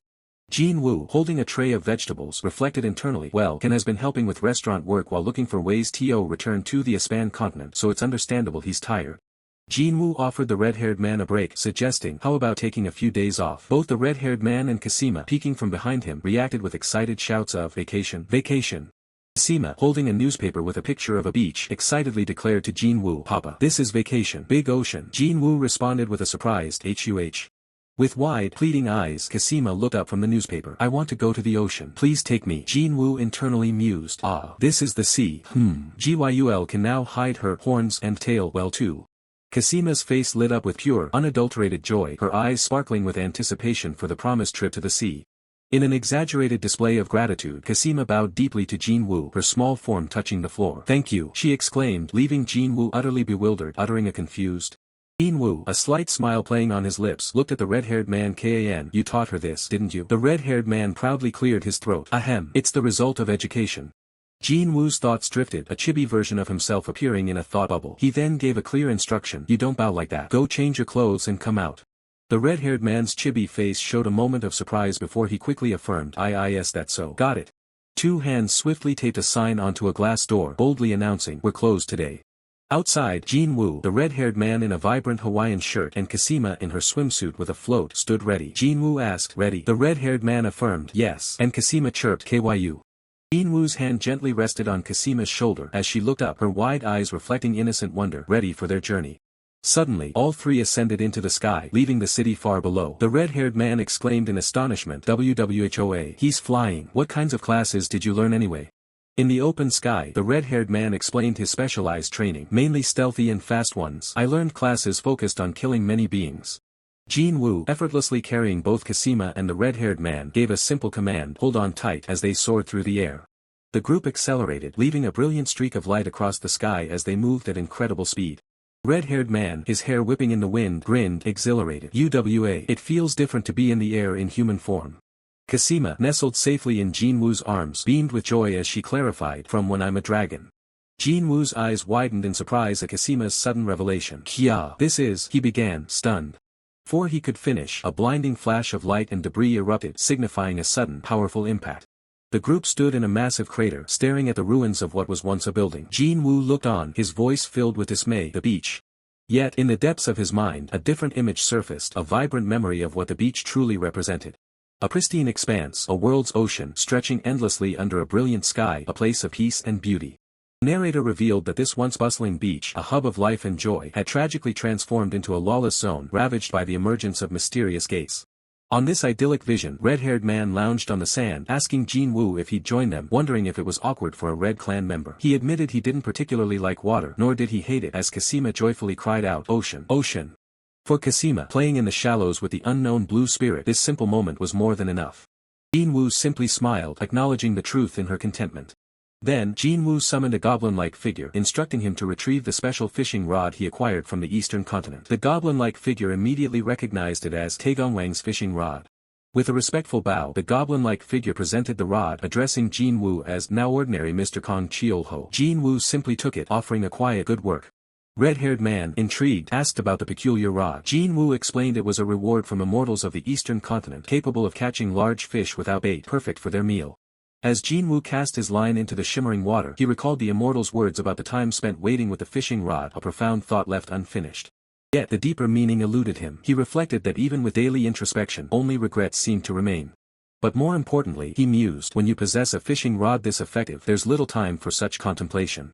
Just then, a colossal level 2 kraken erupted from the depths, caught on Jin-woo's line, sending him flying. Red-haired man, startled, exclaimed, "What's this?" Kasima and the unknown blue spirit watched in awe as the massive tentacle thrashed, the spirit urgently calling out to catch the tentacle. Narrator clarified that while large marine creatures typically develop an ammonia-like odor due to buoyancy, this kraken was different. Jin-woo's eyes flared with intense purple energy, his gaze sharpening with unwavering resolve. This kraken, the narrator explained, maintained its buoyancy with magic power, ensuring its flesh remained tender, fresh, and perfectly suitable for sashimi. Standing over the subdued monster, knife in hand, Jin-woo recalled the delicious seafood stew from his time with the Legion on the Aspan continent, but mused that this kraken offered something even better. Soon, a magnificent feast was laid out: butter-grilled kraken legs, delicate kraken sashimi, and even kawubu milk from the creature itself, a true gourmet spread. The trio gathered, red-haired man exclaiming about the heat of the grilled skewers, while Kasima, eyes wide with anticipation, eagerly declared her desire to eat too. With a gentle smile, Jin-woo gave the go-ahead, and Kasima happily bit into the succulent meat, her face glowing with delight. Kasima, perched on Jin-woo's lap, savored every bite, exclaiming with delight that it was delicious and that Papa's the best. As the sun began to set, casting a warm glow, red-haired man offered another skewer to Jin-woo and Kasima, settling into a peaceful evening. The sky transformed into a breathtaking canvas of purples and oranges, sparkling with ethereal light, marking the end of a perfect day. Suddenly, Jin-woo's expression shifted, a quiet woe escaping his lips as a subtle change in the air caught his attention. His eyes narrowed, lost in thought, as the familiar salty scent of the sea brought forth a wave of poignant memories. A poignant memory emerged: his father, a man from Busan who, despite moving to Seoul, would often bring home packaged squid sashimi and a bottle of soju on late nights, perhaps missing his hometown. Sitting beside his father, savoring each piece of squid sashimi, young Jin-woo often found himself lost in thought, contemplating his future. He remembered his high school graduation, believing that life's challenges would end with college, unaware it was merely a new beginning, as the banner proclaimed, "Congratulations on your graduation." After completing his military service and resuming his studies, he found himself amidst chaotic times, where securing a job felt nearly impossible, a harsh reality after the hopeful start of college. The struggle was so intense he almost yearned to return to the military. Upon graduating college, he felt as if hell unfolded before him, a grim and daunting prospect. Dreams, visions, and planned studies all crumbled, leaving him feeling utterly incompetent, a label the world seemed eager to bestow upon him, reflected in his grim, glowing eyes. His aspirations, once grand, had been reduced to a bitter memory. Jin-woo recalls the moment he surrendered his dream of entering a major company, a stark reality that hit on his 30th birthday. Instead, he secured a train ticket to Noryeongjin, his ambition now scaled down to becoming a level 9 civil servant, a path he felt forced to take. He vividly remembers his father's words at a dinner table, heavy with the scent of the sea, reassuring him that the path he chose was the right one. Yet, after making such a solemn promise to succeed and return, Jin-woo couldn't bring himself to go back home. He remained adrift, unable to face the expectations or the reality of his unfulfilled promise. The weight of his past failures kept him from returning, a swirling vortex of regret surrounding him. Pulled from his thoughts, the red-haired man asks Jin-woo if something is bothering him, noticing his distant gaze. Jin-woo offers a slight, forced smile, dismissing the concern and assuring his friend that everything is fine. The red-haired man offers Jin-woo a drink, and Jin-woo readily accepts, seeking a moment of normalcy on the serene beach. A radiant blonde-haired woman appears, her form shimmering with ethereal light, a vision of power and grace. Meanwhile, the system issues an urgent alert: a wanted criminal beast is currently fleeing through Gyeonggi province, its presence a clear threat. The beast's cargo is substantial: 30 level 4 magic stones and hundreds of level 6 magic stones, all being transported towards a lawless zone. The system declares the immediate commencement of the arrest operation for this dangerous criminal beast. Shifting back to a calmer scene, Jin-woo and the red-haired man are in a kitchen discussing their recent catch. Red-haired man informs Jin-woo he will organize the kraken they caught, instructing him to put Joel to bed before coming down, to which Jin-woo acknowledges. Alone in the kitchen, Jin-woo ponders what dish to prepare, considering a kraken salad as a good option. He muses on other possibilities like shaping the kraken and stuffing it with blood sausage filling. Then, a specific culinary idea takes hold in Jin-woo's mind, a new dish he intends to create. He begins the preparation, meticulously cutting the well-prepared kraken body and legs into bite-sized pieces. Next, he adds a small amount of cooking oil to the tempura flour, then pours in salt and water, mixing until it achieves the perfect sticky consistency. The result is a golden pile of kraken tempura, a delicious creation born from his culinary efforts. Jin-woo savors the tempura, clearly enjoying the fruits of his labor. He notes the fantastic combination of the crunchy texture of the batter and the bouncy, moist interior, a truly satisfying bite. As he finishes eating, Jin-woo considers his drink options, noting that soju is usually a good choice. However, for moments like this, he concludes that only a refreshing beer will truly hit the spot. Suddenly, a meow breaks the silence, and Jin-woo looks down, wondering if a stray cat has approached. Another meow confirms a cat's presence, but Jin-woo is surprised by its size, noting it's as large as a tiger cub. Activating his detect type ability, Jin-woo confirms it's an ordinary cat, yet speculates it must have consumed a magic stone somewhere. He reflects that beasts consuming unprocessed magic stones quickly succumb to the overwhelming magic power, a fate even awakened individuals face unless they possess a special class like Earworks Golem Master. Magic stone engineering technology specifically processes their surfaces to control magic power levels, making them safe for daily use. Despite their utility, raw magic stones remain deadly objects for most living creatures. Feeling sympathy for the cat, Jin-woo offers it some of his delicious boiled kraken, asking if it's hungry. The large cat gently eats the kraken, its size impressive but its demeanor calm, as Jin-woo observes. Later, Jin-woo sips his beer, casually glancing at a newspaper he's reading. His attention is caught by an article about magician Han Dukyung, the guardian of Gangbuk, identified as one of the 5 previous generation guardians who survived the Great Monster Invasion. Jin-woo feels a strange sense of familiarity, wondering where he might have seen this guardian before, ruling out another world. A sudden realization dawns on Jin-woo, a look of shock spreading across his face as he exclaims, "Oh no." Staring at the empty bowl left on the patio, Jin-woo sighs as he realizes the food he left out has already been finished by his mysterious visitor. Morning light spills over the city as the birds begin their daily chorus, signaling the start of another busy day at the cafe. Inside the kitchen, a miniature sun erupts as raw magical power is harnessed for a most unusual purpose. Kasima watches with pure delight, her eyes sparkling as she cheers for the display of power. Jin-woo walks in, completely baffled to see the red-haired man using high-level fire magic to boil a pot of broth just because the stove is broken. Jin-woo can't help but laugh at the absurdity, while the red-haired man complains that maintaining such precise heat is actually exhausting work. Stepping in to help, Jin-woo explains that fixing the stove is simple, he just needs to grind up a few magic stones and insert them into the fuel slot. The red-haired man is left speechless, his face a mask of shock as he realizes he was wasting his mana on something with such an easy fix. A familiar meow catches Jin-woo's attention as the giant cat returns, dropping a dead mouse at his feet as a token of gratitude. Looking at the massive beast, someone gasps in the background, wondering if a tiger has just strolled into the cafe. Jin-woo quickly corrects them, assuring everyone that despite its size, it's definitely just a very large house cat. Kasima is instantly smitten, hugging the giant feline and deciding on the spot to name her new friend Hodori. While the red-haired man thinks the name is a perfect fit, Jin-woo has to scold Kasima for trying to use the poor cat as a mount. Kasima notes how gentle Hodori is compared to the monsters in the news, wondering if other animals have started evolving from eating magic stones too. Suddenly, a powerful gust of wind sweeps through the area, sending the giant cat running for cover in a panic. Descending from the sky on the back of a massive eagle, a man in a sharp suit makes a grand entrance right at the cafe's doorstep. The man, known as Gentleman, adjusts his hat and greets Jin-woo with deep respect, calling him boss. Gentleman enters the establishment looking for a light meal, his presence immediately shifting the atmosphere of the room.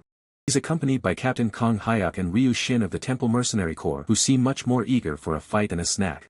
Ryu Shin leans back, his stomach growling as he demands something refreshing to beat the heat. Jin-woo ponders the request for a moment before a flash of inspiration hits him. He knows exactly what to serve. With practiced ease, he begins preparing the ingredients for a legendary dish, Kraken cold soup. Dish is served, shimmering with an ethereal glow that promises a taste unlike anything these mercenaries have ever experienced. Ryu Shin is skeptical about adding rice to cold noodles, but Jin-woo simply tells him to watch and learn. A single spoonful is lifted, glistening with a perfect balance of spice and chilled broth. As the flavors explode on his tongue, Ryu Shin's eyes widen in pure bliss, finally understanding the true depth of Jinwoo's cooking. Now a total convert, Ryu Shin begs for another bite while Jinwoo casually suggests he add more rice to maximize the experience. As Gentleman eats, Jinwoo asks if he's planning to hunt down the cat that's been attacking civilians lately. Gentleman confirms his mission, though Jinwoo expresses concern about him taking on such a dangerous task alone. With a grim look, Gentleman reveals that this isn't just any monster, it's likely connected to a notorious incident from a year ago. He explains how a mysterious thief hijacked a transport vehicle carrying high-level magic stones, leaving no trace behind. The culprit was a ghost, no name, no age, and no gender ever identified, making the investigation a total nightmare. Scene shifts to the dead of night, where a truck speeds down a lonely road, shadowed by predatory birds circling above. A mage activates her containment spell, declaring the start of the arrest for the wanted criminal beast.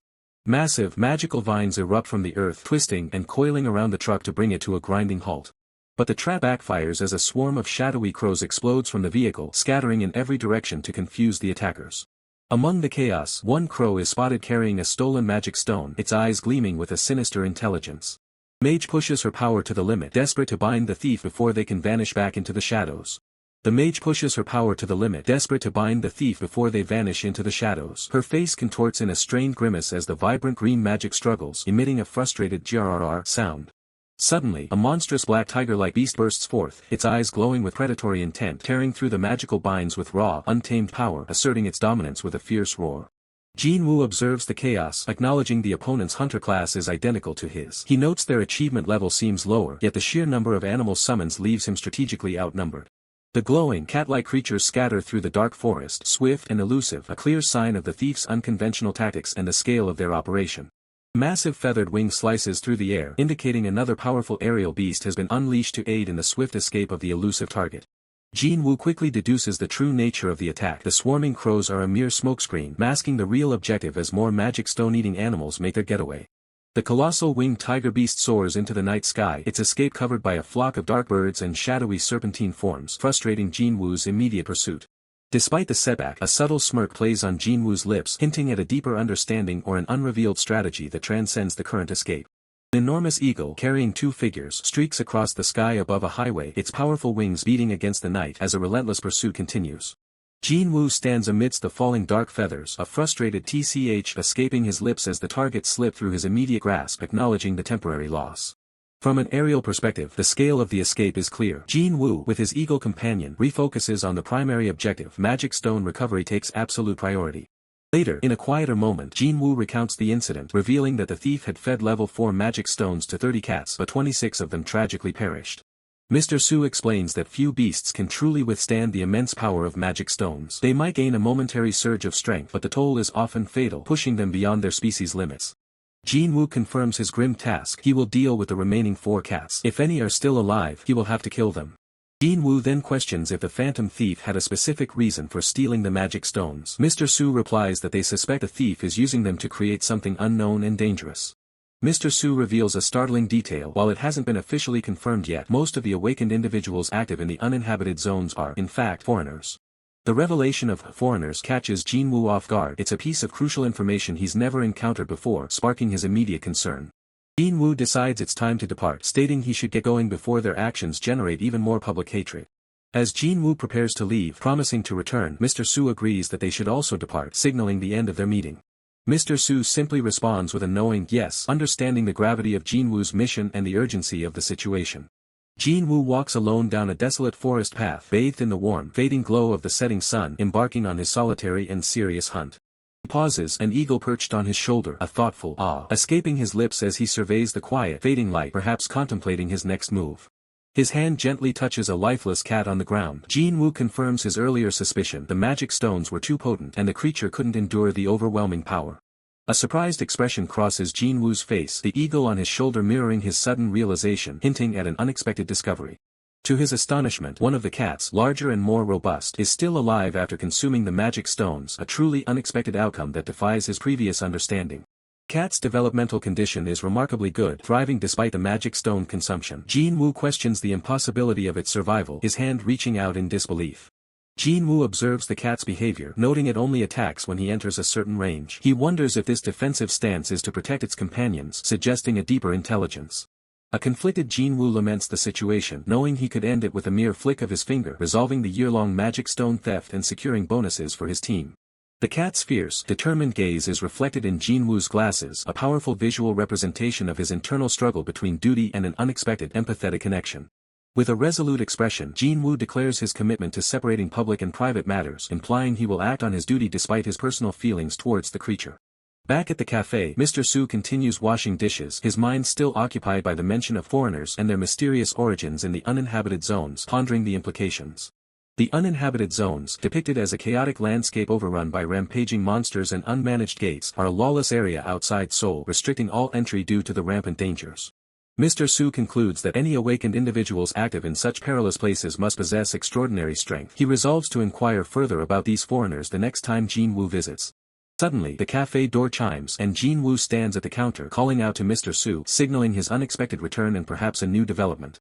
The blonde-haired man adjusts his fedora, his gaze fixed on the counter as he requests something with a real kick, fire liquor. Jin-woo gives a knowing smirk, warning his guest that 60-proof alcohol isn't something to take lightly without a proper side dish to soak it up. Finding himself out of pork, Jin-woo decides to substitute it with a premium cut of beef he had stored away, promising a superior flavor profile. With the precision of an awakened hunter, Jin-woo's knife glides through the meat, each slice perfectly uniform and ready for the pan. The beef hits the hot oil with a violent sizzle, the batter crisping up instantly as Jin-woo manages the heat with expert timing. He lifts the golden brown morsels from the fryer, ensuring the texture is light and airy, avoiding any hint of overcooking. A final flash fry completes the process, locking in the juices and giving the dish a professional, appetizing sheen. The blonde-haired man looks down at the plate, surprised by the sudden change in menu, questioning the unusual pairing with his drink. Jin-woo offers it on the house, but the blonde-haired man insists on paying his way, his pride as a gentleman refusing a free handout. He makes a specific request, salt instead of the usual sweet sauce, showing the refined palate of a true connoisseur. Jin-woo presents the fire liquor with a steady hand, the bottle's label glowing under the cafe's warm interior lights. The blonde-haired man carefully dips a piece of the crispy beef into the salt, focusing entirely on the purity of the ingredients. He takes a bite, the crunch of the batter ringing out in the quiet room as the flavors explode across his tongue. He follows it with a deep pull from his glass, the fire liquor burning down his throat and providing an instant sense of relief. A long, satisfied exhale escapes him. The combination is potent, washing away the fatigue of a long day in a single breath. Jin-woo watches his guest, the light-hearted mood shifting as the blonde-haired man begins to speak on a more serious note. The man muses on the conflict between the head and the heart, asking Jin-woo which side he tends to favor when the stakes are high. Standing amidst the kitchen equipment, Jin-woo considers the question, knowing all too well the weight of such choices. The blonde-haired man explains that on the battlefield, logic and emotion often pull a person in opposite directions. He paints a grim picture, a comrade dying in the middle of a swarm of enemies, a scenario every high-ranking hunter fears. A flash of memory shows Jin-woo in the thick of a past skirmish, steel clashing against steel as chaos erupts around him. The heart screams to save the individual, but the head demands breaking the lines to ensure the survival of the majority. Jin-woo remains in shadow, his expression unreadable as he absorbs the philosophical weight of the man's words. Regardless of the path taken, the man concludes that a price must always be paid, and regret is often the only reward. In his experience, no matter the method, there is always something to gain, but the cost is never truly forgotten. Jin-woo breaks his silence, posing a pragmatic question: what if the only thing being lost in the end is just money? The blonde-haired man pauses, the realization hitting him that in the world of awakened, currency is the cheapest price one can pay. His eyes narrow behind his glasses, reflecting a deep, hidden wisdom gained from years of survival and sacrifice. He drains the last of his glass, the fire liquor finally taking its full effect as he prepares to head back out into the night. Setting the glass down with a firm clack, he notes that he feels relieved to have shared this moment of clarity. Jin-woo watches him go, thinking about the man's final comment on how similar a spear master and a gentleman truly are. Door chimes again as a young woman in white enters, greeting the boss with a cheerful energy that cuts through the tension. She mentions seeing eagles parked outside, her curiosity piqued by the strange sight in the middle of the city. Outside, massive eagles sit motionless on street signs, their sharp eyes scanning the area like silent, feathered bodyguards. The girl spots the remains of the beef and immediately demands a serving for herself, completely ignoring the blonde-haired man's bad mood. The counter is cleared, leaving only empty bottles and clean plates as the late-night meal finally comes to an end. Blonde-haired man stumbles out of the cafe, the girl helping him along as the fire liquor begins to truly cloud his senses. They are suddenly stopped in their tracks by a massive, orange-striped cat that seems to have appeared out of thin air. The blonde-haired man blinks in disbelief, his drunken mind struggling to process the sheer size of the feline standing before them. The cat stares at them with a bored expression, dropping 3 dead mice at their feet, a bizarre form of repayment for its own secret meal. As the night deepens, Jin-woo finds himself supporting a woman who struggles to keep her footing, her steps unsteady as if she's been through a long ordeal. The cat, having fulfilled its unusual duty, watches them depart with an indifferent gaze, its yellow eyes reflecting the distant city lights. Meanwhile, in a mystical forest shrouded in twilight, glowing particles drift among small, ominous mounds, hinting at a hidden world beyond human comprehension. The morning sun breaks through, illuminating a vibrant cityscape as the sounds of a new day begin to stir. Yet, signs of recent turmoil are visible, with shattered glass scattered around a quiet cafe, suggesting a disturbance from the night before. Back inside, the small white creature, with wide, innocent eyes, patiently endures its morning teeth-brushing ritual, its fluffy fur unperturbed. The red-haired man shouts in alarm, warning the small white creature not to swallow the toothpaste foam, while Jin-woo watches on, slightly taken aback by the commotion. Jin-woo muses to himself, surprised he had a night free of nightmares, his gaze falling upon a newspaper on the table. The newspaper headline catches his eye, reporting the successful recovery of all magic stones, a significant event that draws Jin-woo's full attention. The article highlights a man who bought 4 level 4 magic stones with his own money to cover a loss, an enormous expenditure even for a guardian. Jin-woo continues to ponder the news, the weight of the information settling in as he flips the page, a slight flutter of paper echoing the quiet room. His sharp eyes narrow, a silent contemplation reflecting the complex implications of the news he just read. Another section of the newspaper reveals a more unsettling truth: a dangerous beast remains at large, and the mysterious foreigners continue to operate from uninhabited zone gates, their power immeasurable. The overhead view reveals the elderly white-haired man, deep in thought within his grand office, as the narrator explains the long history of awakened individuals rising and falling, and the perpetual ideological conflicts that plague their world. These conflicts are visualized as 2 opposing forces, one dedicated to protecting civilians and rebuilding cities, and the other, shrouded in darkness, representing a stark contrast in ideals, their endless clashes shaping the world. The narrator recounts a pivotal moment, the Great Monster Invasion 10 years prior, an event that saw a colossal, red-tinged figure loom over humanity, forever changing the course of history. Foreigner activity report is placed on a desk next to a telephone, accompanied by a heavy sigh, signaling a growing concern over these enigmatic entities. The elderly white-haired man contemplates the dire situation, wondering if they are on the verge of crossing a point of no return, his expression grim. A powerful hand clenches tightly, straining with immense effort, as a massive heave is exerted, indicating a colossal physical challenge. A massive humanoid robot stands, its mechanics being assessed. A voice notes the firing speed is too slow, suggesting work on the drive mechanism, while another praises the newly inserted artificial muscles.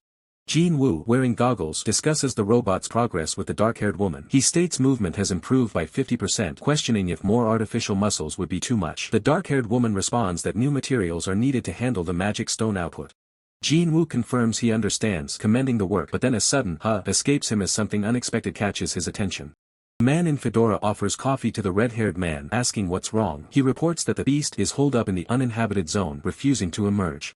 The red-haired man sips his coffee, recognizing the beast as a foreigner. He then asks if the other man heard the news. Undertaker is returning, prompting a surprised from him. The man in fedora listens intently, the subtle shift in his expression hinting at the gravity of the news. The man in fedora reveals that both Ma'am and Undertaker are ceasing their external duties and returning, a development that carries significant weight. Powerful hand, wreathed in green energy, plunges into the earth with a resounding thud as Jin-woo's thought emerges. Maybe. In the forest, a figure crackles with green energy, while the narrator expresses uncertainty about what might unfold. Below, a command rings out to catch the association awakened figure. A bat-like creature clings fiercely to a leg, its grip tightening as green energy pulses around it, a frantic struggle unfolding. The dark-haired woman moves with incredible speed, a burst of green energy trailing her, as she exclaims in frustration, of all places, the leg. Her face contorted in frustration, the dark-haired woman spots her target, letting out a sharp tch of annoyance. The dark-haired woman continues her relentless pursuit through the forest, a vivid green aura illuminating her path as she moves with determined speed. Jin-woo studies a map, considering his options. He notes he's never investigated the northwestern uninhabited zone gates and wonders if today is the day to explore them. The red-haired man stands, a paper in hand, deep in thought, perhaps contemplating the implications of the news he just heard or his next move. Finally, the red-haired man revels in some well-deserved free time, joyfully riding his new magic stone-powered motorcycle, a reward for his hard work investigating gates. Approaching the perimeter, the red-haired man slows his bike as a guard raises a detection wand, signaling him to halt. The guard stands firm, ordering him to wait as a mandatory inspection is required before he can proceed any further. While the guard requests his ID, the red-haired man grumbles internally about the constant security, though he knows the uninhabited zones have become a breeding ground for danger lately. Handing over his license under the alias Ekman Kan, he casually mentions he's just heading out for a trip, keeping his true mission under wraps. He makes a conscious effort to stay polite, strictly following the advice Jin Woo gave him about using formal speech with ordinary people to avoid unnecessary trouble. The guard finishes scanning him, confirming he isn't carrying any illegal magic stones before asking for a final signature on the log. He quickly signs the document as Ekman Kan, completing the formalities required to enter the restricted territory. With a crisp salute, the guard wishes him a safe return, and the red-haired man offers a respectful nod as the barrier finally lifts. He twists the throttle, the engine roaring to life as he prepares to dive into the heart of the wilderness. Reaching the northwestern uninhabited zone, he parks his bike and looks around, hoping his investigation will finally yield some results. With a determined smirk, he readies himself to start the investigation in earnest, scanning the dense forest for any signs of gate activity. Multiple gates loom in the distance, their swirling energies casting a haunting glow over the trees as he begins his sweep. He moves with practiced ease, his boots hitting the ground with precision as he navigates the rough terrain. He quickly identifies a level 8 plant-type habitat and a slime dungeon, dismissing them both as low-priority targets with nothing noteworthy inside. His luck takes a turn for the worse when he accidentally stumbles into a nest of monsters that attack with foul odors, forcing him to beat a hasty retreat. Exhausted and discouraged by the string of failures, his stomach begins to growl, reminding him that even hunters need to eat. Despite his hunger, he continues, projecting a powerful dragon's aura that sends the local monsters fleeing in absolute terror. Suddenly, his sharp eyes catch a flicker of movement through the foliage, his instincts screaming that he's no longer alone. Peering from behind a tree, he counts over 10 individual signatures moving through the woods, far more than he expected to find out here. He realizes with a start that these aren't monsters, they're awakened, and their presence here can only mean trouble. A woman with long dark hair leaps through the air, her movements so graceful and fast that the red-haired man wonders if he's looking at an elf. The dark-haired woman lands on a narrow stone path, but she's quickly surrounded by hooded figures closing in from the shadows. The pursuers laugh, calling her Shadow Cat and mocking her for finally being caught after interfering with their operations for so long. The dark-haired woman grits her teeth, feeling the vampire bat poison coursing through her veins and sapping her strength. She thinks back on the years she spent investigating these foreigners and their hidden bases, realizing her ghostly sprint and stealth classes might not be enough to save her this time. The enemies boast that it took them 5 years to set the perfect trap to capture her alive, and now they have her cornered. A massive, snarling tiger emerges beside its hooded master, who coldly declares they need her alive to extract information. He gives the order to the beast, torment her until she's on the brink of death, making sure she can no longer resist. As the tiger prepares to pounce, a sudden, ominous sound echoes through the clearing, stopping the attackers in their tracks. The hooded men look around in confusion, startled by a blinding light descending from the sky. The dark-haired woman looks up, her eyes widening as a surge of pure mana illuminates the entire forest. A massive pillar of brilliant blue energy crashes down, a display of overwhelming power that dwarfs everyone present. Blue mana swirls violently, forming a protective vortex around the woman as the ground trembles beneath the force. With a deafening roar, the energy explodes outward, a tidal wave of blue fire that sweeps across the battlefield. The tiger and its master are blown back by the shockwave, the man shouting in panic as he realizes his prey might be slipping away. He curses the awakened association, wondering how they could have produced a hunter with such an insane level of power. Recognizing the threat of a zero-grade awakened, the leader orders an immediate retreat, knowing all their plans must now be completely revised.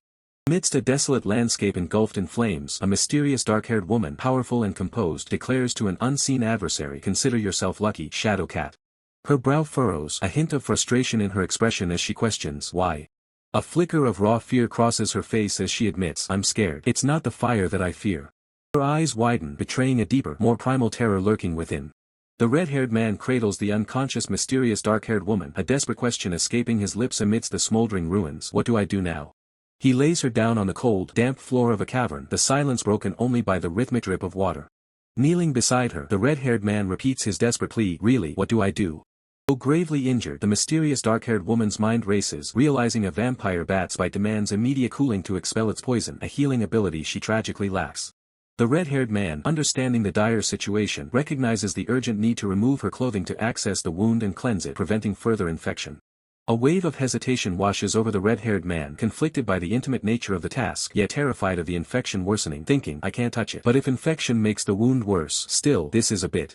With a determined resolve, he carefully begins to tear the fabric around her wound, proceeding gently, little by little. The mysterious dark-haired woman stirs, her eyes fluttering open with a soft gasp as she becomes aware of his actions, questioning, "Ah." She slowly pushes herself up, her gaze fixed on the red-haired man. The mysterious dark-haired woman, now more alert, asks, "Where is this?" The red-haired man informs her they are in a cave just outside the city center. She notes the subsiding pain, then asks the red-haired man if he was attempting first aid, referring to him as the restaurant nephew. Blushing profusely, the red-haired man stammers a denial despite her gratitude, saying, "Right and no." He simply reiterates, "No." The red-haired man avoids her gaze, an awkward silence hanging between them. The mysterious dark-haired woman attempts to rise but finds walking difficult, confirming her lingering weakness, stating, "No, walking is difficult." The red-haired man urges her to compose herself, warning of the danger and reminding her, "You're not even an awakened." Just as he reassures her, the red-haired man's attention is caught by something, exclaiming in surprise, "Auntie, are you here? Ah, this is the right place." His eyes widen in confusion at the unexpected arrival, marked by a questioning symbol. A distinguished formal man, accompanied by a formidable robot, asks the mysterious dark-haired woman if she's alright, offering medicine, then recognizes the red-haired man as the restaurant owner's nephew. The mysterious dark-haired woman questions the formal man's presence, asking, "What brings you here?" He calmly states that the red-haired man claims to be traveling. The formal man expresses skepticism about traveling in an uninhabited zone but confirms the red-haired man's traveler status on the Northern Gate Passage list, stating his traveler status is correct. The kneeling mysterious dark-haired woman wonders if everyone came for her, to which the formal man replies that she is considered the association's treasure. The formal man then inquires about the red-haired man's well-being, offering clothes if needed. The red-haired man, flustered, assures him he is fine, saying, "Oh, I'm fine, sir." With an eagle perched on his shoulder, the formal man thanks the red-haired man for taking care of our ma'am, promising a reward for his restaurant. Formal man advises an immediate return, citing the area's designation as a potential foreigner base, asking, "Will you return?" The red-haired man acknowledges the warning with a simple "Oh." The red-haired man asks Jin Woo if he used a breath attack, to which Jin Woo confirms, "That's right." A small white creature is seen playfully on Jin Woo's arm. Jin Woo watches the small white creature's playful antics on his shoulder, then acknowledges its actions with a simple, "Well, I see, well done." Kasima, perched happily on Jin Woo's shoulder, exclaims success. Jin Woo, however, is more concerned, asking, "No, more than that, are you really okay now?" The red-haired woman, holding Kasima, explains her strategy to Jin Woo, stating, "I need to exhaust this one's energy like this so she sleeps soundly."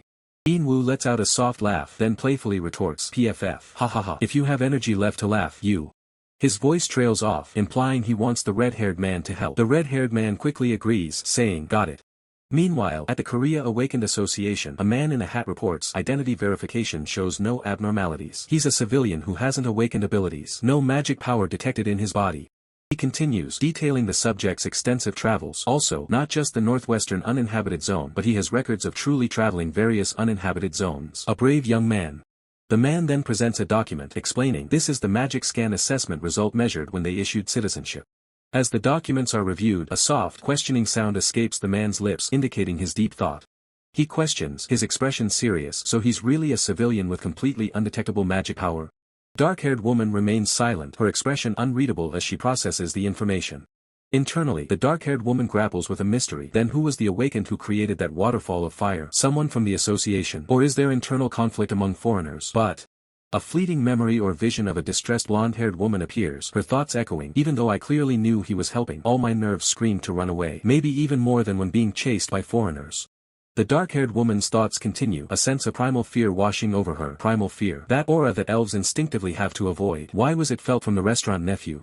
Metallic clanking sound echoes as a cloaked figure's gaunt hand is shown, hinting at a long and arduous journey.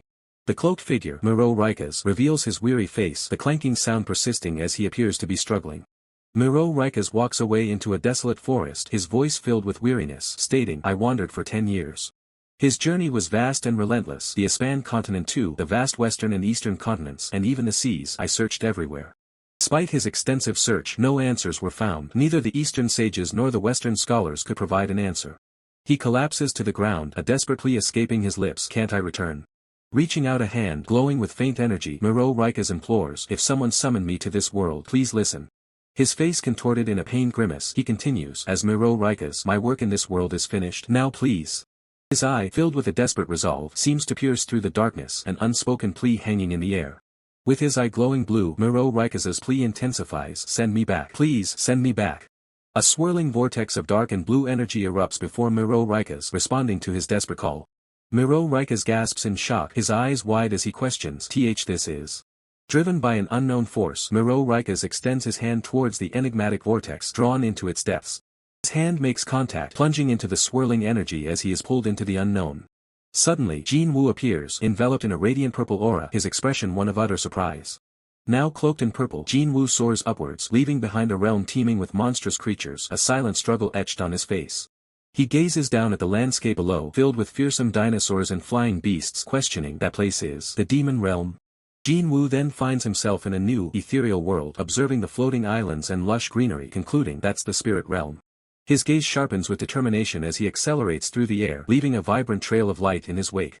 A new, bewildering sight greets him, a futuristic, glowing mechanical city. Jin Woo wonders aloud, what's that mechanical civilization world? As he plummets through a vertical tunnel of light, Jin Woo's surprise deepens, realizing, I've never seen it before. A pained grimace crosses Jin Woo's face, a single, guttural sound escaping his lips, ugh. Blinding golden light engulfs Jin Woo from behind, as if he's being forcefully pulled or pushed through dimensions, a silent scream of shock echoing. Still enveloped in the intense golden light, Jin Woo struggles, his face contorted in an upward gaze of pure effort. The struggle intensifies, Jin Woo's eyes are closed, his expression one of profound distress as he gasps within the overwhelming golden energy. Jin Woo stirs awake, clutching the small white creature tightly as the radio's voice cuts through the morning silence, announcing, today, the Awakened Association. He sits up, the lingering dread of his recurring nightmare still fresh. Realizing the small white creature has once again found comfort sleeping beside him, he thinks, it's that same nightmare again, and Joel is sleeping here again.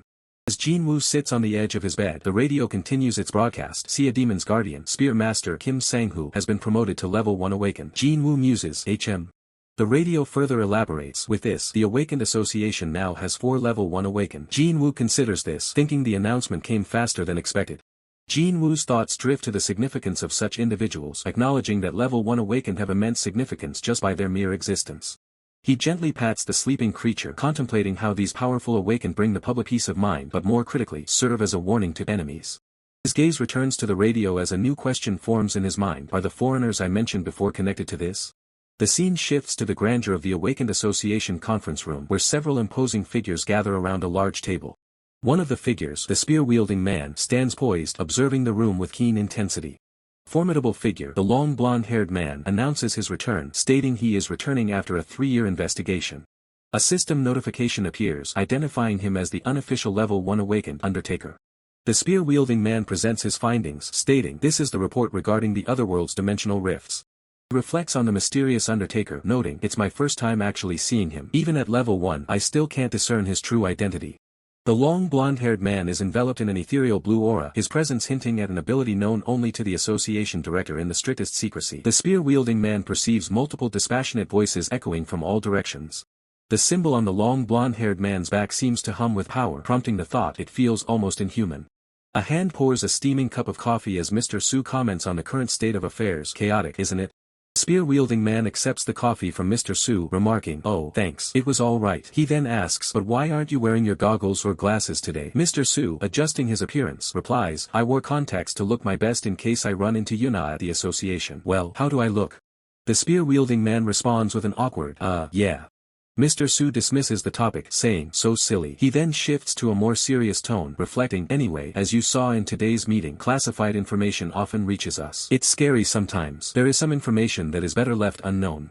Looking exhausted, the spear-wielding man expresses his desire, I'm tired. I just want to have a beer. Mr. Su's eyes widen in surprise, exclaiming, what, beer? As the spear-wielding man lets out a dramatic gasp.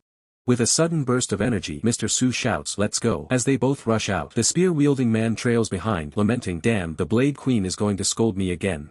They walk through the bustling city streets in broad daylight, still contemplating their daytime excursion. Meanwhile, Jin Woo stands with Kasima, accepting pizza boxes from a delivery man outside a restaurant. Mr. Su, spotting Jin Woo, comments with surprise, oh, even the restaurant owner eats delivery food? The delivery man explains, my kid said she wanted to eat some too. Kasima, holding a slice of pizza, innocently asks, want to eat pizza together? Charmed by Kasima's invitation, Mr. Su eagerly asks, oh, shall we? Can we get pizza and beer too? Jin Woo's chibi head appears as he politely instructs, yes, please go inside and wait a moment. Jin Woo, realizing the party is growing, remarks to the delivery man, I guess I'll have to order several more. The delivery man confirms, a large big pig cheese crust, right? I'll make it right away. The delivery man smiles and tells Jin Woo, you can eat while you wait, so take your time. You've seemed so busy lately. He then adds, that's right, even with another delivery person hired, there's no time to rest. My Eunju is 5 now, but I barely get to play with her. She's at such a cute age. Kasima beams at the delivery man. Jin Woo's chibi head appears, suggesting, bring Unju with you next time. The delivery man enthusiastically offers, I'll give you a meal on the house. It would be good for her to play with your little one too. The delivery man, pleased, exclaims, great, you said your daughter was 4, right? Since they're around the same age, they can be neighborhood friends. Jin Woo replies, she hasn't been out of her egg for very long but...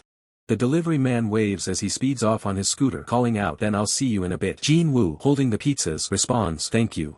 Jin Woo turns, pizza boxes in hand, declaring, now then, let me set everything up. Mouth-watering slice of big pig cheese crust pizza is lifted, the cheese stretching, much to Kasima's delight as she lets out a joyful kaya. Kasima savors her pizza, happily exclaiming, Q. Kasima enjoys her pizza, murmuring, delicious, while the spear-wielding man simply acknowledges, right. Jin Woo opens a bottle of beer at the table. Mr. Su asks, is it okay to drink during the daytime? Jin Woo confidently replies, it's fine. Jin Woo shows a ring on his finger, explaining, I'm wearing a ring today that removes alcohol from the body. He further elaborates, I can also remove it with mana control, it's a similar principle. I don't use it much, though, since I usually drink to get a buzz. The masterclass in mixology begins. First, Jin Woo stacks 2 soju glasses with precision. He pours the clear liquid until it hits the rim of the bottom glass, a perfect measure for the night ahead. Next, the soju is transferred into a larger beer glass. To complete the ratio, beer is added, filling it exactly to the height of the smaller soju glass. This is the science of the perfect drink. The red-haired man hums a happy tune as he stirs the mixture with his chopsticks. The liquid swirls and fizzes, coming alive under his rhythmic touch. One-shot somak is complete, sparkling next to a fresh pizza. The red-haired man offers it up, noting that he made it specifically for his friend because he'd probably break the glasses with his strength. Jin Woo, however, wonders if there's enough beer in there. The group gathers around the table, raising their glasses in a toast. They're celebrating the Sea Demon Spear Master's Level 1 awakening. It's a momentous occasion, even Kasima joins in the cheers with her juice. Outside, the city lights shimmer through the window as the group shouts one shot in unison. The celebration is in full swing, marking a new milestone for one of their own. The table is now littered with empty bottles, a testament to the night's festivities. The celebratory energy lingers in the air even as the drinks run dry. Suddenly, the red-haired man's watch begins to beep. He looks down, his expression shifting as he realizes he's being summoned. Duty calls, even during a party. Before leaving, they activate their rings, the blue mana vaporizing the alcohol from their systems instantly. The red-haired man asks if the somak was useful, and his companion agrees, it's a powerful tool for a quick boost. As they head for the door, they bid farewell to Mr. Su and Kasima. Mr. Su waves them off, wishing them a safe journey as they head back into the night. The red-haired man stops in his tracks, remembering something important. Kasima looks up, still focused on the pizza, but Jin Woo turns to see what the fuss is about. He explains that since his friend reached level 1 awakening, he received a special item. He wanted to bring it by to show Jin Woo, thinking it might be useful for the store. The red-haired man rushes back into the room, holding a blue booklet. He's eager to share this new find before he officially departs. It's a pamphlet from the Awakened Association. Jin Woo takes it, thanking him for the gesture as the red-haired man finally says his goodbyes for real this time. Kasima peers over Jin Woo's arm, her eyes widening as she points at the cover. It's magic, she exclaims. Jin Woo looks down, his curiosity piqued by her reaction. Jin Woo freezes as he sees the face on the pamphlet. It's the guardian of Gangbuk, a magician named Han Dukyung. The realization hits him like a physical blow. He knows this face. Kasima asks if the magician is a friend of his. Jin Woo can only manage a stunned as he stares at the image, a cold sweat breaking out on his brow. His mind wanders back to a time long forgotten. He remembers a friend from elementary school, someone he hasn't thought about in decades. High above the city of Gangbuk, a figure stands atop a steel tower. Dressed in a top hat and cape, he overlooks the sprawling metropolis like a silent sentinel. The magician tips his hat with a confident smirk. He believes that the harder the world gets, the more important it is to keep smiling. He reaches into his hat, preparing his next trick. Is everyone ready? He asks, his voice carrying over the crowd gathered below. With a flourish, a deck of cards explodes into the air, swirling in a magical vortex. The crowd erupts in cheers, captivated by the spectacular display of skill. He leans in close, his eyes gleaming with a mysterious light. Tonight in Gangbuk, he whispers, promising a night that no one will ever forget. Performance is a masterclass in showmanship. Han Dukyung stands tall amidst the floating cards, the true master of his domain. Back in the cafe, Jin Woo confirms Kasima's suspicion. Yes, this man was indeed an old friend of his from many years ago. He studies the photo, noting how much time has changed his friend's appearance and aura. Yet those distinctive eyes remain exactly the same as they were in childhood. Jin Woo recalls that his friend always dreamed of becoming a magician. Now, it seems he has truly achieved his goal, becoming one of the greatest in the field. Jin Woo closes his eyes, reflecting on his own journey. He's been thinking about the weight of his experiences and the passage of time. He remembers his life as a warrior in another world. If he lived 30 years there, he has also lived 30 years in this one. His soul is far older than his face suggests. He thinks of all the friends and family he had, the countless relationships he built over 60 years of life. Each one left a mark on his soul. But as the eras changed, people died and disappeared. Those intense feelings began to fade, buried under the weight of too many memories. He never expected to encounter an old friend like this. While his memories are hazy, the core emotions tied to those times remain perfectly intact. He remembers the simple joy of childhood, the happy feelings of playing in the streets. Those memories are a rare treasure in his long, battle-worn life. Jin-woo turns his attention back to the pamphlet, a thoughtful expression on his face. There's something else he needs to consider about this sudden reunion. He realizes just how much his friend has truly changed. It's not just the appearance, the very essence of the man seems different now. Crowd continues to roar as the performance reaches its climax. Han Duk-young is a star, a beacon of hope and wonder in a world that has grown harsh. The curtain falls on another successful show. Han Duk-young steps backstage, the adrenaline of the performance still coursing through his veins. Suddenly, he stops, his senses tingling. He senses something unexpected, something powerful. A gate, he mutters, his eyes narrowing as he looks toward the source of the disturbance. Hunter's gaze is fixed on the newly manifested gate, a swirling vortex of energy igniting the night sky over the city outskirts. Its raw power pulses, a clear signal of an imminent threat. His face partially obscured, the man remains stoic, his grip firm on his cane. The anomaly demands immediate attention. A system notification appears, pinpointing the anomaly's location, the outskirts of Mia Station. He observes the site, noting the gate's appearance on the rooftop of a neutral building. He recognizes the severe risk this location poses, capable of inflicting catastrophic damage. He concludes that swift action is paramount and prepares to clear the threat. A spear of pure magical energy, imbued with the symbol of a playing card, materializes in his hand. Hunter recognizes the distinct energy signature, understanding the unique nature of the unfolding phenomenon. With a flourish, he unleashes his power, summoning a colossal ace of spades glowing with potent purple energy as he moves with incredible speed. He propels himself forward, a blur of purple energy, directly into the heart of the fiery gate to confront whatever lies beyond. Inside the gate, he finds himself in an otherworldly dimension, a vast expanse of intricate clockwork machinery and floating debris standing upon a platform of purple energy. He surveys the strange new world, his expression thoughtful as he processes the unique environment he has entered. He muses internally, machinery, is it? The entire realm seems to be constructed from gears and clockwork, a mechanical marvel. The vastness of the mechanical dungeon unfolds before him, with colossal gears and shattered mechanisms creating a daunting landscape. Shadows hint at the presence of monstrous inhabitants. Observing the bizarre mechanical constructs, he concludes, how grotesque. It's an abnormal phenomenon. His determination solidifies, and he decides to clear the dungeon immediately. He extends his hand, and a cascade of glowing purple playing cards fans out, shimmering with arcane power and ready for deployment. Two specific cards, one red and one black, manifest with an intense purple glow, spinning into position. On the cards, two grotesque, puppet-like entities, one vibrant purple and the other monochrome, descend to take their place beside him. The hunter raises his arm, and a surge of purple energy emanates from his hand, directing his newly summoned allies. Suddenly, a colossal, golden mechanical fist barrels forward, radiating immense power and signaling the arrival of a formidable opponent.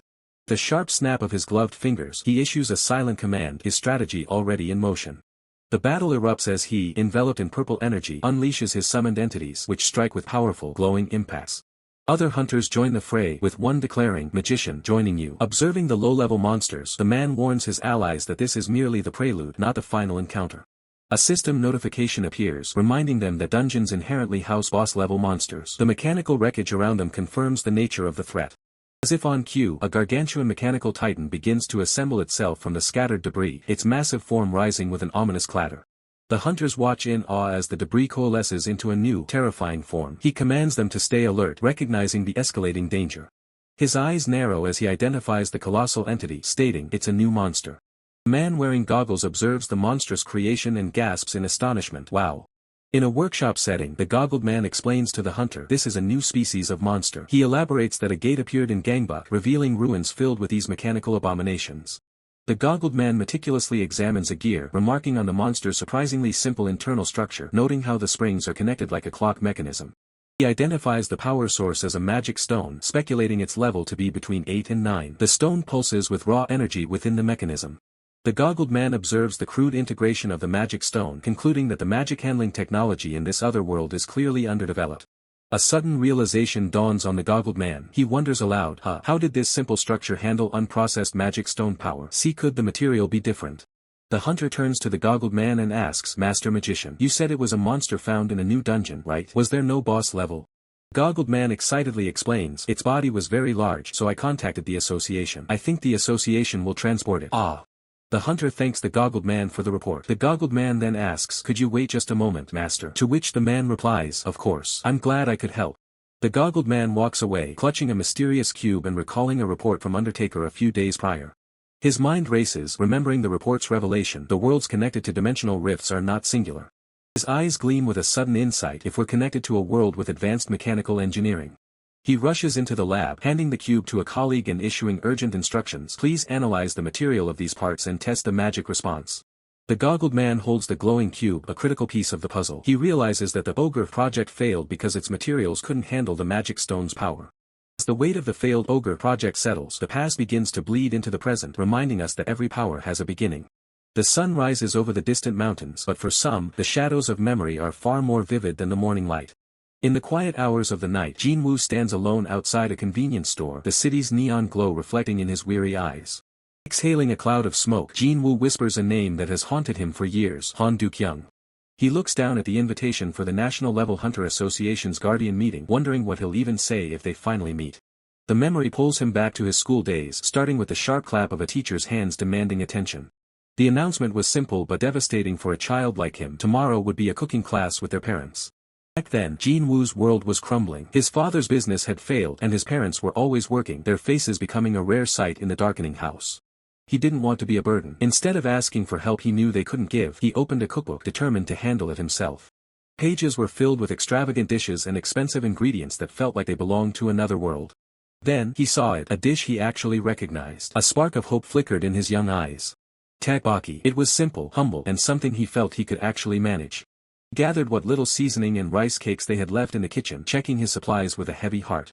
Standing in the dim kitchen, Jin-woo looked more like a soldier preparing for a battle he wasn't ready for than a child at play. He counted the coins in his hand. 801. It was all he had to buy the rest of the ingredients. He ran to the local market, his small legs moving as fast as they could carry him. He begged the shopkeeper for fish cakes and dumplings, but the man shook his head. 801 wasn't nearly enough. Jin-woo froze, his heart sinking. But then, the shopkeeper reached out with an alternative. He handed him a head of cabbage. It wasn't what the recipe called for, but it was something. Clutching the black plastic bag, Jin-woo walked home, the weight of the cabbage feeling like a treasure. He even hummed a little tune, trying to convince himself that everything would turn out fine. The day of the class arrived. The room was loud with the laughter of children and their mothers, but Jin-woo stood at his station alone. Ignoring the stares, he whispered to himself that he could do it. He had to. But disaster struck quickly. The pot began to boil over, and the smell of burning food filled the air. He took a cautious taste, but his face fell. It was incredibly salty. In a panic, he poured in more water, hoping to balance the flavors. He tried it again, desperate for a different result. Water had done its job too well. Now, the dish had no taste at all. It was just soggy rice cakes in red water. He was out of ingredients and out of time. The reality of his isolation finally began to crush him. In a room full of families, Jin-woo stood in a spotlight of loneliness, the silence of his station deafening. He hung his head, the shame of his failure feeling heavier than any physical burden. Suddenly, a boy approached. It was Han Duk-young. He asked to try the tteokbokki with a curious smile. Jin-woo tried to stop him, terrified of the judgment he knew was coming. Duk-young didn't listen. He took a bite, his expression unreadable for a split second. Then, he looked up at Jin-woo and flashed a bright toothy grin. Jin-woo could only stare in confusion. Why was he smiling? Duk-young turned to the entire class and shouted at the top of his lungs, telling everyone that Jin-woo's cooking was the best thing he'd ever tasted. Jin-woo stammered, calling him a liar, but Duk-young just leaned in and told him to just watch. In that moment, a bond was forged that would change both their lives forever. Young Han Duk-young smiles brightly, declaring his childhood ambition to become a magician. He claims he'll use his mystical powers for one thing: making the perfect tteokbokki. A young Jin-woo looks on in total confusion, stammering at the sudden declaration. Ignoring the skepticism, Duk-young commands him to turn the stove's fire to the absolute maximum. With a dramatic flair, Duk-young hovers his hands over the bubbling pot, pretending to weave a spell into the spicy sauce. The steam rises as the magic begins to take hold. The commotion draws a crowd of curious children. They whisper among themselves, wondering what exactly these two are cooking up on the classroom stove. Duk-young ignores the jab about the missing fish cakes, wearing a confident smirk. He insists that his magic has made this batch special and urges Jin-woo to take the first bite. Jin-woo takes a taste and his eyes go wide. The flavor is incredible. Shocked, he looks up and asks Duk-young what he actually did to the food. Duk-young just laughs, leaning back with a satisfied grin. He sticks to his story, playfully repeating that it's simply the power of magic. The other kids can't resist the aroma any longer. They swarm the table, shouting for their turn to try the magical snack. Jin-woo is desperate to know the secret, but Do-kyung's business sense is already sharp. He tells his friend that such valuable information can't be given away for free. Jin-woo immediately starts digging through his pockets, offering up 500 won just to hear the secret. But Do-kyung shakes his head. Money isn't what he's looking for. Do-kyung looks at him with a soft, knowing expression. There's a deeper connection forming here than just a simple recipe secret. Jin-woo realizes that Do-kyung, just like him, is often alone. That shared solitude creates a silent understanding between the two boys. A simple "yeah" seals the deal. In the quiet of the classroom, a true friendship is born over a pot of steaming tteokbokki. Memory fades into a warm, golden light as they agree to move forward together. It was a promise made in their youth that would echo through time. The sound of bubbling sauce brings us back to the present. The heat is high, just like Do-kyung taught him all those years ago. Adult Jin-woo stands in his modern kitchen, reflecting on that pivotal second-grade year. It was the moment his family's luck began to turn, and the moment he met his best friend. Takes a careful sip from his spoon. The seasoning is perfect, a nostalgic flavor that brings back a flood of memories. He adds the final ingredients, letting the sauce simmer down until it's thick and rich. Every movement is practiced, a tribute to the magic he learned as a child. Jin-woo looks over the kitchen, noting they still have plenty of meat left. He decides to fry up some chili for dipping, making it a feast. Kasima trots into the kitchen, her eyes wide with hunger as she asks what's for dinner. Jin-woo gently tells her it'll be a few more minutes and suggests she goes to play. Red-haired man enters the room just as Kasima is about to head out. She beams at him, her innocent joy lighting up the kitchen. Before she can escape, the red-haired man scoops her up, planting a big brotherly kiss on her cheek. Kasima giggles uncontrollably at the affection. He grins, telling her that as her big brother, it's his job to spoil her as much as he wants. Kasima just laughs, shouting how much she loves him. Red-haired man chases after her, jokingly demanding even more kisses as they run out of the kitchen. Jin-woo watches them go with a quiet smile. The door opens and a man in goggles enters, followed by the elderly white-haired man. They greet the little lady and the red-haired man as they walk in. The man in goggles announces his arrival with a cheerful shout. Behind him, the elderly white-haired man carries himself with a dignified, mysterious air. The elderly white-haired man smiles at Jin-woo, mentioning that Mr. Gearwork has been singing his praises. He seems impressed by the young hunter's reputation. Jin-woo is caught off guard, offering a hesitant, stuttered greeting. He didn't expect such high-profile visitors in his kitchen today. The goggle-wearing man eagerly asks what's on the menu. Jin-woo tells them he's just finished the tteokbokki but offers to make whatever else they might desire.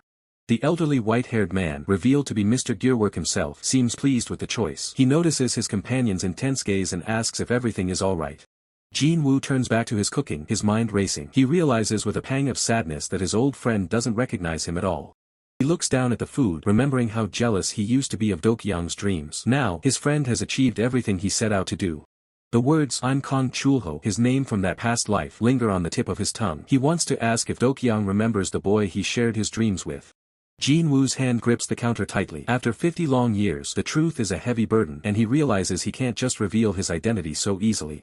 Life continues for Jin-woo despite the burden of his past. In a cozy cafe, the bustling world carries on, offering moments of quiet joy. An elderly white-haired man savors his tteokbokki, exclaiming, this is incredible. How can tteokbokki taste this savory?" Mr. Soo, proud of the dish, replies, "See, I told you this man's cooking is the real deal. What do you think?" The elderly man chuckles, noting he's eager for the rest.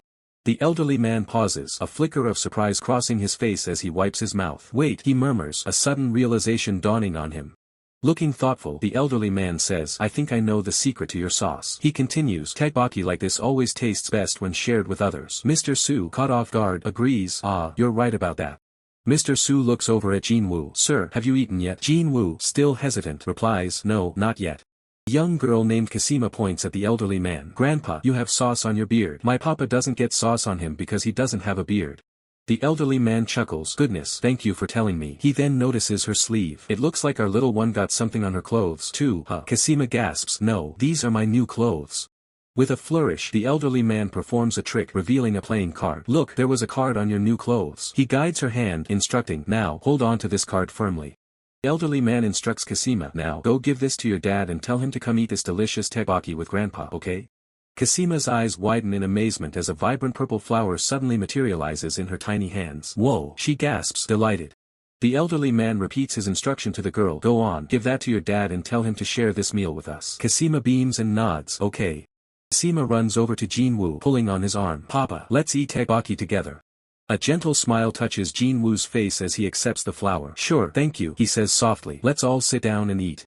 Jin-woo lifts Kasima into his arms while Mr. Soo, still at the table, looks on with a surprised, Suddenly, Mr. Su jumps up. Whoa! The elderly man asks with concern, is everything alright? An emergency? Mr. Su quickly clarifies, no, it's the test results. They're out. Mr. Su rushes toward the exit. I have to go right now. I'm so sorry to leave when we just sat down. I'll settle the bill on my way out. Jin-woo simply nods. Alright.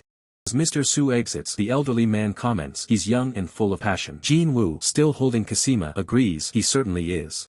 Jin-woo turns to the elderly man with a thoughtful expression. Sir, about this tteokbokki sauce. Jin-woo asks directly, you used ramen seasoning in it, didn't you? The elderly man's eyes widen in surprise. Elderly man confirms with a nostalgic smile, yes, that's exactly right. It's such a familiar taste. It reminds me of an old friend who used to visit me every day. A flashback shows a younger version of the man sharing a meal with a friend. He narrates, my family was poor, so we didn't have much. But I could at least make a good tteokbokki. Every day, I'd make it using ramen soup packets. We'd eat our fill and just talk. Curious, Jin-woo asks, what did you talk about? The elderly man's smile widens as he proudly declares, our dreams. Flashback continues, showing him performing magic tricks. My dream was to be a magician. I loved making people smile. To me, those smiles were the very definition of happiness. Returning to the present, the elderly man reflects, I lived as a magician for a long time. Perhaps I lacked talent, as I remained a third-rate performer wandering with small troops. Jin-woo listens intently, responding, I see. The flashback shifts as the elderly man is shown imbued with a glowing aura, standing against a shadowy entity. Those times were hard, yet they were joyful because I was chasing my dream. Eventually, the world changed and I gained actual power. The world began calling me a former third-rate magician, a guardian. Back in the cafe, he continues, whenever I felt like giving up, I would remember those days. The time spent sharing dreams with my friend. Scene returns to the black and white flashback of the two boys. The white clouds passing the basement window, the warm breeze, and our laughter lasting until dusk. Those were the pure days of my youth. Jin-woo remains silent, the elderly man's words resonating deeply within him. The elderly man asks Jin-woo, and how about now? He answers his own question with a knowing smile, it hasn't changed. Standing tall, the elderly man declares with conviction, I protect everyone so they can keep smiling. I am both a guardian and a magician, and I'm still chasing the dreams of that boy. Jin-woo looks determined as a soft glow envelopes him. He says softly, then I'll use a little magic of my own to make this tteokbokki even more delicious. A warm smile crosses Jin-woo's face. I'm glad to hear that, he says, finding a moment of peace. The elderly man picks up his cane to leave. That was a wonderful meal. I'll come by often. This was a very pleasant time. Extending his hand, the elderly man introduces himself. I am Han Dokyoung. And your name, sir? Jin-woo shakes his hand firmly and provides an alias. I'm Kang Cheol-ho.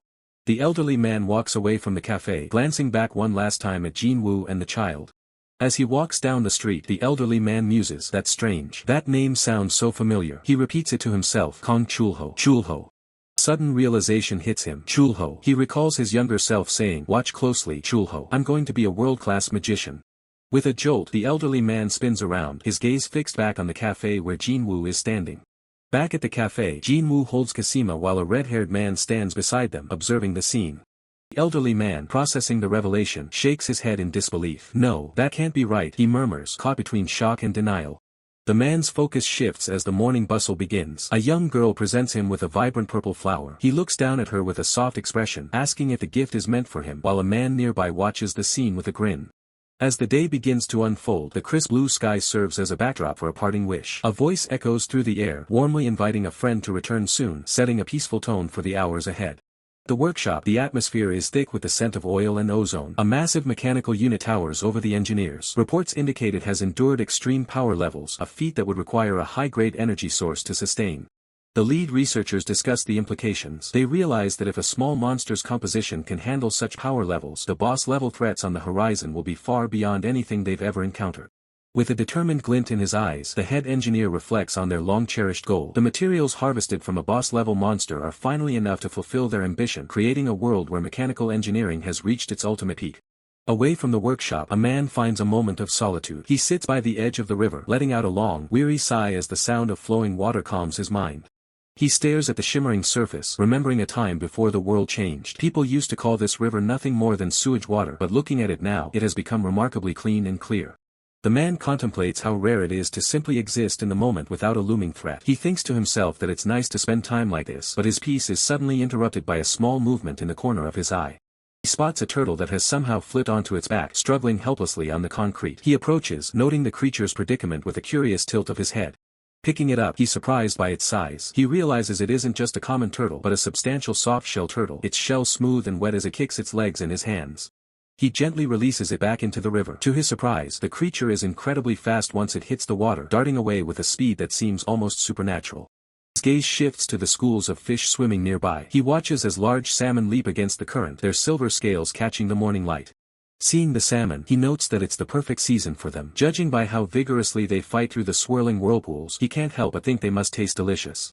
The river is alive with activity. The whirlpools churn violently, creating a natural obstacle for any creature trying to pass through. Suddenly, the soft-shell turtle reappears, caught in the center of a powerful vortex. It spins rapidly, seemingly unable to break free from the water's crushing grip.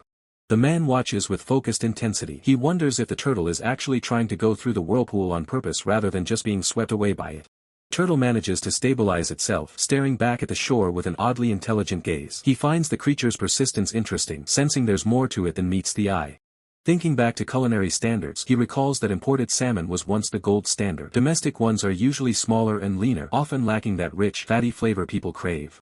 However, in these uncertain times where trade is a gamble, being able to catch a fresh one right here is nothing short of a blessing. Back in his kitchen, the man prepares the catch. He knows salmon are a hassle to prep because of the tiny bones hidden in the soft flesh, requiring a steady hand and absolute precision. He draws his blade, focus evident in his posture. He makes a surgical strike, knowing he must carefully cut only the backbone to keep the fillet intact. Using tweezers, he meticulously pulls out the remaining bones. He reminds himself that wiping the flesh with salt water is the secret to removing the fishy scent and making the meat firmer. The result is a perfect, glistening fillet. The orange meat sparkles under the kitchen lights, clean and ready for the final preparation. He plans the rest of the meal, deciding to use the head and bones for a rich soup while separating the prime cuts for the main dish. As he takes a bite, he savors the unique, oily richness that only salmon can provide. The tender texture is a rewarding payoff for his careful preparation. He thinks that salmon usually pairs best with alcohol, but since he has to prepare breakfast for the family, he decides to go with rice. Upstairs, the sounds of the household waking up signal the start of a busy morning. The bell at the entrance rings, signaling the arrival of the day's first visitor. He looks up from the counter, surprised to already have a customer so early in the morning. A young, disheveled boy stands at the door, his clothes tattered and his expression timid. With a trembling voice, he asks for a meal, looking as if he hasn't eaten in days.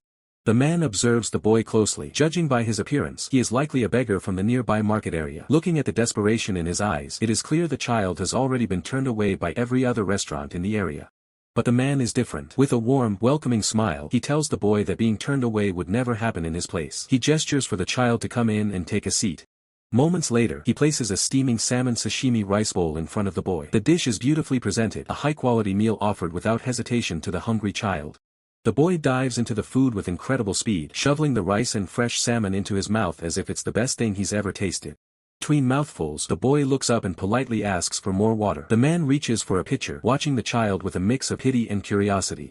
The boy chugs the water down instantly, letting out a satisfied sound. The man can only watch in slight amazement at the kid's appetite. When the boy finishes, he leaves behind a small pile of ordinary stones and shells on the counter as payment. The man stares at the items, a look of realization beginning to dawn on him. His eyes widen as he senses a strange energy coming from the child. He mutters to himself, his senses picking up something far beyond a normal human. As the boy walks away, the man realizes this is a spiritual creature in human form. It seems the soft-shell turtle from the river has come to pay him a visit. The man realizes this creature is essentially harmless. To help it cross the whirlpool it struggled with, he decides he'll need to fetch some special ingredients, and he has a few questions for this visitor when they meet again. While Jin-woo prepared to gather the necessary ingredients and questions for his unique visitor, a different corner of this altered world faced its own peculiar challenges. Under a shimmering dimensional rift, rain fell on a field where minotaur-like creatures toiled. A minotaur named Mino reflects on his new identity. His big bro shortened his name to Mino, a nickname he believes has significantly increased his chances of survival, bringing him a sense of relief. Mino continues his internal monologue, acknowledging that while his big bro sometimes eyes him hungrily, he finds it acceptable. Suddenly, a woman's voice calls out, addressing him directly, "Hey, Mino." The woman is Soplin Lees, a vampire lord and one of the 4 lords of the demon realm. She points into the distance, instructing Mino, "Look over there." Mino identifies the woman speaking so casually to him as Soplin Lees, a formidable vampire lord and a high-ranking member of the 4 lords. He muses that for a mere monster like himself, engaging in conversation with such a powerful being would have been impossible in his old world. Yet in this new reality, a strict law dictates those who don't work don't eat, forcing him into the life of a country farmer. Mino stares down, utterly bewildered, at a small, sentient onion scurrying across the ground. He questions in his mind, a walking onion. Mino reacts with a surprised bellow, "Moo," as he carefully picks up the tiny, walking onion in his hand. He excitedly informs Soplin Lee's, Lady Lee's, it's an onion, moo. It's alive, moo. Soplin Lee's confirms, oh my, it really is. Soplin Lee's, holding the creature, asks, shall we raise it? Mino, ever practical, questions, can we even grow onions? To which Soplin Lee's confidently replies, yes, we can. With a predatory smile, Soplin Lee suggests, since it's a special onion, I want to give it a new name. How about Johannes Kaijin Kindred Python? Mino quickly interjects, finding the name too difficult. Too hard to say, moo. Mino, kneeling, proposes a simpler name based on its walking sound. It walks tuk-tuk, so how about naming it Ttubeak? Soplin Lee's, however, dismisses it, saying, that sounds lame. Soplin Lee's then asks Mino, then where should Ttubeak's spot be? Mino points to a freshly tilled area, replying, over there, we've just plowed a new field. Mino gazes out at the newly prepared field, letting out a contemplative mumu. Mino calls out to Soplin Lee's, Lady Soplin Lee's, moo. She turns, asking, what is it? Mino reflects internally that living by farming is not as bad as I thought. Soplin Lee's expression turns serious as she muses that such a feeling was unimaginable in the demon realm. She questions, peace, what's that? Her thoughts drift to the demon realm, a world of endless wars where the weak were constantly killed to be surpassed by the strong. She recalls living at the very center of that vortex. Now, however, she finds herself smiling, realizing the simple pleasure of working hard with the hell cows and the taste of food after sweating together. She affirms, that's right. Soplin Lee's declares, since we've got Ttubeak now, we should make fertilizer for the new field where it'll grow. Mino enthusiastically agrees, that's right. Tragically, the small, walking onion Ttubeak is mercilessly crushed under a heavy roller as the field is smoothed for planting. Mino and Soplin Lee's watch in horror as the field is smoothed, realizing that Ttubeak has become a casualty of their agricultural efforts. A horrifying, glitching red skull appears, signifying a system error or a grave, irreversible mistake regarding the creature.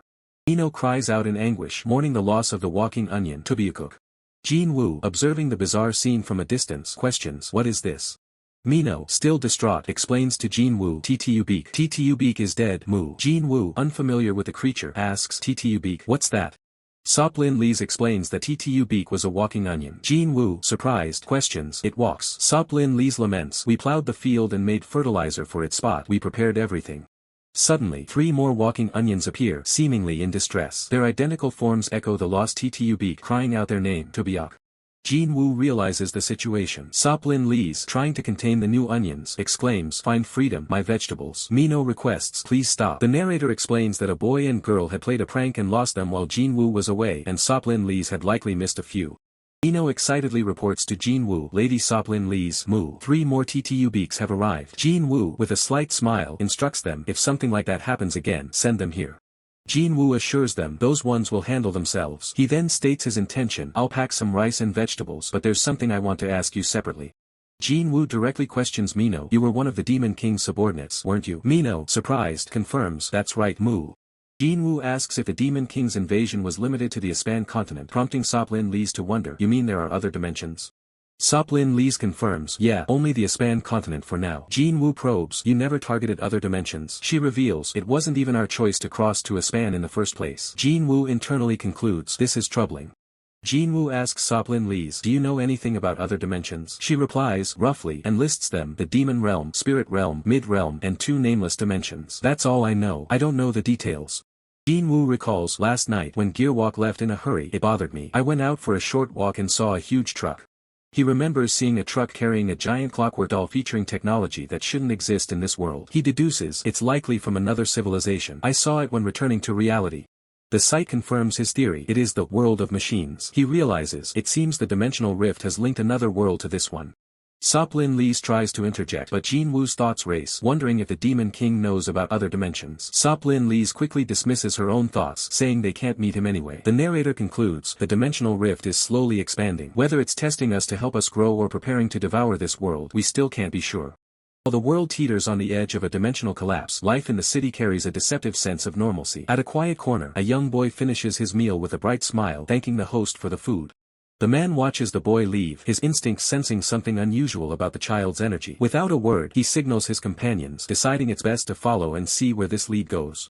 The trail leads them toward the river, where the bright sun reflects off the urban skyline. The boy stops, looking out over the water as if searching for a specific destination.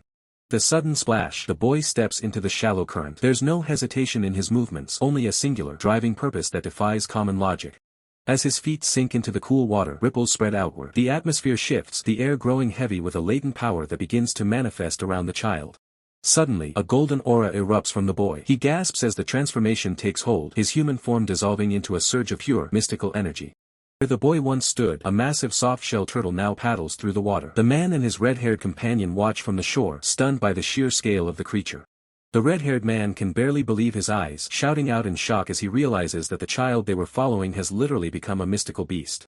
The blonde-haired man joins them, his gaze fixed on the river. He identifies the creature immediately, a mystical being, rare and driven by instincts beyond human comprehension. The turtle is fixated on a violent whirlpool churning in the center of the river. When asked what he's doing, the boy, now in turtle form, reveals his obsession. He must pass through that vortex. Current is too strong. The turtle is swept away, spinning helplessly as the whirlpool rejects his advance. On the shore, the group sighs. It's another failed attempt.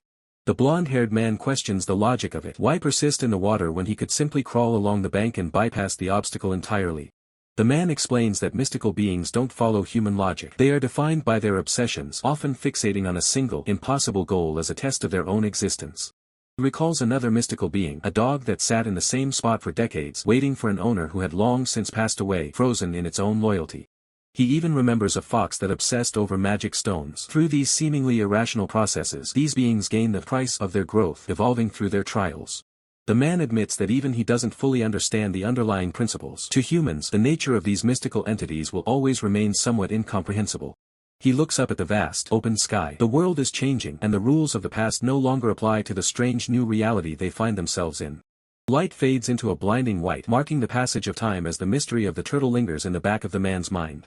A few days later, the man is back in the city. The routine continues, but the weight of the coming conflict is never far from his thoughts. The boy returns to the cafe, his shoulders slumped in defeat. He looks exhausted, his voice small as he asks for something to eat to soothe his failing spirits. The man realizes it's already the sixth day of the boy's struggle. The constant failure at the whirlpool has clearly taken its toll, leaving the child depressed and drained.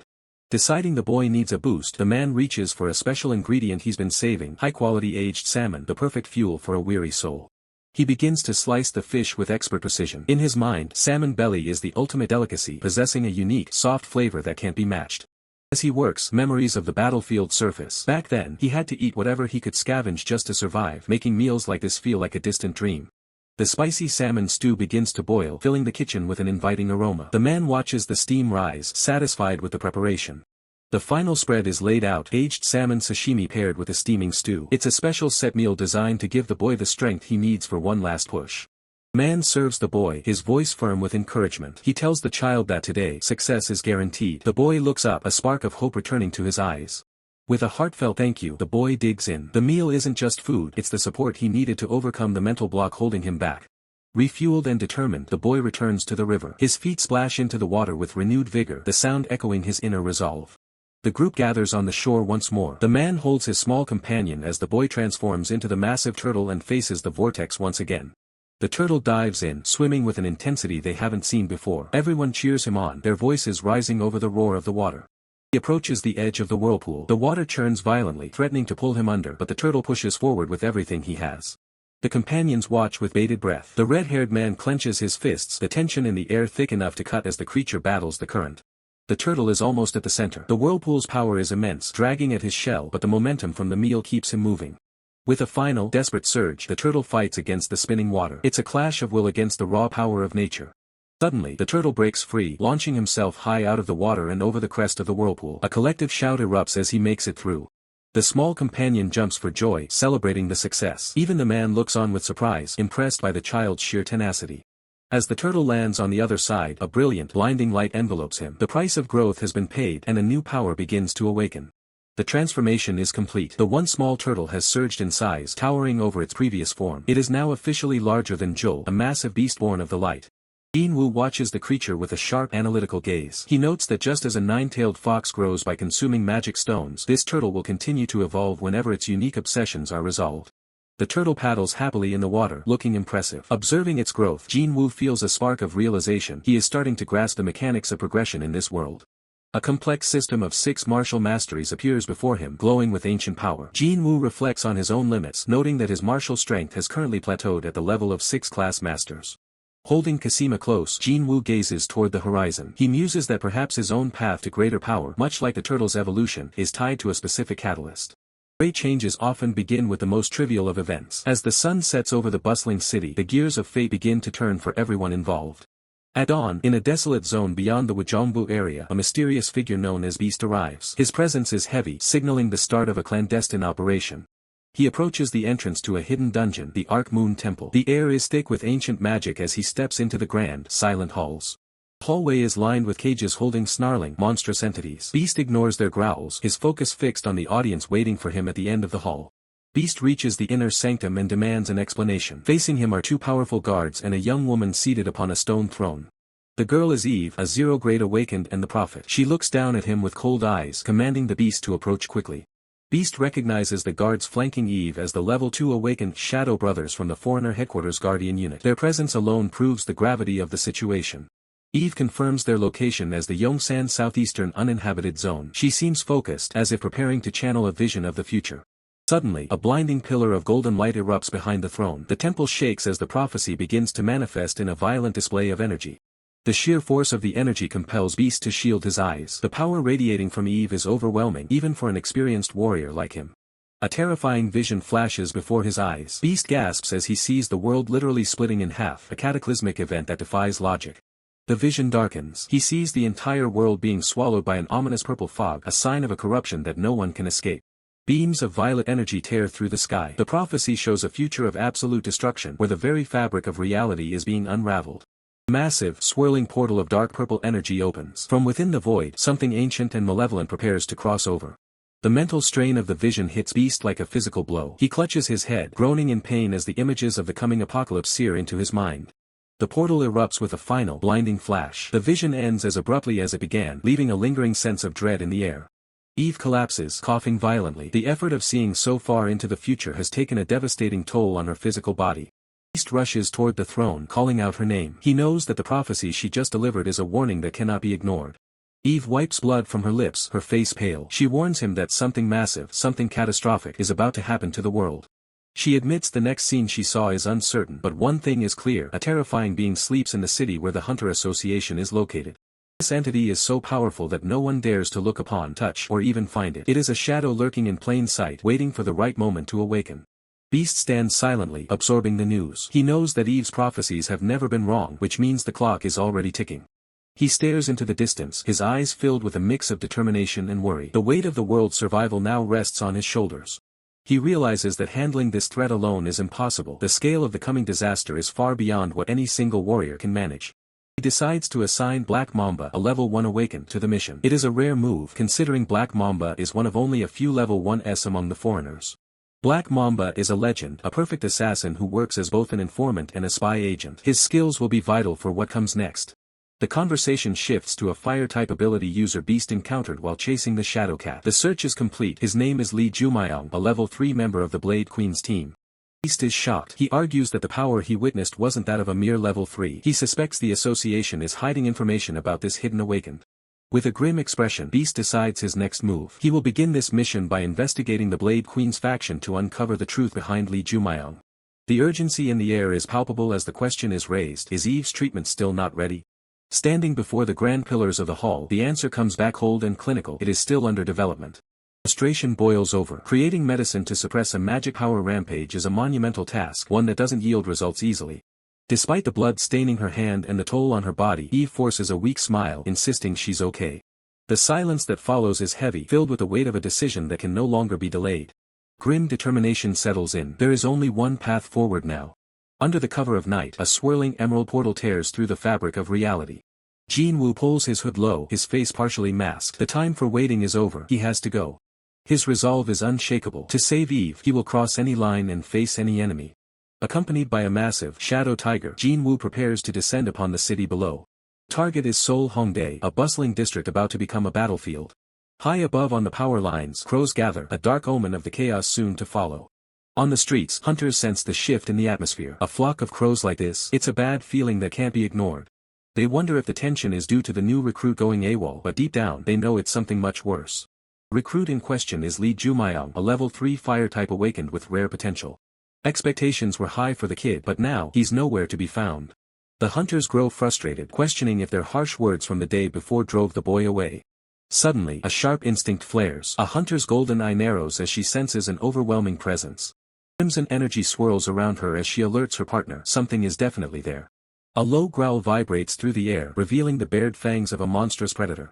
Emerging from the shadows, Jin-woo arrives, mounted atop the terrifying beast.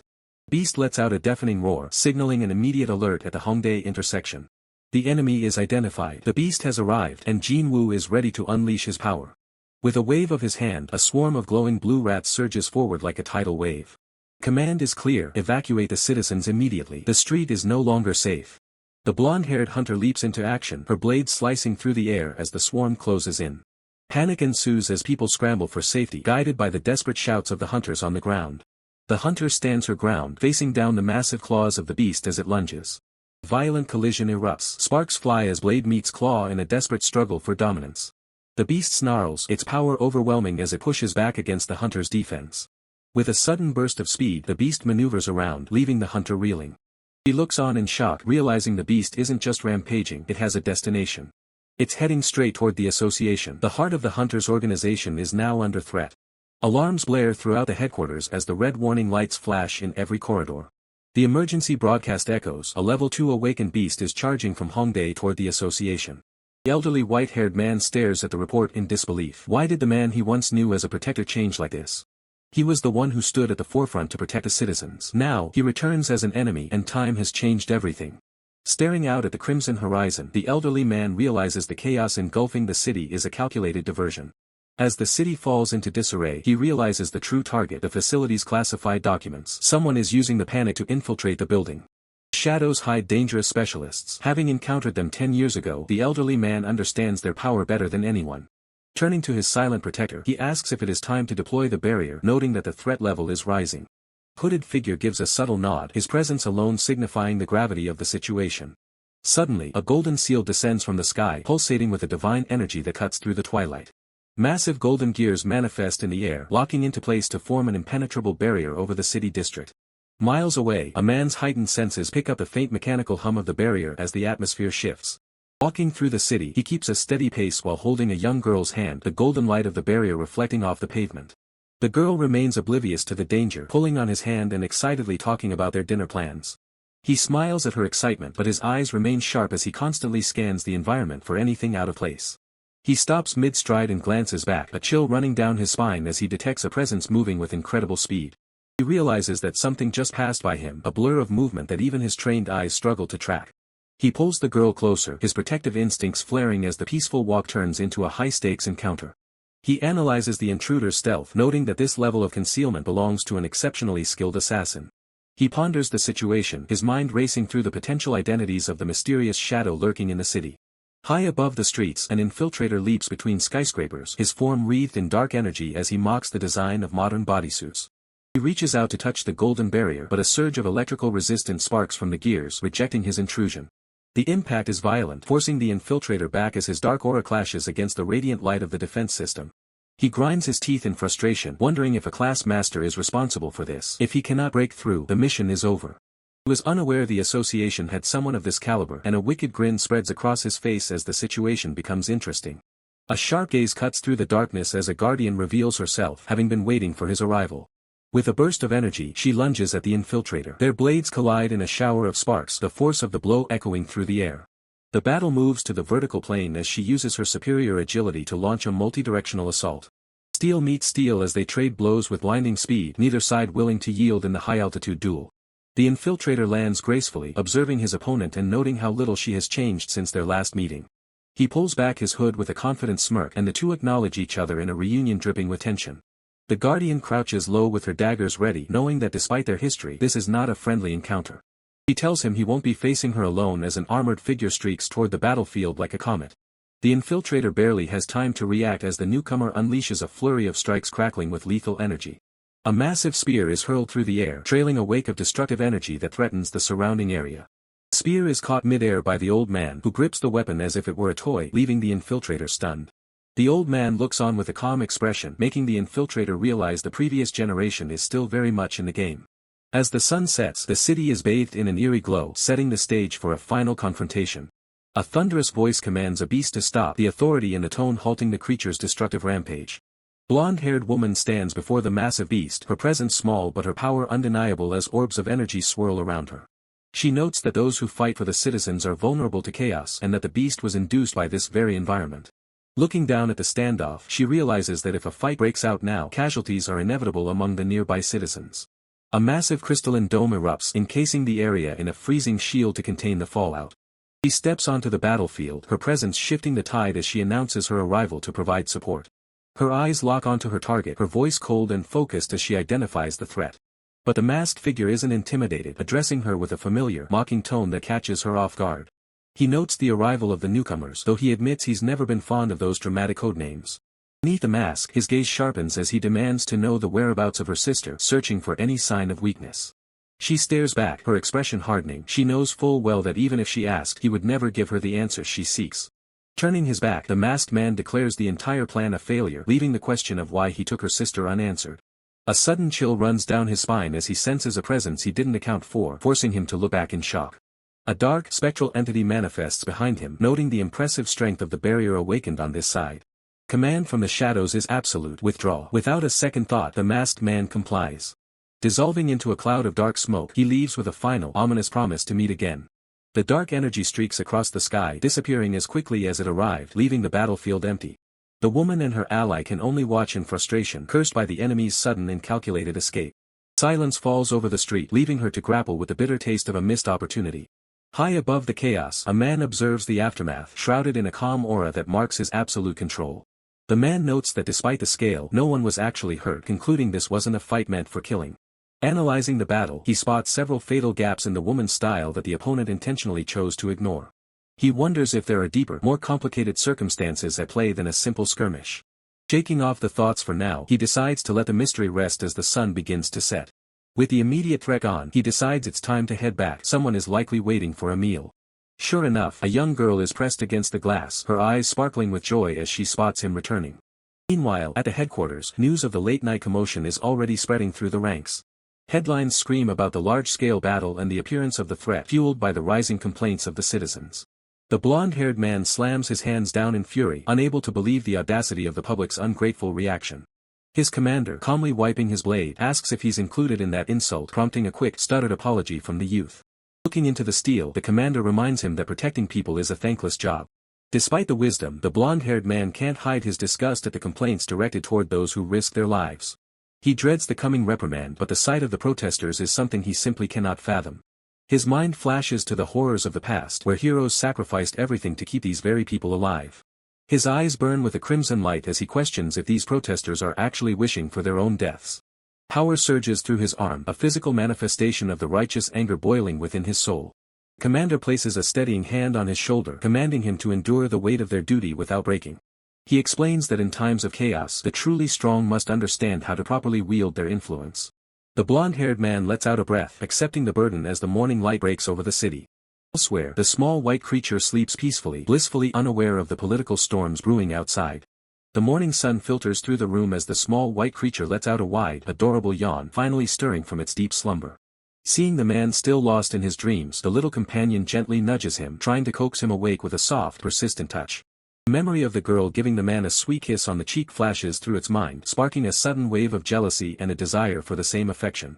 Determined not to be outdone, the small white creature leans in and plants a loving nuzzle right on the man's forehead, radiating pure happiness. As the man continues to snore peacefully, the creature settles back down, satisfied with its successful morning greeting. Suddenly, the quiet atmosphere is shattered as a brilliant blue light erupts in the center of the room, tearing through the fabric of space. From the shimmering portal, the girl steps out with a mischievous grin, accompanied by a graceful water spirit hovering just above her. With a specific goal in mind, the young girl reaches down to grab a pair of small shoes, ready to start her day's adventure. The girl struggles to pull the shoes onto her tiny feet, her brow furrowed in concentration while the water spirit watches over her with quiet patience. Frustration quickly takes over as she pouts, tears welling up in her eyes while she stubbornly declares she won't wear them. Seeing her distress, the water spirit activates its magic, swirling liquid energy around her feet to perfectly fit the shoes in an instant. Her mood shifts instantly into pure joy. She throws her hands up, celebrating that she is finally ready to head out. She pushes open the heavy door to the rooftop, stepping out into the bright morning light with confidence. Spotting a familiar orange cat on the street below, she calls out to it, her eyes lighting up with excitement. With a triumphant shout, the girl hops onto the cat's back, commanding the feline to take her on a grand journey. The unlikely duo treks deep into the lush forest, the rustle of leaves the only sound accompanying their quiet exploration. Coming across a mysterious green mound marked by a wooden cross, the girl stops, her curiosity piqued by the strange sight. She leans in closer, noticing a faint glimmer beneath the surface, whispering to herself about the sparkly treasure hidden within.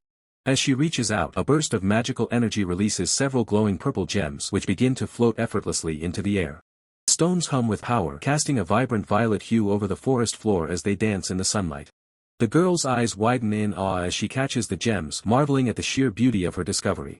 She recalls the man's wise words about repaying those who help you, realizing this is the perfect chance to thank her feline friend. With a generous smile, she holds out one of the high-grade magic stones, offering it to the cat as a special treat. The moment the cat accepts the gift, a blinding golden aura erupts and the feline begins to grow at an alarming rate, fueled by the gem's intense mana. Panic sets in as the girl realizes the cat has become a giant beast. She clutches her head in shock, wondering how to handle the situation. The massive cat simply licks its chops, looking more satisfied than ever after consuming the potent magical snack. Deciding to embrace the chaos, the girl encourages her giant companion to eat even more, her initial fear replaced by excitement. With her now massive mount, the girl sets her sights on the city skyline, ready to make a grand entrance. The giant cat stalks through the city streets, drawing shocked stares from every passerby as the girl sits proudly atop its back. Her attention is suddenly caught by a massive sign advertising a jumbo ramen challenge, and a new mission is born. Inside the shop, a muscular challenger is in the final seconds of the race, chugging down the broth as the crowd counts down with bated breath.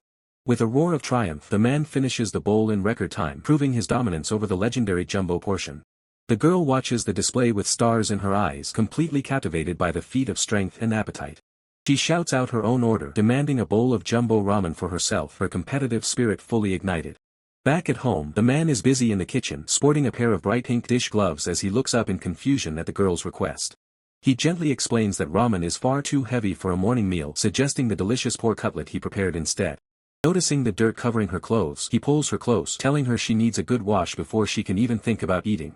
Kasima looks up in awe, her eyes wide as she takes in the scale of Jinwoo's kitchen, the sheer size of everything making her feel even smaller than usual. With a bright smile and a playful wave, Kasima chirps an enthusiastic okay as Jinwoo reminds her that being healthy is what matters most, ushering her to go wash up. Now alone in the kitchen, Jinwoo stretches his arms, the weight of the day's events fading as he prepares to shift gears. It's time to get to work on the meal. He considers the options. While Japanese or snack bar styles are common, his heart is set on a nostalgic Western-style pork cutlet, thinly pounded, perfectly fried, and served with hearty sides like soup and bread. Today's star ingredient is a thick loin of kingpin meat. It's high quality, rare to find at the market, and despite the steep price, Jinwoo knows it's worth every penny. However, a shadow of concern crosses his mind. Seeing kingpin meat this frequently isn't normal. It's a sign of something deeper shifting in the world. He stares at the meat, wondering if this is a symptom of a growing connection with the demon realm. The balance is tilting, and the evidence is right here on his cutting board. The chime of the shop's bell breaks his train of thought. Jinwoo turns toward the entrance with a practiced, welcoming smile. A familiar face walks in, a hunter associate greeting Jinwoo warmly and asking if they're open for business. Jinwoo confirms with a nod. Noting it's been a while since their last meeting, Jinwoo mentions that the guardians have been noticeably absent from the area recently. The hunter explains the tension in the air. A massive double barrier was erected at the association yesterday, the work of a class master, signaling a high-level threat. Jinwoo realizes the foreigner attack incident is far from over. Still, he keeps his composure, telling his guest to wait just a moment while he prepares the food. The kitchen erupts into a rhythmic sizzle as the thick loin hits the hot oil. The golden brown crust begins to form, releasing an irresistible aroma. The meat frying, Jinwoo turns his attention to the sauce. He's using a specialized Worcestershire-based blend he purchased from a famous handmade shop. He considers using his detective skill to deconstruct a secret recipe and copy the ratios perfectly, but he dismisses the thought. Proper business ethics still matter to him. Jinwoo pours the rich, dark sauce into a serving boat. Personally, he's a fan of dipping rather than pouring, so he prepares to serve it on the side with salt and wasabi soy sauce. Another customer arrives, a massive, muscular man in a tank top. He scans the room, asking if there's a specific menu he should be looking at. Jinwoo explains that the menu changes daily based on the ingredients he finds. Today, the choice is simple: pork cutlet. The muscular man doesn't hesitate, ordering a plate for himself as the first hunter looks on with interest. The dish is finally ready. The kingpin loin pork cutlet is served, glistening under the lights and looking more like a gourmet masterpiece than a simple meal. The muscular man's jaw nearly drops. He's never seen a cut of meat this thick before. It's a testament to the quality of the kingpin loin. He dips a perfectly fried slice into the rich sauce, the steam rising from the tender meat as he prepares for the first bite. He takes a massive bite, his eyes closing in pure bliss as the flavors explode on his palate. Exclaiming in delight, he praises the incredible thickness and flavor. He immediately asks how much a plate like this costs.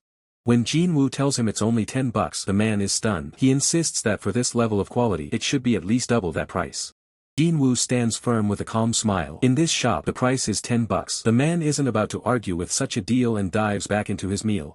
The man devours the food with a ferocity that matches his size, clearly impressed by Jin-woo's culinary skills. Before he's even finished the first, he's already calling out for a second plate. Jin-woo watches, slightly taken aback by the man's appetite.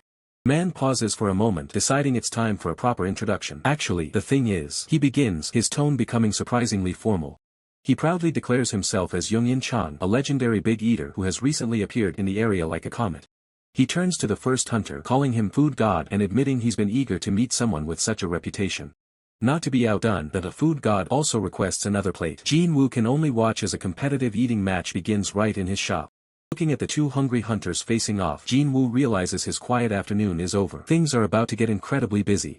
Outside, the city remains calm, but inside the shop the atmosphere is electric as the two men continue their feast. Young-in Chang continues to shovel the pork cutlet into his mouth, his speed and capacity living up to his self-proclaimed title. The food god keeps pace, neither hunter willing to back down from the delicious challenge Jin-woo has provided. Jin-woo stands behind the counter, plates in hand and sweat on his brow. They're already on their 12th portion and there's no sign of them stopping. Finally, a fork is set down with a satisfied clack. An empty plate sits on the table as a long, content sigh fills the room. The battle, for now, is over. The heavy silence of defeat settles in as the challenger hangs his head. The red-haired man, the undisputed god of food, lets out a boisterous laugh, triumphantly holding up his empty plate as if it were a culinary trophy. Honor among eaters is serious business. The man insists on paying for the meal at the market price, leaving Jin-woo to wonder if such a strange regulation actually exists in this world. With a wave of his hand and a promise of future battles, the red-haired man makes his exit. The competitive fire in his eyes hasn't dimmed. If anything, this victory has only whetted his appetite for the next challenge. The atmosphere in the cafe shifts as the crowd disperses. The challenger notes with genuine shock that someone actually managed to keep pace with the god of food, while Jin-woo simply offers a quiet, knowing nod. Despite the massive feast that just concluded, Jin-woo's hunger remains unsatisfied. With a calm expression, he asks for one more fried cutlet, proving his own stomach might be a bottomless pit. The challenger is left reeling, realizing his limit was reached long ago. He watches Jin-woo with a mix of awe and exhaustion, the gap in their capabilities becoming painfully clear. A spark of determination returns to the challenger's eyes as he asks if a rematch is on the table. Jin-woo, ever the stoic hunter, welcomes the challenge, provided someone is brave enough to step up again. As the sun sets over the city skyline, a silent vow echoes through the streets. The hunger for victory is a powerful motivator, and the next encounter promises to be even more intense. Fast forward 1 week and the results are identical. The challenger stands defeated once again, his spirit crushed by the sheer overwhelming power of a true master's appetite. The red-haired man is back at it, boasting about another successful meal. Behind the counter, Jin-woo watches the familiar scene unfold as the cafe becomes a hub for these legendary displays of consumption. The casual atmosphere breaks as the red-haired man reveals his plans. Tomorrow, he's heading to the uninhabited zone outside Siademan for a massive city expansion project, a place where danger lurks at every corner. It's a high-stakes gamble. He explains that the pay is high enough to let him quit construction work for good. He's putting everything on the line for a chance at a new life. The dream is simple but heartfelt. With the savings from this final job, he wants to open his own ramen shop. It's a humble goal for the man known as the god of food. His passion for ramen is infectious. Seeing the man's dedication, Jin-woo decides to offer a special service, preparing a bowl of ramen for the hungry worker as a gesture of support. With Kasima nearby, Jin-woo realizes that if the god of food needs energy to fuel his unique abilities, he'll have to cook a massive portion. The kitchen is about to get busy. The result is a culinary masterpiece. 2 steaming bowls of ramen, loaded with toppings and glistening under the lights, are placed on the counter. The aroma alone is enough to stop anyone in their tracks. Red-haired man doesn't hesitate. He dives in, the steam rising as he takes the first bite of what might be the best ramen he's ever encountered. The sound of slurping fills the room. It's a primal, focused act of consumption, every noodle infused with the effort Jin-woo put into the preparation. His eyes widen in shock. Even though it's technically instant ramen, the flavor is on a completely different level, a testament to Jin-woo's hidden talents as a chef. As he savors the taste, the red-haired man opens up about his past. This flavor isn't just good, it's nostalgic, bringing back memories of a life defined by struggle. He grew up as an orphan in Yongsan, a boy with nothing but a backpack in a world that felt far too large. He left the orphanage at 15, thrust into the harsh reality of construction work. With no money and no certainty of when his next meal would come, he developed a habit of stuffing himself whenever he had the chance. Even if his stomach felt like it was bursting, he kept eating. A full stomach was his only armor against the world. It helped him endure the freezing cold, the blistering heat, and the relentless hardships of a life lived on the edge. Because it was the cheapest option, every single meal was ramen. Eventually, he grew to hate it. Just the sight of noodles made him want to puke, a physical reaction to the monotony of poverty. Strangely, after years of constant consumption, that hatred turned into a deep-seated love. It became a part of his identity, a comfort born from necessity. He laughs at the irony. The very thing he once despised is now the foundation of his dream. Jin-woo listens, seeing the man behind the legendary appetite. His vision for the shop is clear, a place on this very market street where he serves portions so massive they make your stomach feel like it's going to burst. A haven for those who know hunger. As he prepares to head out, Kasima runs up to him. She's grown fond of the Mr. who eats a lot, and she isn't about to let him leave empty-handed. With wide, innocent eyes, Kasima holds out 2 boiled eggs. It's a simple gift, but in this world, such gestures of kindness are worth more than gold. The man tries to thank her for the extra snacks, but Kasima quickly corrects him with a stern no. She has a specific plan for these eggs. 1 egg is for him, and the other is specifically for the god of food, Mr. She recognizes the importance of keeping a hero well-fed for the journey ahead. Child's kindness touches both men. The red-haired man laughs heartily, his spirit bolstered by the support of his friends at the cafe. With a final declaration, he promises they will compete again. He's going into the danger zone with a full stomach and a clear goal. Challenger nods in agreement. The rivalry is set, and the promise of a future match hangs in the air like a beacon of hope. As they leave, Jin-woo is left with his thoughts. The bell of the cafe rings softly, marking the departure of a friend into a zone where even hunters tread carefully. A sense of worry gnaws at Jin-woo. He knows the uninhabited zones are crawling with monsters, and despite the presence of awakeners, the 2-month construction period feels like an eternity of risk. The association is pushing these city expansion projects hard. They secure the ruins of the past, building walls and structures to reclaim territory from the monsters. This is how humanity survives, expanding inch by inch and reclaiming civilization. But as the sun dips below the horizon, one can't help but wonder what price will be paid for this new territory. High above the horizon, a mysterious blue crystal pulses with an ethereal light, casting an ominous glow over the darkening sky. On the ground, the rhythmic sound of a sickle slicing through golden wheat fills the air, a final harvest before the shadows grow too long.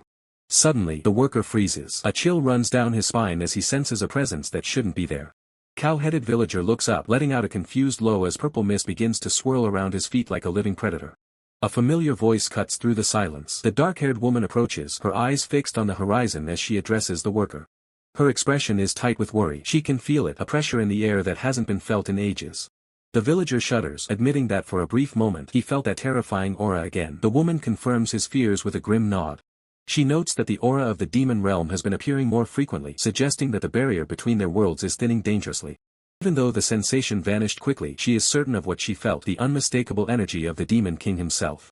If the Demon King truly returns, she knows the consequences. She won't be able to refuse his absolute command, no matter how hard she fights it. The crystal above hums with power, a silent herald of the war that might be forced upon them once again. Miles away, a young man sits in silence, the weight of the world visible in the slump of his shoulders. The shopkeeper observes the man from behind the counter. He notes how the stranger visits every evening, seemingly lost since his companion left. Looking out into the night, the shopkeeper reflects on the current state of the world. Despite recent attacks, a fragile peace has settled over the city. He mentions the anti-awakener protests that flare up occasionally, but to him, they are nothing more than a minor distraction in the grand scheme of things. The shopkeeper wonders if the man at the table will be okay, but quickly dismisses the thought, trusting that the hunter will find his own way. As the cool night breeze drifts in, the radio begins to play a soft melody, prompting the shopkeeper to reflect on the day's events. The quiet of the night brings memories of those who aren't here. He hopes that everyone has someone they are thinking of on a night like this. As the first song begins to play, a melancholy tune about meeting again, the shopkeeper's gaze turns inward, drifting back to his own past. He admits that while calling them people might be odd, his mind is flooded with images of those he has lost and the battles he has fought. Visions of old comrades and spiritual creatures from the east flash before his eyes, remnants of a life spent in conflict. He remembers the heat of past battlefields, the unbreakable bonds of camaraderie, and the stubborn dragons that refuse to listen to reason. Most of all, he remembers the one person he truly admired amidst the chaos of the old world.